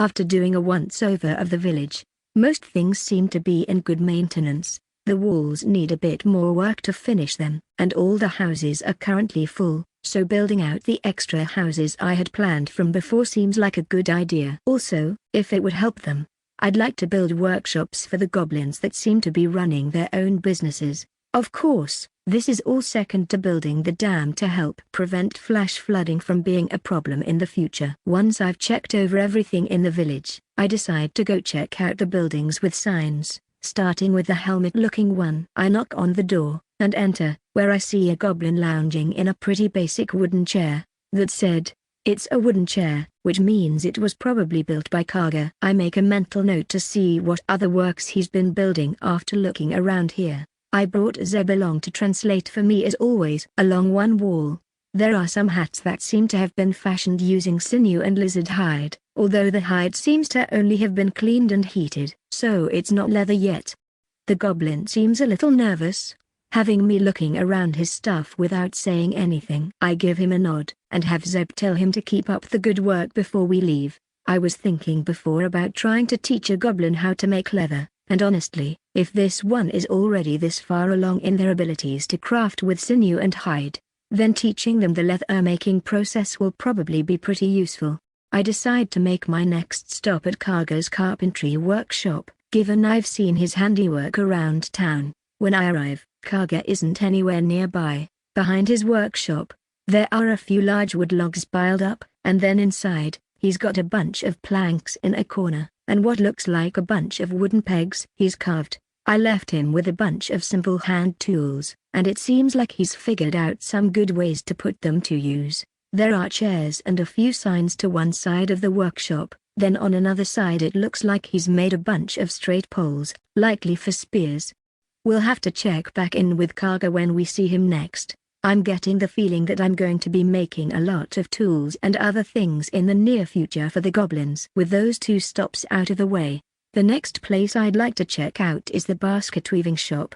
When we enter, in a similar manner to before, it's clear they've traded with Karga, since they have a chair, along with a few basic tables. On those tables are some baskets that they've woven from what looks like vine and wood. They look like they probably get some young saplings, and form that into the basic form, then weave the vines we were using to make rope through it to make the baskets. Upon picking them up, they're definitely lighter than the stone buckets I've been using. They obviously aren't watertight, but for a lot of things, I'm sure they'd be more useful. I myself am less familiar with basket weaving, so I'll have to ask them what they might want for a workshop if I do that for them. The last shop has what looks like a shell picture on it. Inside, they also have some basic tables, and on those tables they've laid out a bunch of different shaped shells and rocks. Everything here seems decorative, and there are some basic necklaces as well. I'd feel bad leaving them out if I'm making workshops for goblins. but that doesn't mean they'll get it first. Of the places I've looked at, while I find curiosities like this interesting, it's the one that is least pressing to have its own work area set up.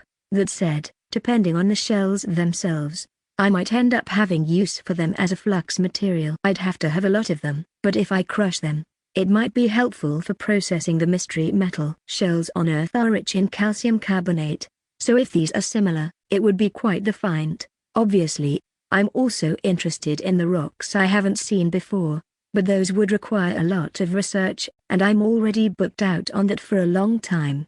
For the last 9 days, Zeb and I have spent the time plotting the rest of the path up the mountain. We decided that finishing that would be a good idea for any future path building that might occur. Of course, that wasn't the only thing we did. In the morning and evening, we'd use our mana on stone shaping in the quarry area of the future reservoir. It didn't add much to the area, but it felt like a waste to not use some of our mana each day. I'm also going to start offering up workshops to the goblins that have shops already now. For each of them, I of course want to also trade them for something. For the hired armor goblin, I'll offer to teach it a form of leatherworking and give it a workshop to work in, but in exchange I'll want a set of armor for myself and Zeb, and if I need some basic crafts in the future, I'd ask they help me out. For the basket weaver, I want a basket backpack. That would help immensely with harvesting plants, and once they can make those, I'm sure it'll benefit other goblins. As for the shell and rock gatherer, I'll need to assess if the shells provide what I want or not before I decide to trade with them, which means I'll have to trade for their shells to begin with. For now then, I'll focus on the other two's workshops while I have the time. I still need to finish the handful of houses I'd planned out, and the city wall here as well. I'm thinking about asking Kaga to actually make the gates for the city wall. Wood is much lighter than stone, so it'd probably be a better idea for that. As always though, there is lots of work to do. Finishing the city wall and gates with Kaga took a full 11 days to complete. In that time, it rained a few times, and snowed up on the mountain. The wall itself has regularly placed stairs so that it is easy to stand on top of them. The walls themselves stand at about 12 feet tall, with arched gates in the 4 main directions from the town. The gates are just large double doors made from wood, with stone-shaped reinforcements and hinges. They also have a crossbar so that they can be locked from the inside. I don't know that they'd actually stop a lizard from breaking through if it tried hard, but it hopefully would discourage it from bothering to try. Kaga didn't want to make the gates for free, even though Zaka told him he should do it anyway for everyone's protection. I caved and told him I'd build him a covered area behind his workshop where he stores his logs and tree trunks that he's cut so they won't get wet when it rains. I'm worried I might be spoiling the goblins a little too much by giving them free stuff all the time like this, but I'm sure it'll improve the quality of his work as well, so it's probably fine. That said, it'll probably take me another 2 days to finish that construction, in addition to the houses I already have to work on. Volume 2, ch.32 dam construction. Another 11 days of hard work, and I've got the remaining houses finished, as well as Kaga's storage shed behind his workshop. Now that I've finished up all the outstanding works that needed finished in the village, I need to tinker with making a stone plug valve. Until I get plug valves figured out, I don't want to start working on the dam for the reservoir. To test plug valve designs,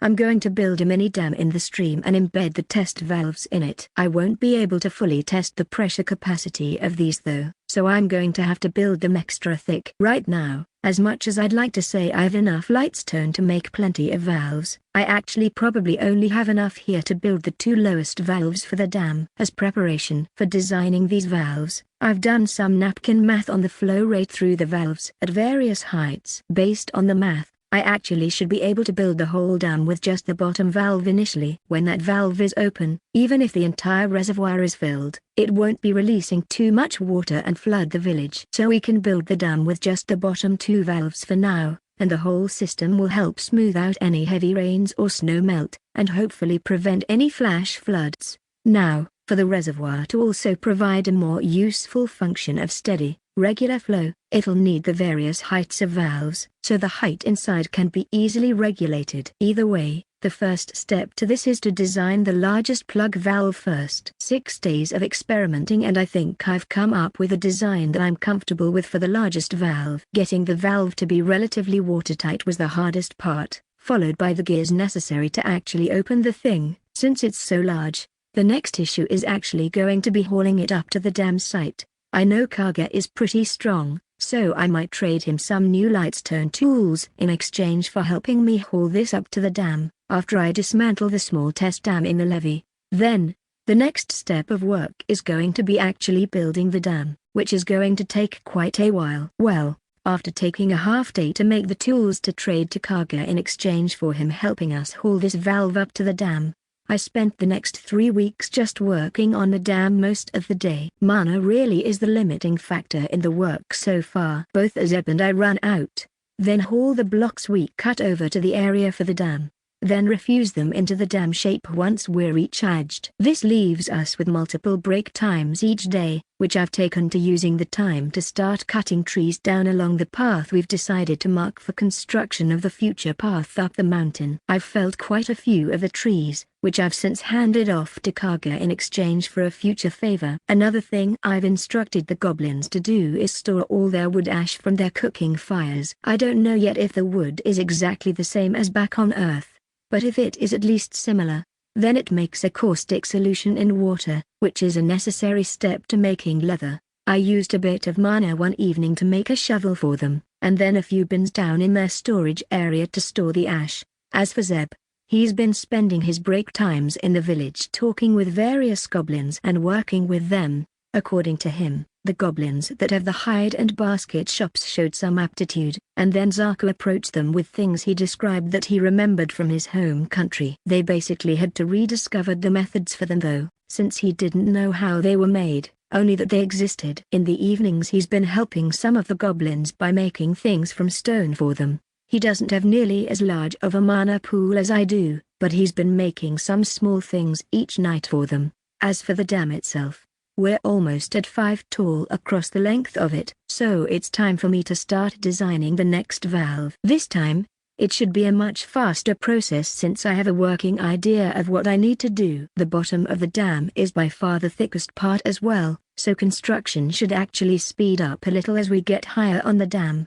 The first valve is already installed and set to open. The reservoir doesn't yet have the stream redirected into it, but water that rains on part of its side of the valley collects into it, and then runs out through the valve, so I've at least gotten to see that the valve seems to be functioning in the open state without clogging. After the dam is complete, I'll have to also redirect the stream into the reservoir, which will take a little work, but I don't want to do that until I've got the second valve installed at least, so I won't have to worry about topping of the dam happening while I'm working on it.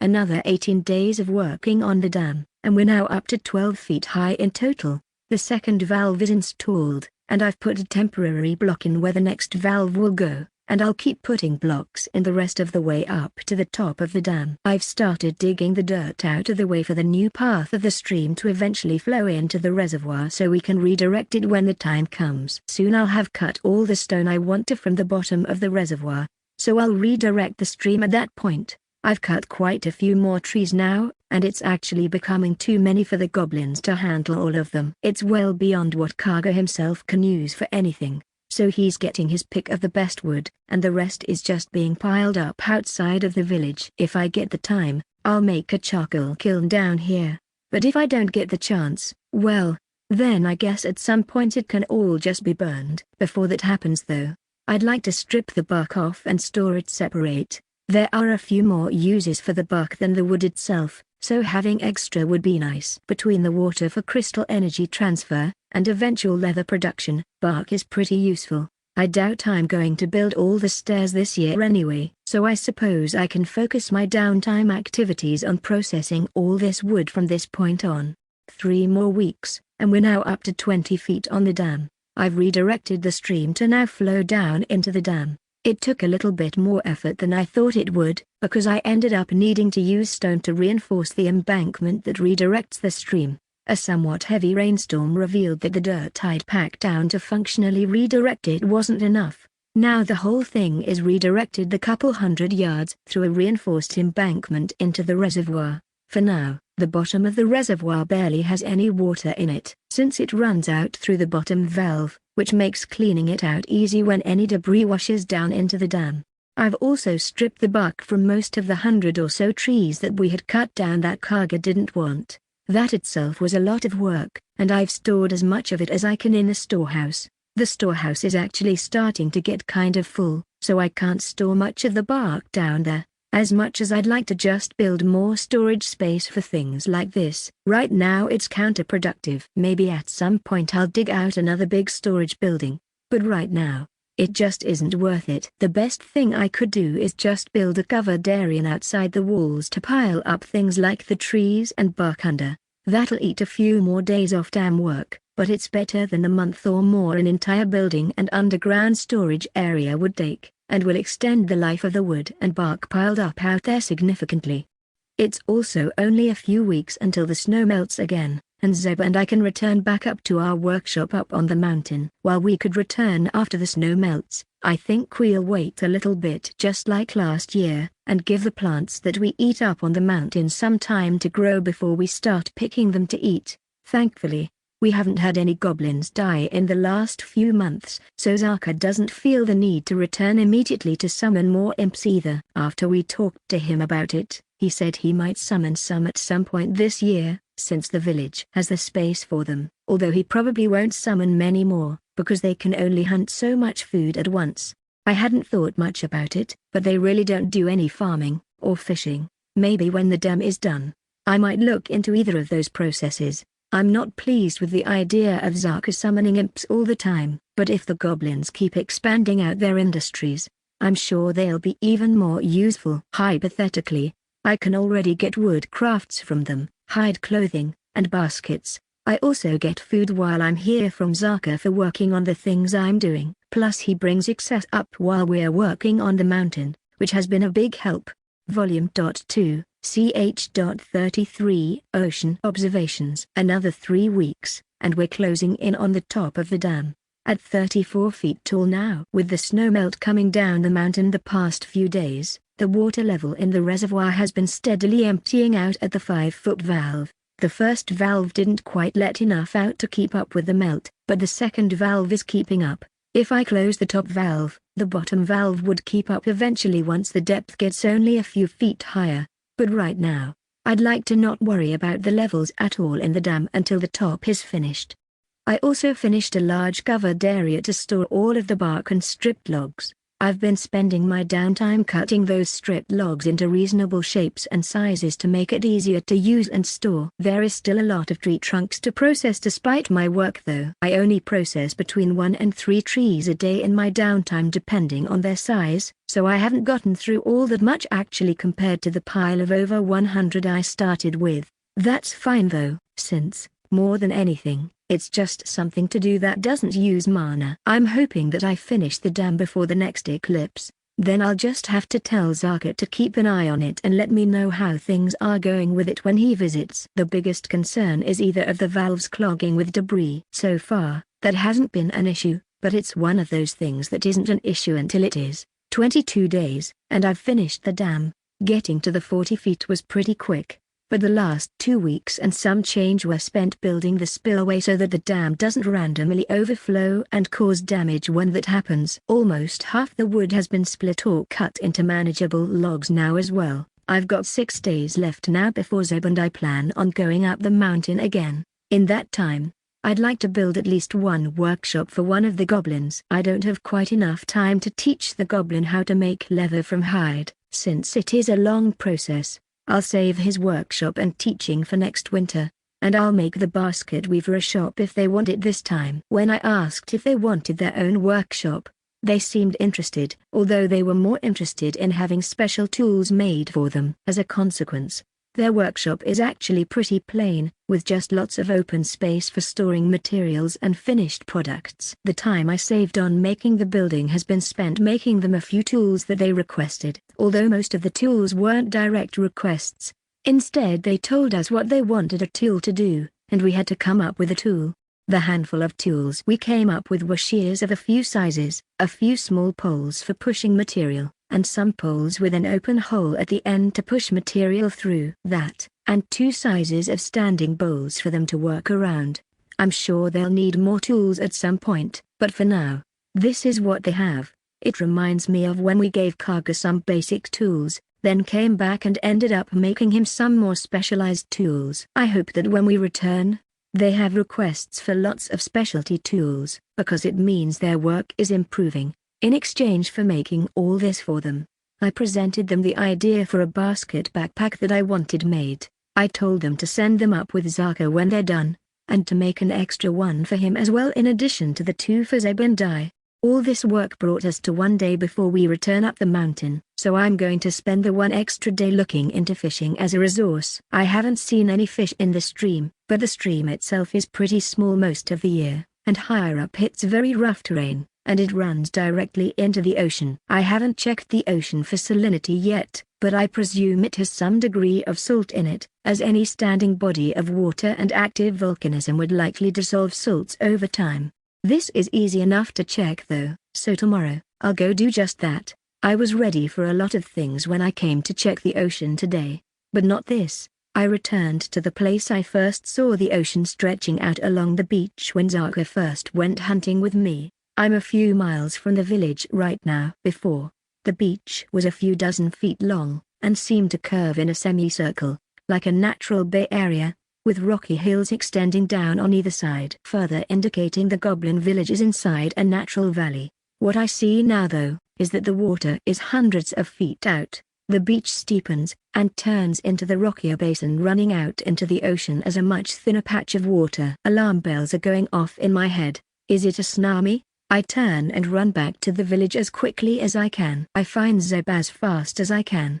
We have to get Zaka to evacuate the villagers. We quickly find him, and explain the situation, but he just gives a hearty laugh. The big water does that every day. It goes up and down great distances. I've seen that area completely empty down to the rock many times. He says, when the moon is overhead, the water is high. I mean, okay, let's think about this for a minute. The moon here is much bigger, or closer, or both, which probably drives the tides much stronger than they would on Earth. I suppose that explains why they don't go fishing though. You could easily find yourself caught at sea without an easy way to return, plus any riptides would probably be very strong. Well, knowing that it isn't a tsunami about to rip through the area means I can go back and observe the area a little more. I make my way back out to the clearing to look into the area more. One interesting feature is the stream from the village. It runs down the beach, then the rocks, and finally into what is now a fairly small strip of water running out into the ocean over 50 feet down from my location. The whole area maintains its U-shape of a bay as it reduces down to the small area that the water drains out from. All right. Well, that means that storm surges from any future hurricanes are unlikely to be a threat unless it's pretty close to high tide already. I do still wonder if there are fish though, or at least some sea creatures that could be caught and eaten. I have a small idea of something to potentially be useful for this already, but without knowing anything about the ocean here, it's useless to consider. One thing that probably isn't useless though is to trek around the edge of the bay and start cutting stairs down the rocky edge towards the bottom. I won't make it all the way down today, but considering I'll just be waiting for the tides to start to come back in anyway, I may as well be doing something. After quite a few hours, I've made it about 20 feet, while being extra careful to make the stairs have a railing embedded in the rock, and a second very thick wall with another railing. I would hate to slip and fall, considering the distance and rocks here. The reason I'm halting here is that the tide has reached the level I'm at now. I don't notice anything too dangerous about the water itself. I decide to sit on the bottom step and submerge my feet into the water. When I do, I notice a very slight, but noticeable feeling, and when I check my mana, it seems like it is recharging very slightly faster than normal. Well, I did figure out that water itself does work as a mana conduit, albeit a weak one, so I suppose I shouldn't be that surprised that it's giving me some recharging. Now, I've already estimated that mana is coming from either one or both of the suns in the sky, because mana regeneration heavily drops during eclipses, so I'm guessing the water is absorbing excess mana, and then I'm benefiting from that source right now.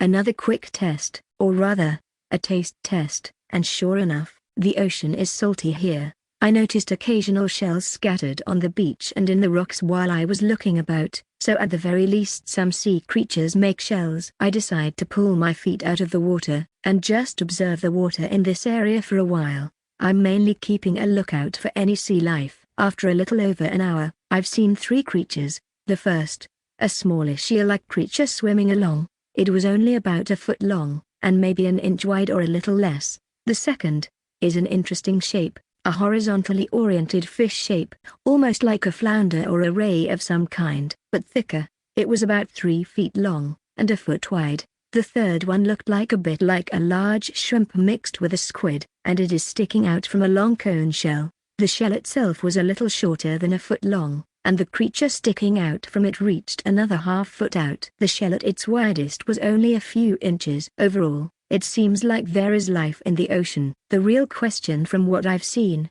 is if any of it is even edible. Well, first you'd have to catch it, a problem for the future, not for now. Volume 2, ch.34 Growth. Our return trip up the mountain actually did have a little excitement. Part of the way up, we ran into a lizard. Between me and Zaka, we killed it pretty quickly. Then he asked Zeb and I to wait there with it, while him and the other goblin went back to the village to get some people to harvest it and bring it back to the village. Thankfully, we were less than a third of the way up the mountain, so it only delayed our travel a few hours. The delay did cause Zaka and the other goblin to end up staying the night up on the mountain. As far as things on the mountain are concerned, the water collection pool on the terrace seemed to work well, so we have plenty of water up here now. One thing I want to check is the efficacy of the concentrated bark water now that it's sat for a few months. We're also going to need a very large amount of charcoal in the coming months, so I'm inclined to start chopping a bunch of trees down along the path down the mountain we're planning on building. Outside of the melting and carrying of the crystal material down to the apparatuses down in the crystal lab, we actually both don't need to be down there while we wait for the crystals to cool or to apply them to the apparatus, so I have a few projects that Zeb can start working on in that time. The first is the path and cart system outside. While I would like to use a double system of carts, the rope we have available to us made from natural fibers would decay too fast due to exposure to the elements, so instead, we'll just use a single system for carts, with the carts themselves resting at the lower position on the track. We'll still install a winch at the top of the track to help pull carts up and down if they're too heavy, but the rope will have to be brought along to use. The second thing I'd like to do is start some exploratory mine shafts in the cavern. The main purpose of these will be to use tectonic sense to find new materials, and hopefully, more crystal bubbles. Depending on how big these crystals need to get to be brought out into the sun, it's going to take a lot of crystal material, and I don't like the idea of using the bigger crystals for it if I can avoid it. This will also give us yet another source of stone for the stair and cart system. As for what I can do while I wait for the crystal material to cool, I can either separate lightstone, expand the crystal waste storage, or process more of the metal ore. I'm inclined to work on lightstone as much as possible though, since it isn't just visually lighter, but it is less dense, so building the carts out of it would be useful. I'll also need even more of it for the larger crystal apparatus, the one after that as well, and so on. The test with the crystal in the aged bark water had mixed results. From my records, it seems to have lost about 25% of its mana conductivity, which for a few months isn't bad. If we can't replace the water in that amount of time, then at least it's not worthless. We also checked the crystal, and it seems to hold the same charge as before. The next step is making a container large enough and thick enough to attempt to move it to the surface. We're going to start having an issue with crystal waste soon though if they don't survive at this size. I'm not sure we can move a container large enough for crystals any larger than this one. That said, the thing we're concerned about losing is the mystery gas, not as much the crystal material. We have plenty of solid crystal material stored down in the waste room. Thinking about it that way, we should actually move the crystal further down so that it doesn't charge much. The crystals don't seem to break until they're full, or maybe overcharged, so if we can actually get the crystal far enough, then we could make a large vacuum chamber on the surface. If we could maneuver the crystal into a large chamber on the surface before it breaks, then we can at least recover the gas. What a pain to work through. Hopefully it won't come to that. I'll get this crystals container prepared, and then we'll test this one to determine if we need to go through all that hassle. After 3 days of work, I've got the container made around the crystal, alongside having run a trial with an empty container with extra weight in it to make sure that Zeb and I could haul it to the surface using the carts. Today, we're going to attempt to bring it to the surface. Once all the checks are done and we've drained the crystal, Zeb and I start hauling the crystal up to the surface. Along the way I keep checking with tectonic sense to see if it is broken or not. We actually get the cart all the way to the point where the exit to the cave is a mere minute away before I can tell the crystal has broken. Although it is taking a while to actually disintegrate, I decide we should take the cart back down to the apparatuses, and drain the gas into them, rather than melting the crystal material first. As much as I'd like to build a large furnace down here to melt crystal down, I'm a little too worried about oxygen usage to burn a furnace for hours down here every day. With the carts though, we can probably heat and transport 8 containers instead of 4 at a time. Then the crystals will almost be cool enough to use when we arrive. It'll speed up the crystal work, but give me less downtime individually. Since I'm going to be working on this for a while, I'll spend a day or two getting Zeb set up with the plans for both the exploratory mine shafts and the stairs outside. I'll make him a stone level, like I used with water, except it'll have a line in it with a slope to make all the stairs and mine shafts at. I'm aiming for a 7.5 degree grade. I'll notch an approximate 30 and 60 degree, then halve the 30, and halve it again to get to that point. It won't be perfect, but approximate should be good enough here. That grade is plenty shallow to hopefully prevent accidents, but steep enough the cart will roll under its own weight. Then he can just use the tool to easily keep a regular slope. Well, Zaka returns tomorrow, and I've just managed to regrow a crystal back to the size of the previous one. We've gone through a lot of charcoal in that time, so it was a good call in cutting trees down from the path down the mountain that we needed cleared anyway. The charcoal we had from before lasted until the first few trees started falling from our cutting process. Zeb and I have been splitting these trees for levels between us. Between the trees I cut before while working on the dam, and these ones, I'm all the way up to level 36. It isn't that high considering the amount of time it's been compared to when I was an imp. But on the other hand, if it weren't for all the trees I've been cutting down, I probably wouldn't have gained this many levels either. As for Zeb, he's also been gaining some levels, but it isn't all that fast either. Plus he didn't cut all those trees down near the village either. I've been keeping up on taking intermediate notes on previous levels as well, and it's getting quite comprehensive. After Zeb prestiges once or twice more, I think I'll start to have a better understanding of the basis for how this whole system works out. Of course, I'd like to have even more goblins' values for things, but that sounds like quite the pain to try to find out for now, especially with the projects I'd rather be working on right in front of me.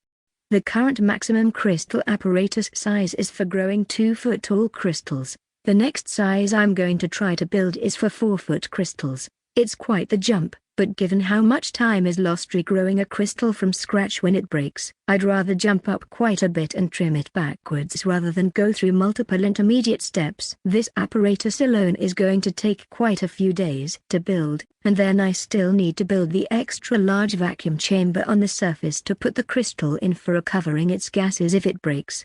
Volume 2, ch.35 New chambers. Zaka's visit yesterday brought with it the new basket backpacks we requested, and one was filled with lizard meat. According to Zaka, it was meat from the lizard we killed on the trip up here last time. His visit itself was pretty uneventful, but I noticed something that I missed in the first month of being back. I hadn't looked closely at the mystery metal packs we made since we came back here. I only noticed because I was moving things in my workshop to make a space for the new backpack. At a cursory glance, they look very similar to when we left them, but if you look closely, they've darkened. Bringing them out into natural light makes it much easier to tell. Their surface seems to have formed an oxide layer of some kind, and the surface color has darkened from a silver-gray metallic color into a dark brown bordering on black. The lack of natural light made it hard to tell the difference in color inside, and since it didn't seem to be noticeably flaking, there weren't any obvious texture changes. There are a few metals that could form an oxide of this color, and I can't even be certain that it isn't some degree of alloy. It rules out quite a few metals however. For instance, it isn't likely chromium or titanium because it darkened in shade. There are only a handful of metals, like iron, manganese, and nickel that generally form oxides in this color range. That said, it doesn't have to be a normal oxide, and for all I know, it's some form of magical property rather than an oxide. It does set in motion some new experiments I can do with it however.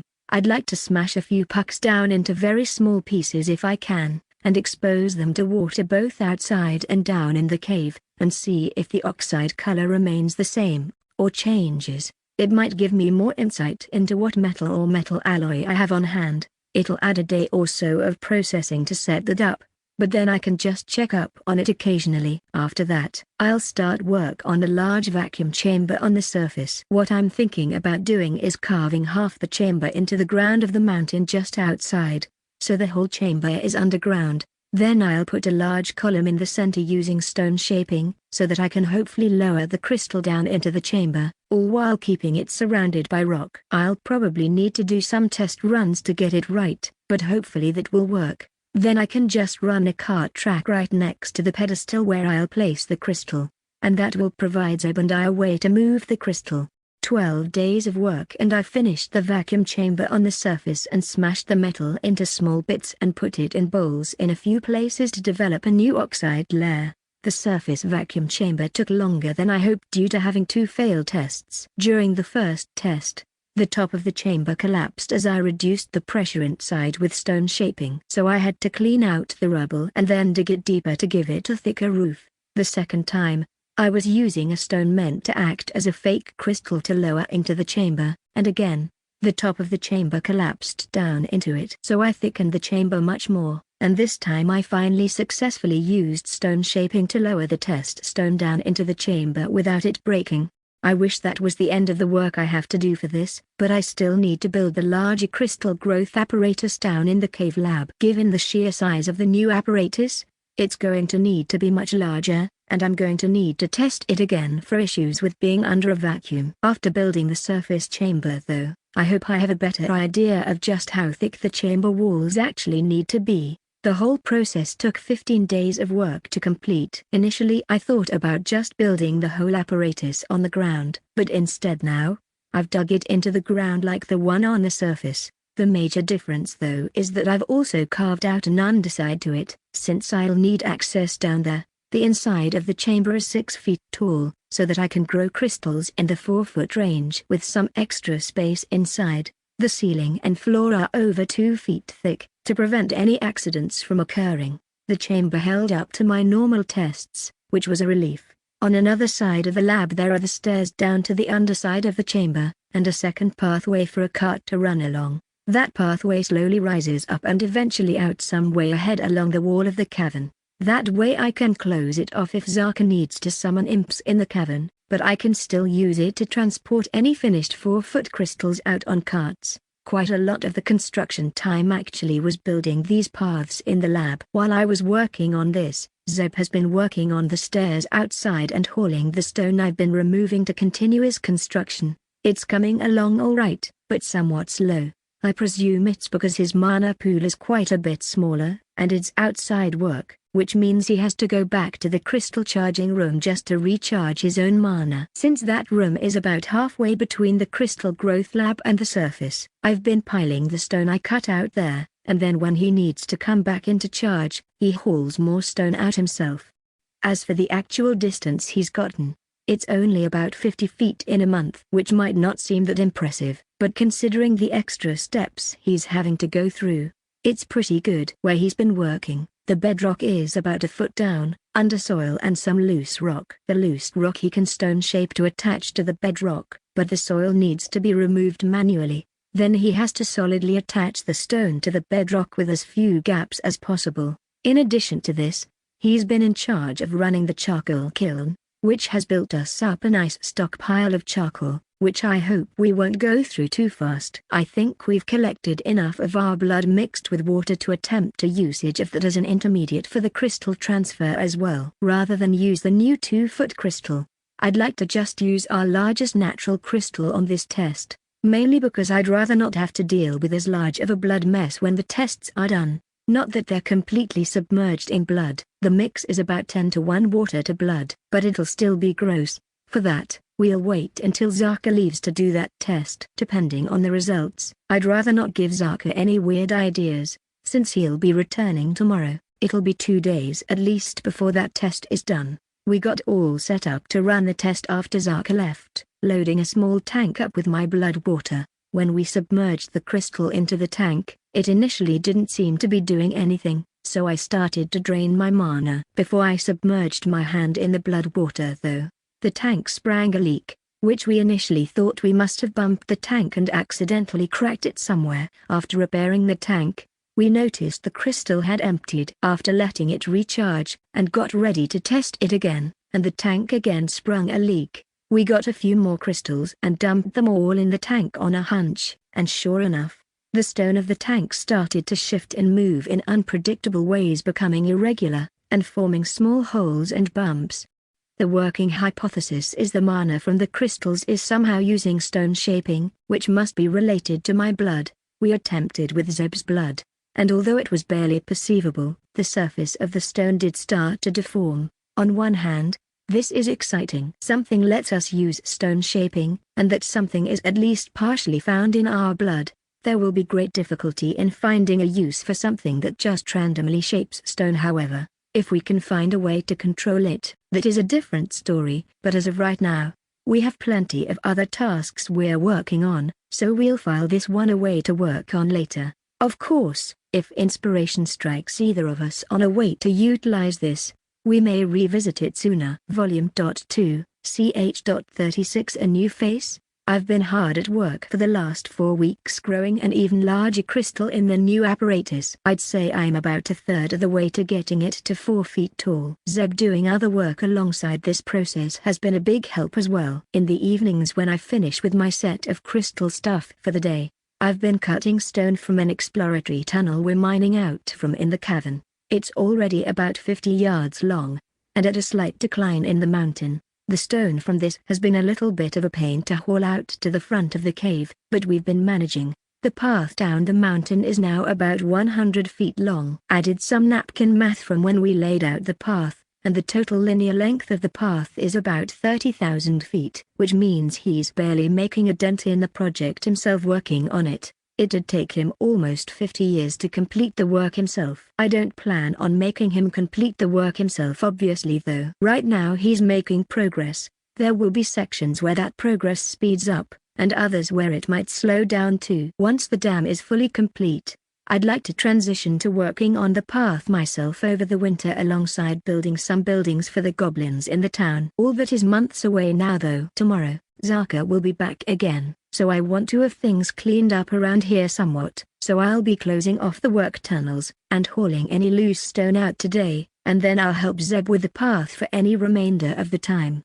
Well, Zaka's visit was full of surprises. He was using the backpack that was made for him when he visited, which he hauled up plenty of meat for us inside of. Apparently he considered it payment for the backpack, since we had it made for him. He had 2 other goblins accompanying him on this trip, and then he decided to summon imps again. I was pretty glad that I decided to close off the inside tunnels the day before, so that I couldn't have to hurry about doing that. After he summoned imps and returned to the surface, he asked us about the piles of rocks outside the cave. Since the pace of the path construction is much slower than the rate we've been cutting stone from inside the cave, there's been a buildup of stone, which has formed quite the pile. When we told him what it was for, he offered to help us haul some of it down to where it's going to be used for work, which I was thankful for, and accepted his offer. While he was busy summoning, I'd already been spending most of the day working on the path alongside Zeb, so it was very appreciated. As a result,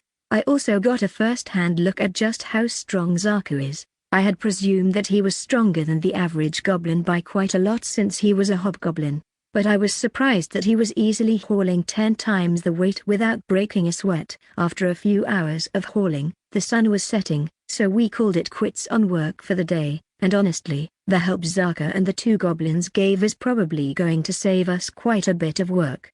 When he left with 3 new goblins the next day, He told us he'd bring some extra goblins to haul more stone on the next visit. Apparently he considers the path up here to be a pretty worthwhile cause, which, considering how often he traverses it, makes sense. Another month of crystal growing, and I should get it to 4 feet tall before the end of next month. Zeb made extra progress this month on the path, getting to 175 feet in total done now. Zarka's returning tomorrow with extra labor to help hauling stone for the path, so I'm looking forward to having the extra help on that. Well, I don't know what I was expecting, but all this wasn't it. Besides Zarka, there were 3 other goblins, and 1 monster. That monster is apparently Kaga. He evolved. The goblins have some demon word for what he is, but I'm just calling him a demon gorilla. He doesn't have any magic apparently, but he's really strong, which, given his muscle mass, isn't surprising. I mean, he looks like a nightmare version of a gorilla mixed with a man. That said, he was incredibly helpful today. I'm not sure exactly what Zarka did to have him come help, but I'm glad he was here. They stuck around for an extra day working on the path. Zeb directed work on the surface, with him and the other goblins digging out down to bedrock while Zarka hauled stone on the surface down to periodic spots along the path. Kaga worked with me bringing more stone up to the surface from in the cavern, which actually was me cutting new stone out of the exploratory tunnel, and then Kaga running 2 carts full of stone all the way to the surface by himself. I mean, each cart weighed easily over a ton, and seeing him push the carts up the tunnel and then up the cavern was an incredible sight. He'd be back pretty quickly and I'd have 2 new carts ready. I was even more shocked when he kept that pace up all day. The exploratory tunnel ended up with a landing after an additional 50 yards, and then turns 150 degrees and continued for another 50 yards by the time we were done working. The reason for the turn is we've hit a layer of the lightstone-rich stone that I'd found before. I wouldn't mind continuing down into that later, but I didn't really want the stone for the stairs suddenly changing their color, and I'm not certain if I'll find anything valuable in that layer of stone. Preliminary tectonic sense in the existing tunnel tells me that there are crystal bubbles about, so I'll go back and open those up later when we don't have all this extra labor for just hauling stone for the path. After a day and a half of hard labor, they set out back to the village. Before they go, I let Zarka know that when he's back next time, I'll have a new crystal to test, so he has expectations for what his next visit will involve. 5 days before Zarka returns, and the crystal is ready. I have Zeb help me load it into a cart and we push it up to the charging room level. There, I start assembling a special tank for it to rest in. Given its size, we're going to just keep it in the tank while we can. I'm also concerned about moving it once it's charged. The previous crystal made us feel a little warm, and overcharged our mana. I'm concerned one of this size might actually cause serious harm if we directly touch it, even when we're fully charged. This reminds me of stories of early nuclear work, where people died of cancer or radiation sickness at some point in their lives afterwards. I'm just hoping we don't get some form of magic cancer from this, which in retrospect, I should have probably considered more heavily before starting this whole project. One thing I am certain of, is if I was missing mana and directly touched this crystal when it was charged, I'd die. Even if it was just a little mana, I'm fairly certain this would kill me, so we're going to need to be very careful while handling this once it's charged.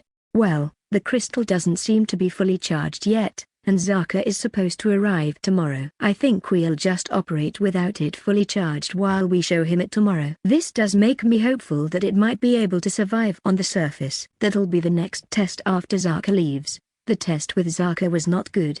We loaded the tank up with the 4 times concentrated wood water, like we had with the other crystal, and when he used his fireball, the crystal arced through the water, and zapped him. According to Zarka, it wasn't that painful, but I could have maybe anticipated that being an issue if I thought about it a little more. We drained the fluid out, and replaced it with the unconcentrated wood water, and Zarka volunteered to keep going, so I let him. Despite not being fully charged, the crystal sustained him casting for many hours. I'm honestly not entirely sure how much mana it holds, but at this point, it's a lot. I already have pretty good data on how mana capacity of crystals seems to scale with the 4th power of their height, so I could get an approximation for its capacity already. What I'm interested in now is any emergent properties, like arcing through the water, or the ability to not break down on the surface. Tomorrow, I'll drain any mana from it again, and we'll move it to the surface chamber to see if it breaks or not. Volume 2, ch. 37. What's another year? Draining the crystal took a bit of time,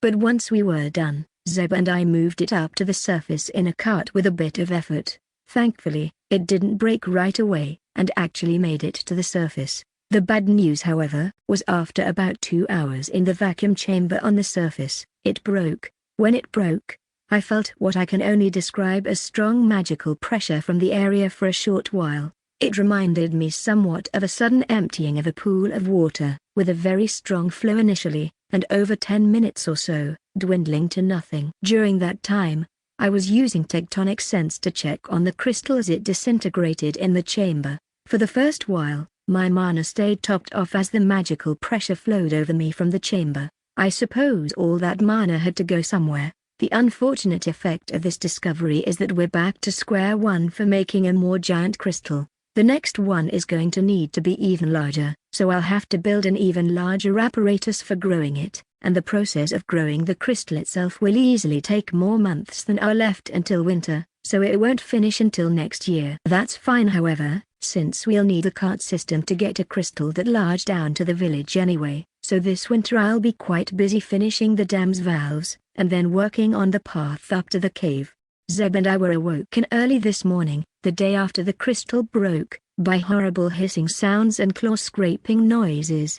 Not one, but 2 giant lizards were just outside the cave, seemingly digging for something. I recalled the time the lizard made a home in my cave, and I wondered if they were looking for the cave, which is now sealed off. Either way, they were in the way, so Zeb and I had to kill them. He distracted one while I quickly killed the other, then came to help kill the other. With both dispatched, Zeb and I decided to spend the morning butchering all the meat we suddenly found ourselves with, and set up extra drying racks part way in the cave just for all this meat. All that was a nice change of pace considering the work ahead to make an even larger crystal. Well, I've spent the whole month building the new crystal apparatus down in the lab. It goes even deeper, and then a cart rail connects up to the previous one. It was quite a hassle to make this one, since I wanted to build it going even deeper than the previous one, so that the 4-foot crystal could easily be moved into the next chamber size. Zeb's been hard at work on the path down, and he passed the 300 feet mark a little over a week ago, which means it's probably about 1.5% done. There has been a surplus of stone piling up in the cave from the excavation for the new apparatus and tunnel for carts, so I'm hoping that Zaka will be able to help with that while he's here tomorrow. If not, well, that's fine too, I suppose. Either way, I still have a bit of lightstone for him to take back down the mountain when he returns to the village. I'm hoping that what they've carried back this year is enough to finish all the valves for the dam so that I can check it off my list of things to do. Zaka came and went with 2 other goblins yesterday. He didn't bring us any meat, which was fine, since we ended up sending some back with them instead in Zaka's backpack. Him and the other 2 goblins helped haul stone while they were here for the path. I've also realized that we should really make sure that the first complete stretch of path is done before winter. It's a little over 2 months until winter now, and the first turning point in the path is at about 1,000 feet of length, so I'll probably end up dedicating some time to that project as well before we leave. In the past, it's taken a little less than a month to grow a single 2-foot crystal. I'm thinking that instead of going straight for the 4-foot crystal, and leaving it partially completed, I'll just grow 2 crystals to the 2-foot size, and keep them stored down in the crystal growing area over winter. That way I'm leaving the area in what I'd consider a safe condition. The extra time that I have near the end of the month I can then use to help Zeb with the path. The whole of last month pretty much went as planned. I finished growing the crystal to 2 feet just 4 days before Zaka came back, and I worked with Zeb in those 4 days on the path. As a result, we're now at 700 feet down. One of the big holdups for Zeb is actually his mana capacity. Sure, he can recharge it down in the cave, but that walk is now quite far to repeat multiple times a day. My mana by comparison, plus my stone shaping allows me to do in a day what takes Zeb well over a week. Which makes me feel bad considering just how much he's been working on this. That said, he's also been doing this alongside other projects like using the charcoal kiln. so it's not like he's been completely wasting his effort on only this. Since we're now working on this project in unison, instead of going all the way back to recharge his mana, I've instead told him that he should probably work on any non-magic parts while he waits for his mana to naturally recharge. That way when I'm working, I can focus my effort more exclusively on draining my mana, then going back to the cave to recharge my much larger mana pool before returning to continue shaping the path. Zaka's visit was also fairly uneventful. There wasn't much stone for them to haul this time to help with the project because I haven't been cutting extra stone out of anywhere, so they returned to the village on the same day they came up to visit. Another month, another crystal, and another few hundred feet done on the path. We're only 50 feet from the first landing now, and the landing is going to take some extra space as well, since it'll be an interchange for carts going in different directions, and needs to be flat with winches installed. I'm also thinking about making a basic bus stop kind of bench and cover at the landings. It's not much, and wouldn't take much extra work, but it'd be nice in case anyone needs to rest, or it starts to rain. Zaka's visit was the last one here before winter. In the past, we've returned with him at this point, but given how close we are to finishing the path section, we're going to stick around for a few days before going to the Goblin Village. I'm keeping my fingers crossed that it doesn't snow and trap us here. 6 days, and we've finished the path section, complete with winches and a stone bench and cover over it. It's getting noticeably colder, so we're heading down to the Goblin Village tomorrow. Tonight, before we go, we need to make sure everything is locked up and closed so no wildlife moves in while we're gone, and I have something to check up on. I ground up a bunch of the mystery metal and left it in various places and states to check the oxidation color. That color, for all the different bowls, was the same. A dark brown, bordering on black. I'd like to do some other tests on the metal, but it'll have to wait until after winter, and I've got a pretty busy docket when I get back if I want to finish a 6-foot crystal before next winter, so we'll have to see if I actually get around to it. That said, I've actually made quite a decent pile of crushed ore for the mystery metal. Since I can work on that while I grow the crystals, I slowed down on making lightstone because we have quite a lot of it up here on the mountain now, and I'm not using the orangish redstone byproduct of it for anything as of right now.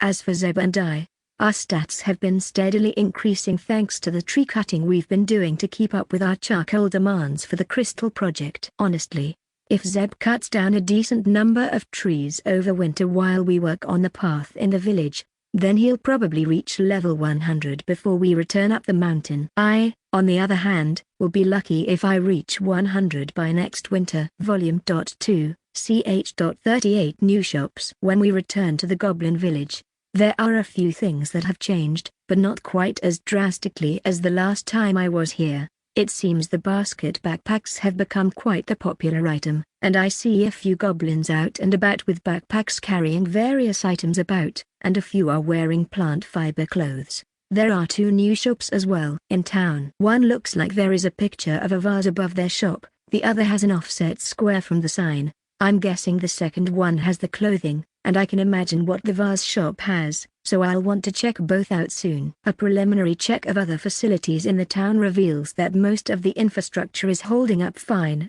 although I think we'll need to clear out the water runoff system soon, as there is a bit of debris built up in it, and I still want to check the dam for any clogs as well.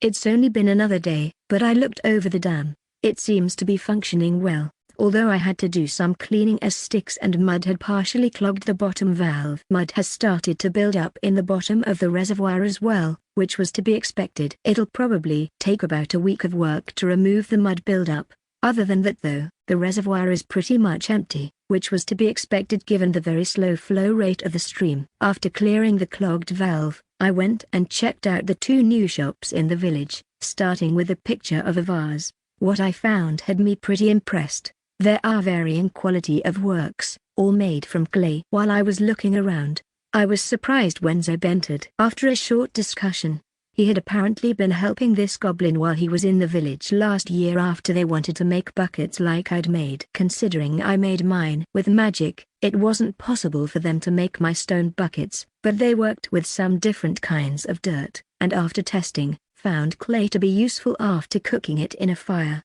Apparently this has been quite a successful business, and they've started making bigger pots for storing things in. My stone buckets, while useful, aren't infinite, and the baskets can't hold all materials, so the clay pots have come to be a solution to the issue. Zeb had a brief conversation with the shop owner while we were there, and apparently, they've got an earth manipulation as a trait, similar to myself. After the pottery shop, I had Zeb join me to visit the other shop with the square on the sign. Inside there are various goblin-sized tunics, all woven from plant fibers. To a side, they have a simple pegboard made of wood, likely made by Kaga, that they have some plant fibers tied to. I'm impressed by their dedication to this, because making plant fiber materials with just that basic pegboard must take forever, and I am a little afraid to think that they were doing this by hand before. I have Zeb ask them what gave them the idea to make this stuff. The reason was that they were initially just copying the basket process with blades of grass, since they wanted to also make baskets, but didn't want to practice with the hard-to-work with wooden vines. After a bit of practice though, they had made a large square of the stuff, and as they carried it over to show the basket weaver, the wind picked up, so they wrapped it around themselves to carry. It was a cold day in spring, and it helped keep the wind out. So by the time they got to the basket weaver, they'd had the idea for these. After explaining that, they'd said that I'd need to place a custom order for myself, since I'm too differently shaped to wear any standard clothes. That's fine though, I don't really think I need any. My body is way less exposed than a goblin's what with my fur and scales. However, now that there are more shops, I think a few more likely deserve their own workshops, rather than having them continue operating from their homes. How is it that every time I return to the village and I have a few goals to work on, I always find other projects in addition? For the next while though, I need to finish the dam, and get it cleaned out for next year. 20 days of work, and the dam and reservoir are complete for now. All the new valves are in place, and all the mud is cleaned out. The reason I say that it is done for now, is because I'm going to be expanding it. If we're building the new path up the mountain, we'll need more stone. So if we can cut it from the reservoir area, and expand it to hold even more water, that should help with not just flooding, but possibly making the stream have a slightly higher flow rate year-round, rather than a few high flow times, and a small trickle the rest of the time. With all this maintenance done, the plan initially was to start building the new path up the mountain, but I think alongside that, I want to build workshops for all the remaining goblins that have house shops. The goblin that I want to teach leather actually still has an issue before I can teach them to make leather. They need a lot of salt. The ocean is close, but not that close. I think it's possible to build a salt evaporation pond that the goblins could easily operate, but that will be a whole project in and of itself. While I work on the workshops though, I'll have time to do manual labor while I wait for my mana to regen, so I can start the process of clearing an area for a salt evaporation pond. The shops I need to build first are the seashell collector, the plant fiber clothing maker, and the potter. Then, I'll build a workshop for the hired worker, and make extra space for them to eventually make leather. I want to make sure to reward the goblins who are branching out into useful ideas with better working conditions. After all, I'm also going to talk to Kaga about making a loom for the plant fiber weaver. A stone loom might be a bit too heavy for the amount of use it gets. Otherwise I'd make it myself. I don't know how to make complicated looms, but I can at least make an improvement on how they are currently making clothes. The potter's workshop will want a firing kiln for the clay, and I personally want to make a space for the shell collector to keep all their broken shells, since I want those myself. Another 20 days, and I've gotten those workshops and tools made. In the meantime, while I worked on that, I had Zeb start looking into plants that the goblins could eat. I wish I could say it had been very successful, but in actuality it's had some hiccups. Zeb got pretty sick trying out one of the plants after about 10 days, and so we put it on hold while he recovered. He had diarrhea for about 4 days, and felt quite weak in that time, and only now has he started to feel better. I feel very lucky that didn't happen to me while I was testing plants to eat. There are some that could potentially be eaten, but none of them have had good agricultural prospects so far. If we can find a good plant for the goblins to grow, agriculture is something I'd like them to start, to have a more stable food source. I'm quite surprised that there aren't any fruits here, or at the least, that I haven't seen any. As much as I'd prefer to be doing the food testing, My ability to work is a lot more valuable than Zeb's. It pains me to say it, but between my mana pool and better stone shaping, it's just a matter of fact. If we were on the mountain, I wouldn't mind doing it, but since we're only in the goblin village for a few months, every second counts. With that in mind, in my downtime while I waited for mana to regenerate, I cut down a bunch of trees in a direct path to the ocean bay from before, and have almost finished clearing an area near the ocean to dig the salt evaporation pond out. Ultimately, it just needs to be wide and shallow, with stone walls, a channel to let ocean water in, and the ability to close the channel. The goblins can then harvest the leftover salt when all the water evaporates. Given how close I am to finishing it, I think I'll finish it first, then work on the path up the mountain. It should only take about a week until it's ready to operate now. The only part that might be a problem is rain. During certain times of year, it tends to rain more, so the pond won't be operational at that time. Volume 2, ch.39 road work ahead. 1 week and the salt evaporation pond and channel are done. Rather than show random goblins how to operate it, I show Zaka, and he can figure out who should know how to use it. Ultimately, salt can be used for a lot of things, but it can drastically increase the shelf life of smoked meat, and it improves the flavor of a lot of foods.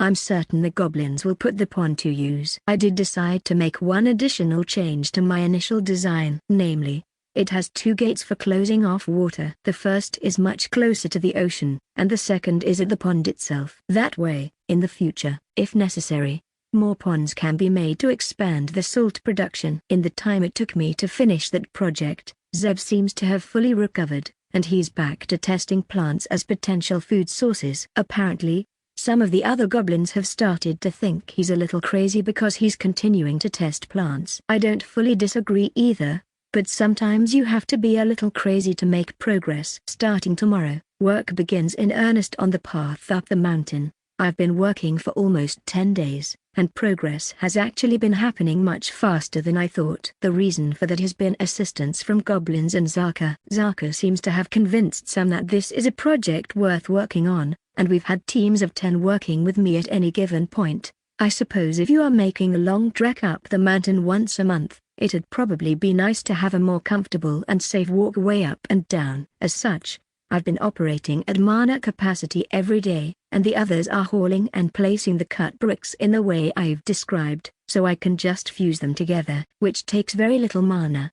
At the current pace, we've been building about 50 feet a day, and as of today, we're about halfway between the reservoir and the village. In another 10 days or so, we'll be able to run carts from the quarry down to the village. Then we'll head from the stop near the quarry up the mountain towards the next stop point. Thankfully, during winter, the reservoir is basically empty, so cutting new stone from it has been relatively easy. Each foot of length in the road is taking about 16 cubic feet of stone to build, which means that after 10 days here, we've actually only expanded the reservoir by about 2%. If we keep working at a decent pace though, we'll probably expand it by over 10% this winter, which may not seem like much, but it'd account for about 18 hours of the stream's non-flood flow rate, which really is quite a lot for one guy cutting stone.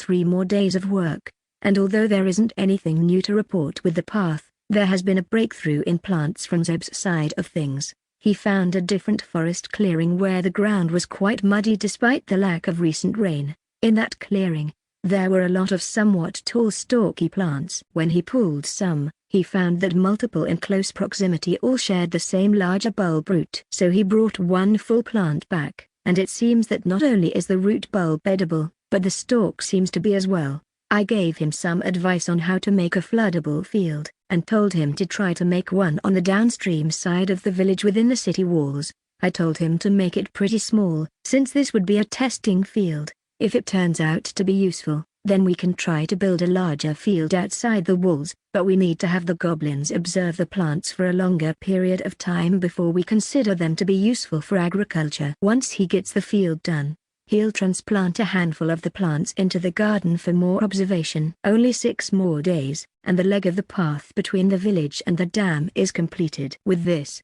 we're probably about 1/15 of the way done with the entire path up the mountain, which is a pretty slow pace. Of course, It'd be even slower if I didn't have a bunch of the goblins from the village helping me. Another nice bonus of the current work is that we now have a path from the village up to the dam, which means the trip to start the work here each day is going to be even easier than it was before. Despite the easier trip to the dam and reservoir each day, over the past 10 days, the pace of construction has slowed quite a bit, down to only 30 feet a day. The reason for this is that many of the goblins are working for less time than before, or have quit entirely. According to Zaka, it's because hauling the stone uphill is much harder than downhill. Zaka himself hauls a lot more stone than the other goblins, so the pace hasn't slowed that much, and having regular goblins still digging out the path down to the bedrock is still work that they easily do. Either way, we've only made it about 300 feet, and the next stop isn't for another 900 feet. So we'll see how everything shakes out for construction going forward. The past 8 days have seen a few different improvements that I've been happy about. First, Zeb finished up the test field, and after I double-checked it, he transplanted a handful of the new plants into it. Since then, he's started helping on the path construction. Another major improvement came from a few goblins that have been helping prestiging into improved endurance. As path construction has been continuing, they've had to cut some trees down, and a few maxed out their levels recently. With their improved endurance, and Zeb helping me with fusing and cutting stone, construction is back up to 50 feet a day. Although that was incremental improvements, so we're only at about 600 feet completed right now, or about halfway to the next landing. 15 days, and we've gotten to, and completed, the next landing. As the distance got further away, the pace slowed down, because it took longer for the goblins to haul materials up the mountain. We've decided to take a short break for a few days now. That should give the goblins some time to rest, but also gives me some time to make a couple of carts. Since we now have a complete section of the path up the mountain, we may as well take advantage of the cart track on it to haul stone up the mountain, if possible. It'd help us even more if Kaga would contribute, since we know he can single-handedly push 2 full carts up a track by himself. Of course, I'd also like to try the winch system for the carts, but we'd literally need thousands of feet of thick rope to attempt that right now. I'm going to have to think on ideas for a mechanical braiding machine so that the goblins can actually complete that request. If I come up with one, I'll build a new workshop in town so that the goblins can make rope more effectively. After 3 days of rest, I've made a few carts for construction purposes, and I also made a small working model for mechanical braiding. It involves 3 bobbins, 2 horn gears, and a figure-8 track such that the bobbins trace a path for braiding material. In a full-sized one, I'll have carriers on the bobbins, and a pair of wood drums that hold the finished braid taut while pulling it out of the machine. So, despite the fact that I could begin path construction again, I'm going to take a few days here to build a rope-making shop instead. I'll probably make a few of these machines, and they'll each be designed for different size threads, so that the goblins can have some flexibility in what they work with. The largest one I have in mind will almost certainly require that I gear it down significantly to be able to operate it for any realistic amount of time. It took 5 days of work to get the machines made, the shop completed, and to show the goblins who were interested how to operate everything safely. The good news is now the limit on rope is actually a problem of gathering raw materials, rather than manufacturing. The bad news is that they'll need a lot of raw materials. Another problem on the horizon is that any day now, the mountain snow is going to start to melt, and we'll get the heavy spring rains again, which means I'll be limited in the areas I can cut stone from in the reservoir safely. In order to facilitate that, I actually need to build a bridge over the upper part of the stream now, so that when it's running full blast it doesn't halt work entirely. Volume 2, ch.40. Finally, an answer. 3 days to build the bridge, which might seem like a lot, but I really wanted to make sure it'd be fine through floods, so I ended up building a bit of path on either side as well for good measure. We had a small bit of rain earlier today, so I imagine the snow will start melting any day, and we'll start getting a much larger amount of rain. I've decided to only open the bottom valve on the reservoir for while I'm here, just to see how it handles the water during the melt. I think we'll probably stay through the first month of spring, just like the last few years, for both food and safety reasons. For the last 15 days, we've been steadily working on the road, but between the more frequent train, and the further distance that the rocks have to go, the pace is a bit slower. I've been overcutting rock, and ended up spending a little bit of extra time making a stockpile next to the landing where cut stone bricks are slowly piling up. Even with the carts, the goblins and Zaka can't quite keep up with my pace for cutting stone out now, and what we're planning to do is get a whole bunch stockpiled, then convince Kaga to move them all in a day by himself, which I have no doubt in his ability to do. As for the new stretch of path, it's only gone a little over 300 feet.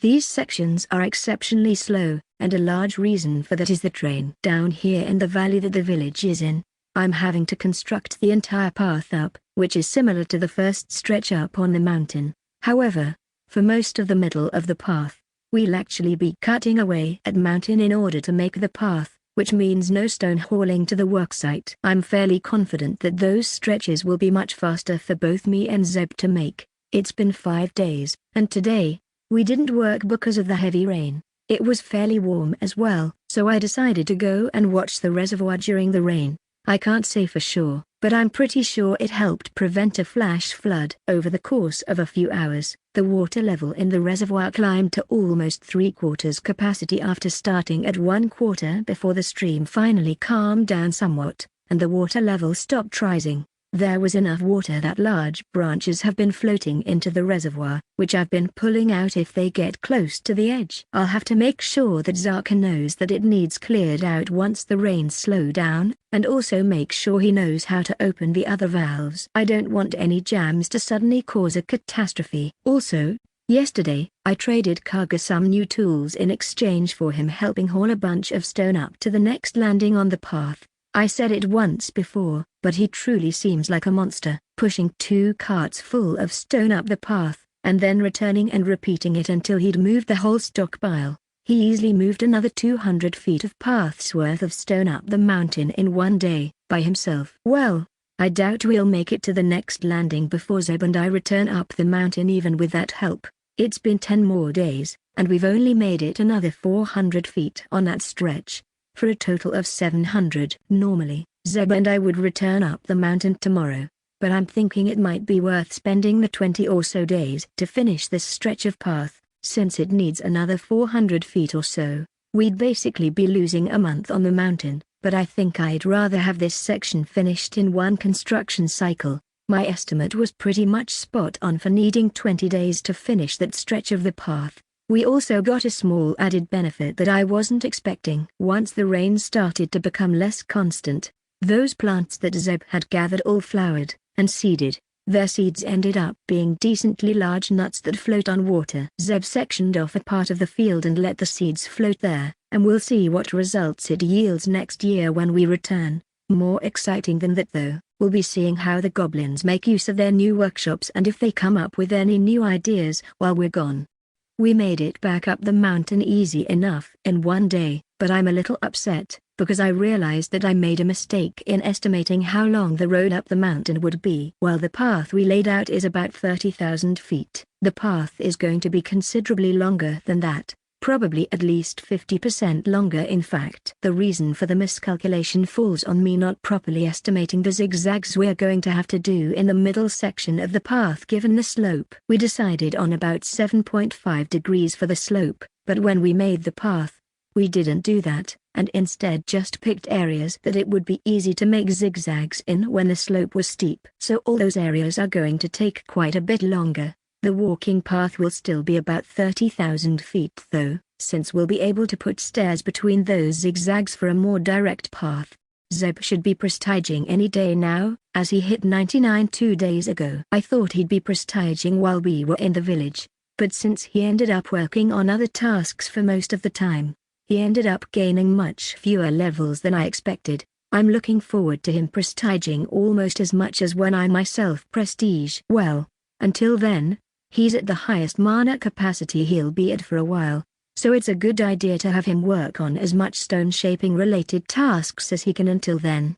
3 days was all it took for Zeb to prestige. He added 8 feet of path in those 3 days, which is pretty impressive considering he was working alone on it. I was spending that time getting everything opened back up, checked over, and set up for crystal work to resume. The water collection pool I made up here is full, which means we'll have plenty of water to work with for the foreseeable future. Going back to Zeb, he didn't evolve, which I somewhat expected, but would have been gladly surprised if he did evolve. Instead, he gained the mana affinity trait, which I've been eagerly awaiting. First, it's just useful to have larger mana capacity. Second, I've had an intellectual itch to know exactly how it works, and I think I can finally start gathering a second set of data to really help me try to solve it.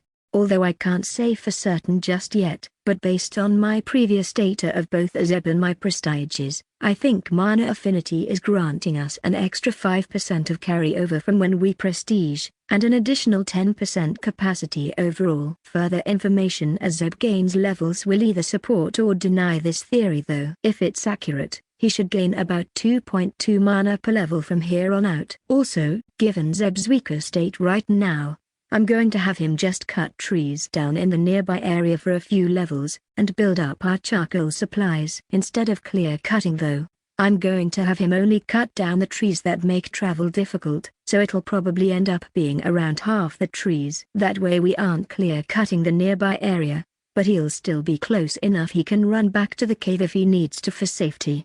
I myself am going to continue with the crystal growing process. The goal this time is a 6-foot crystal.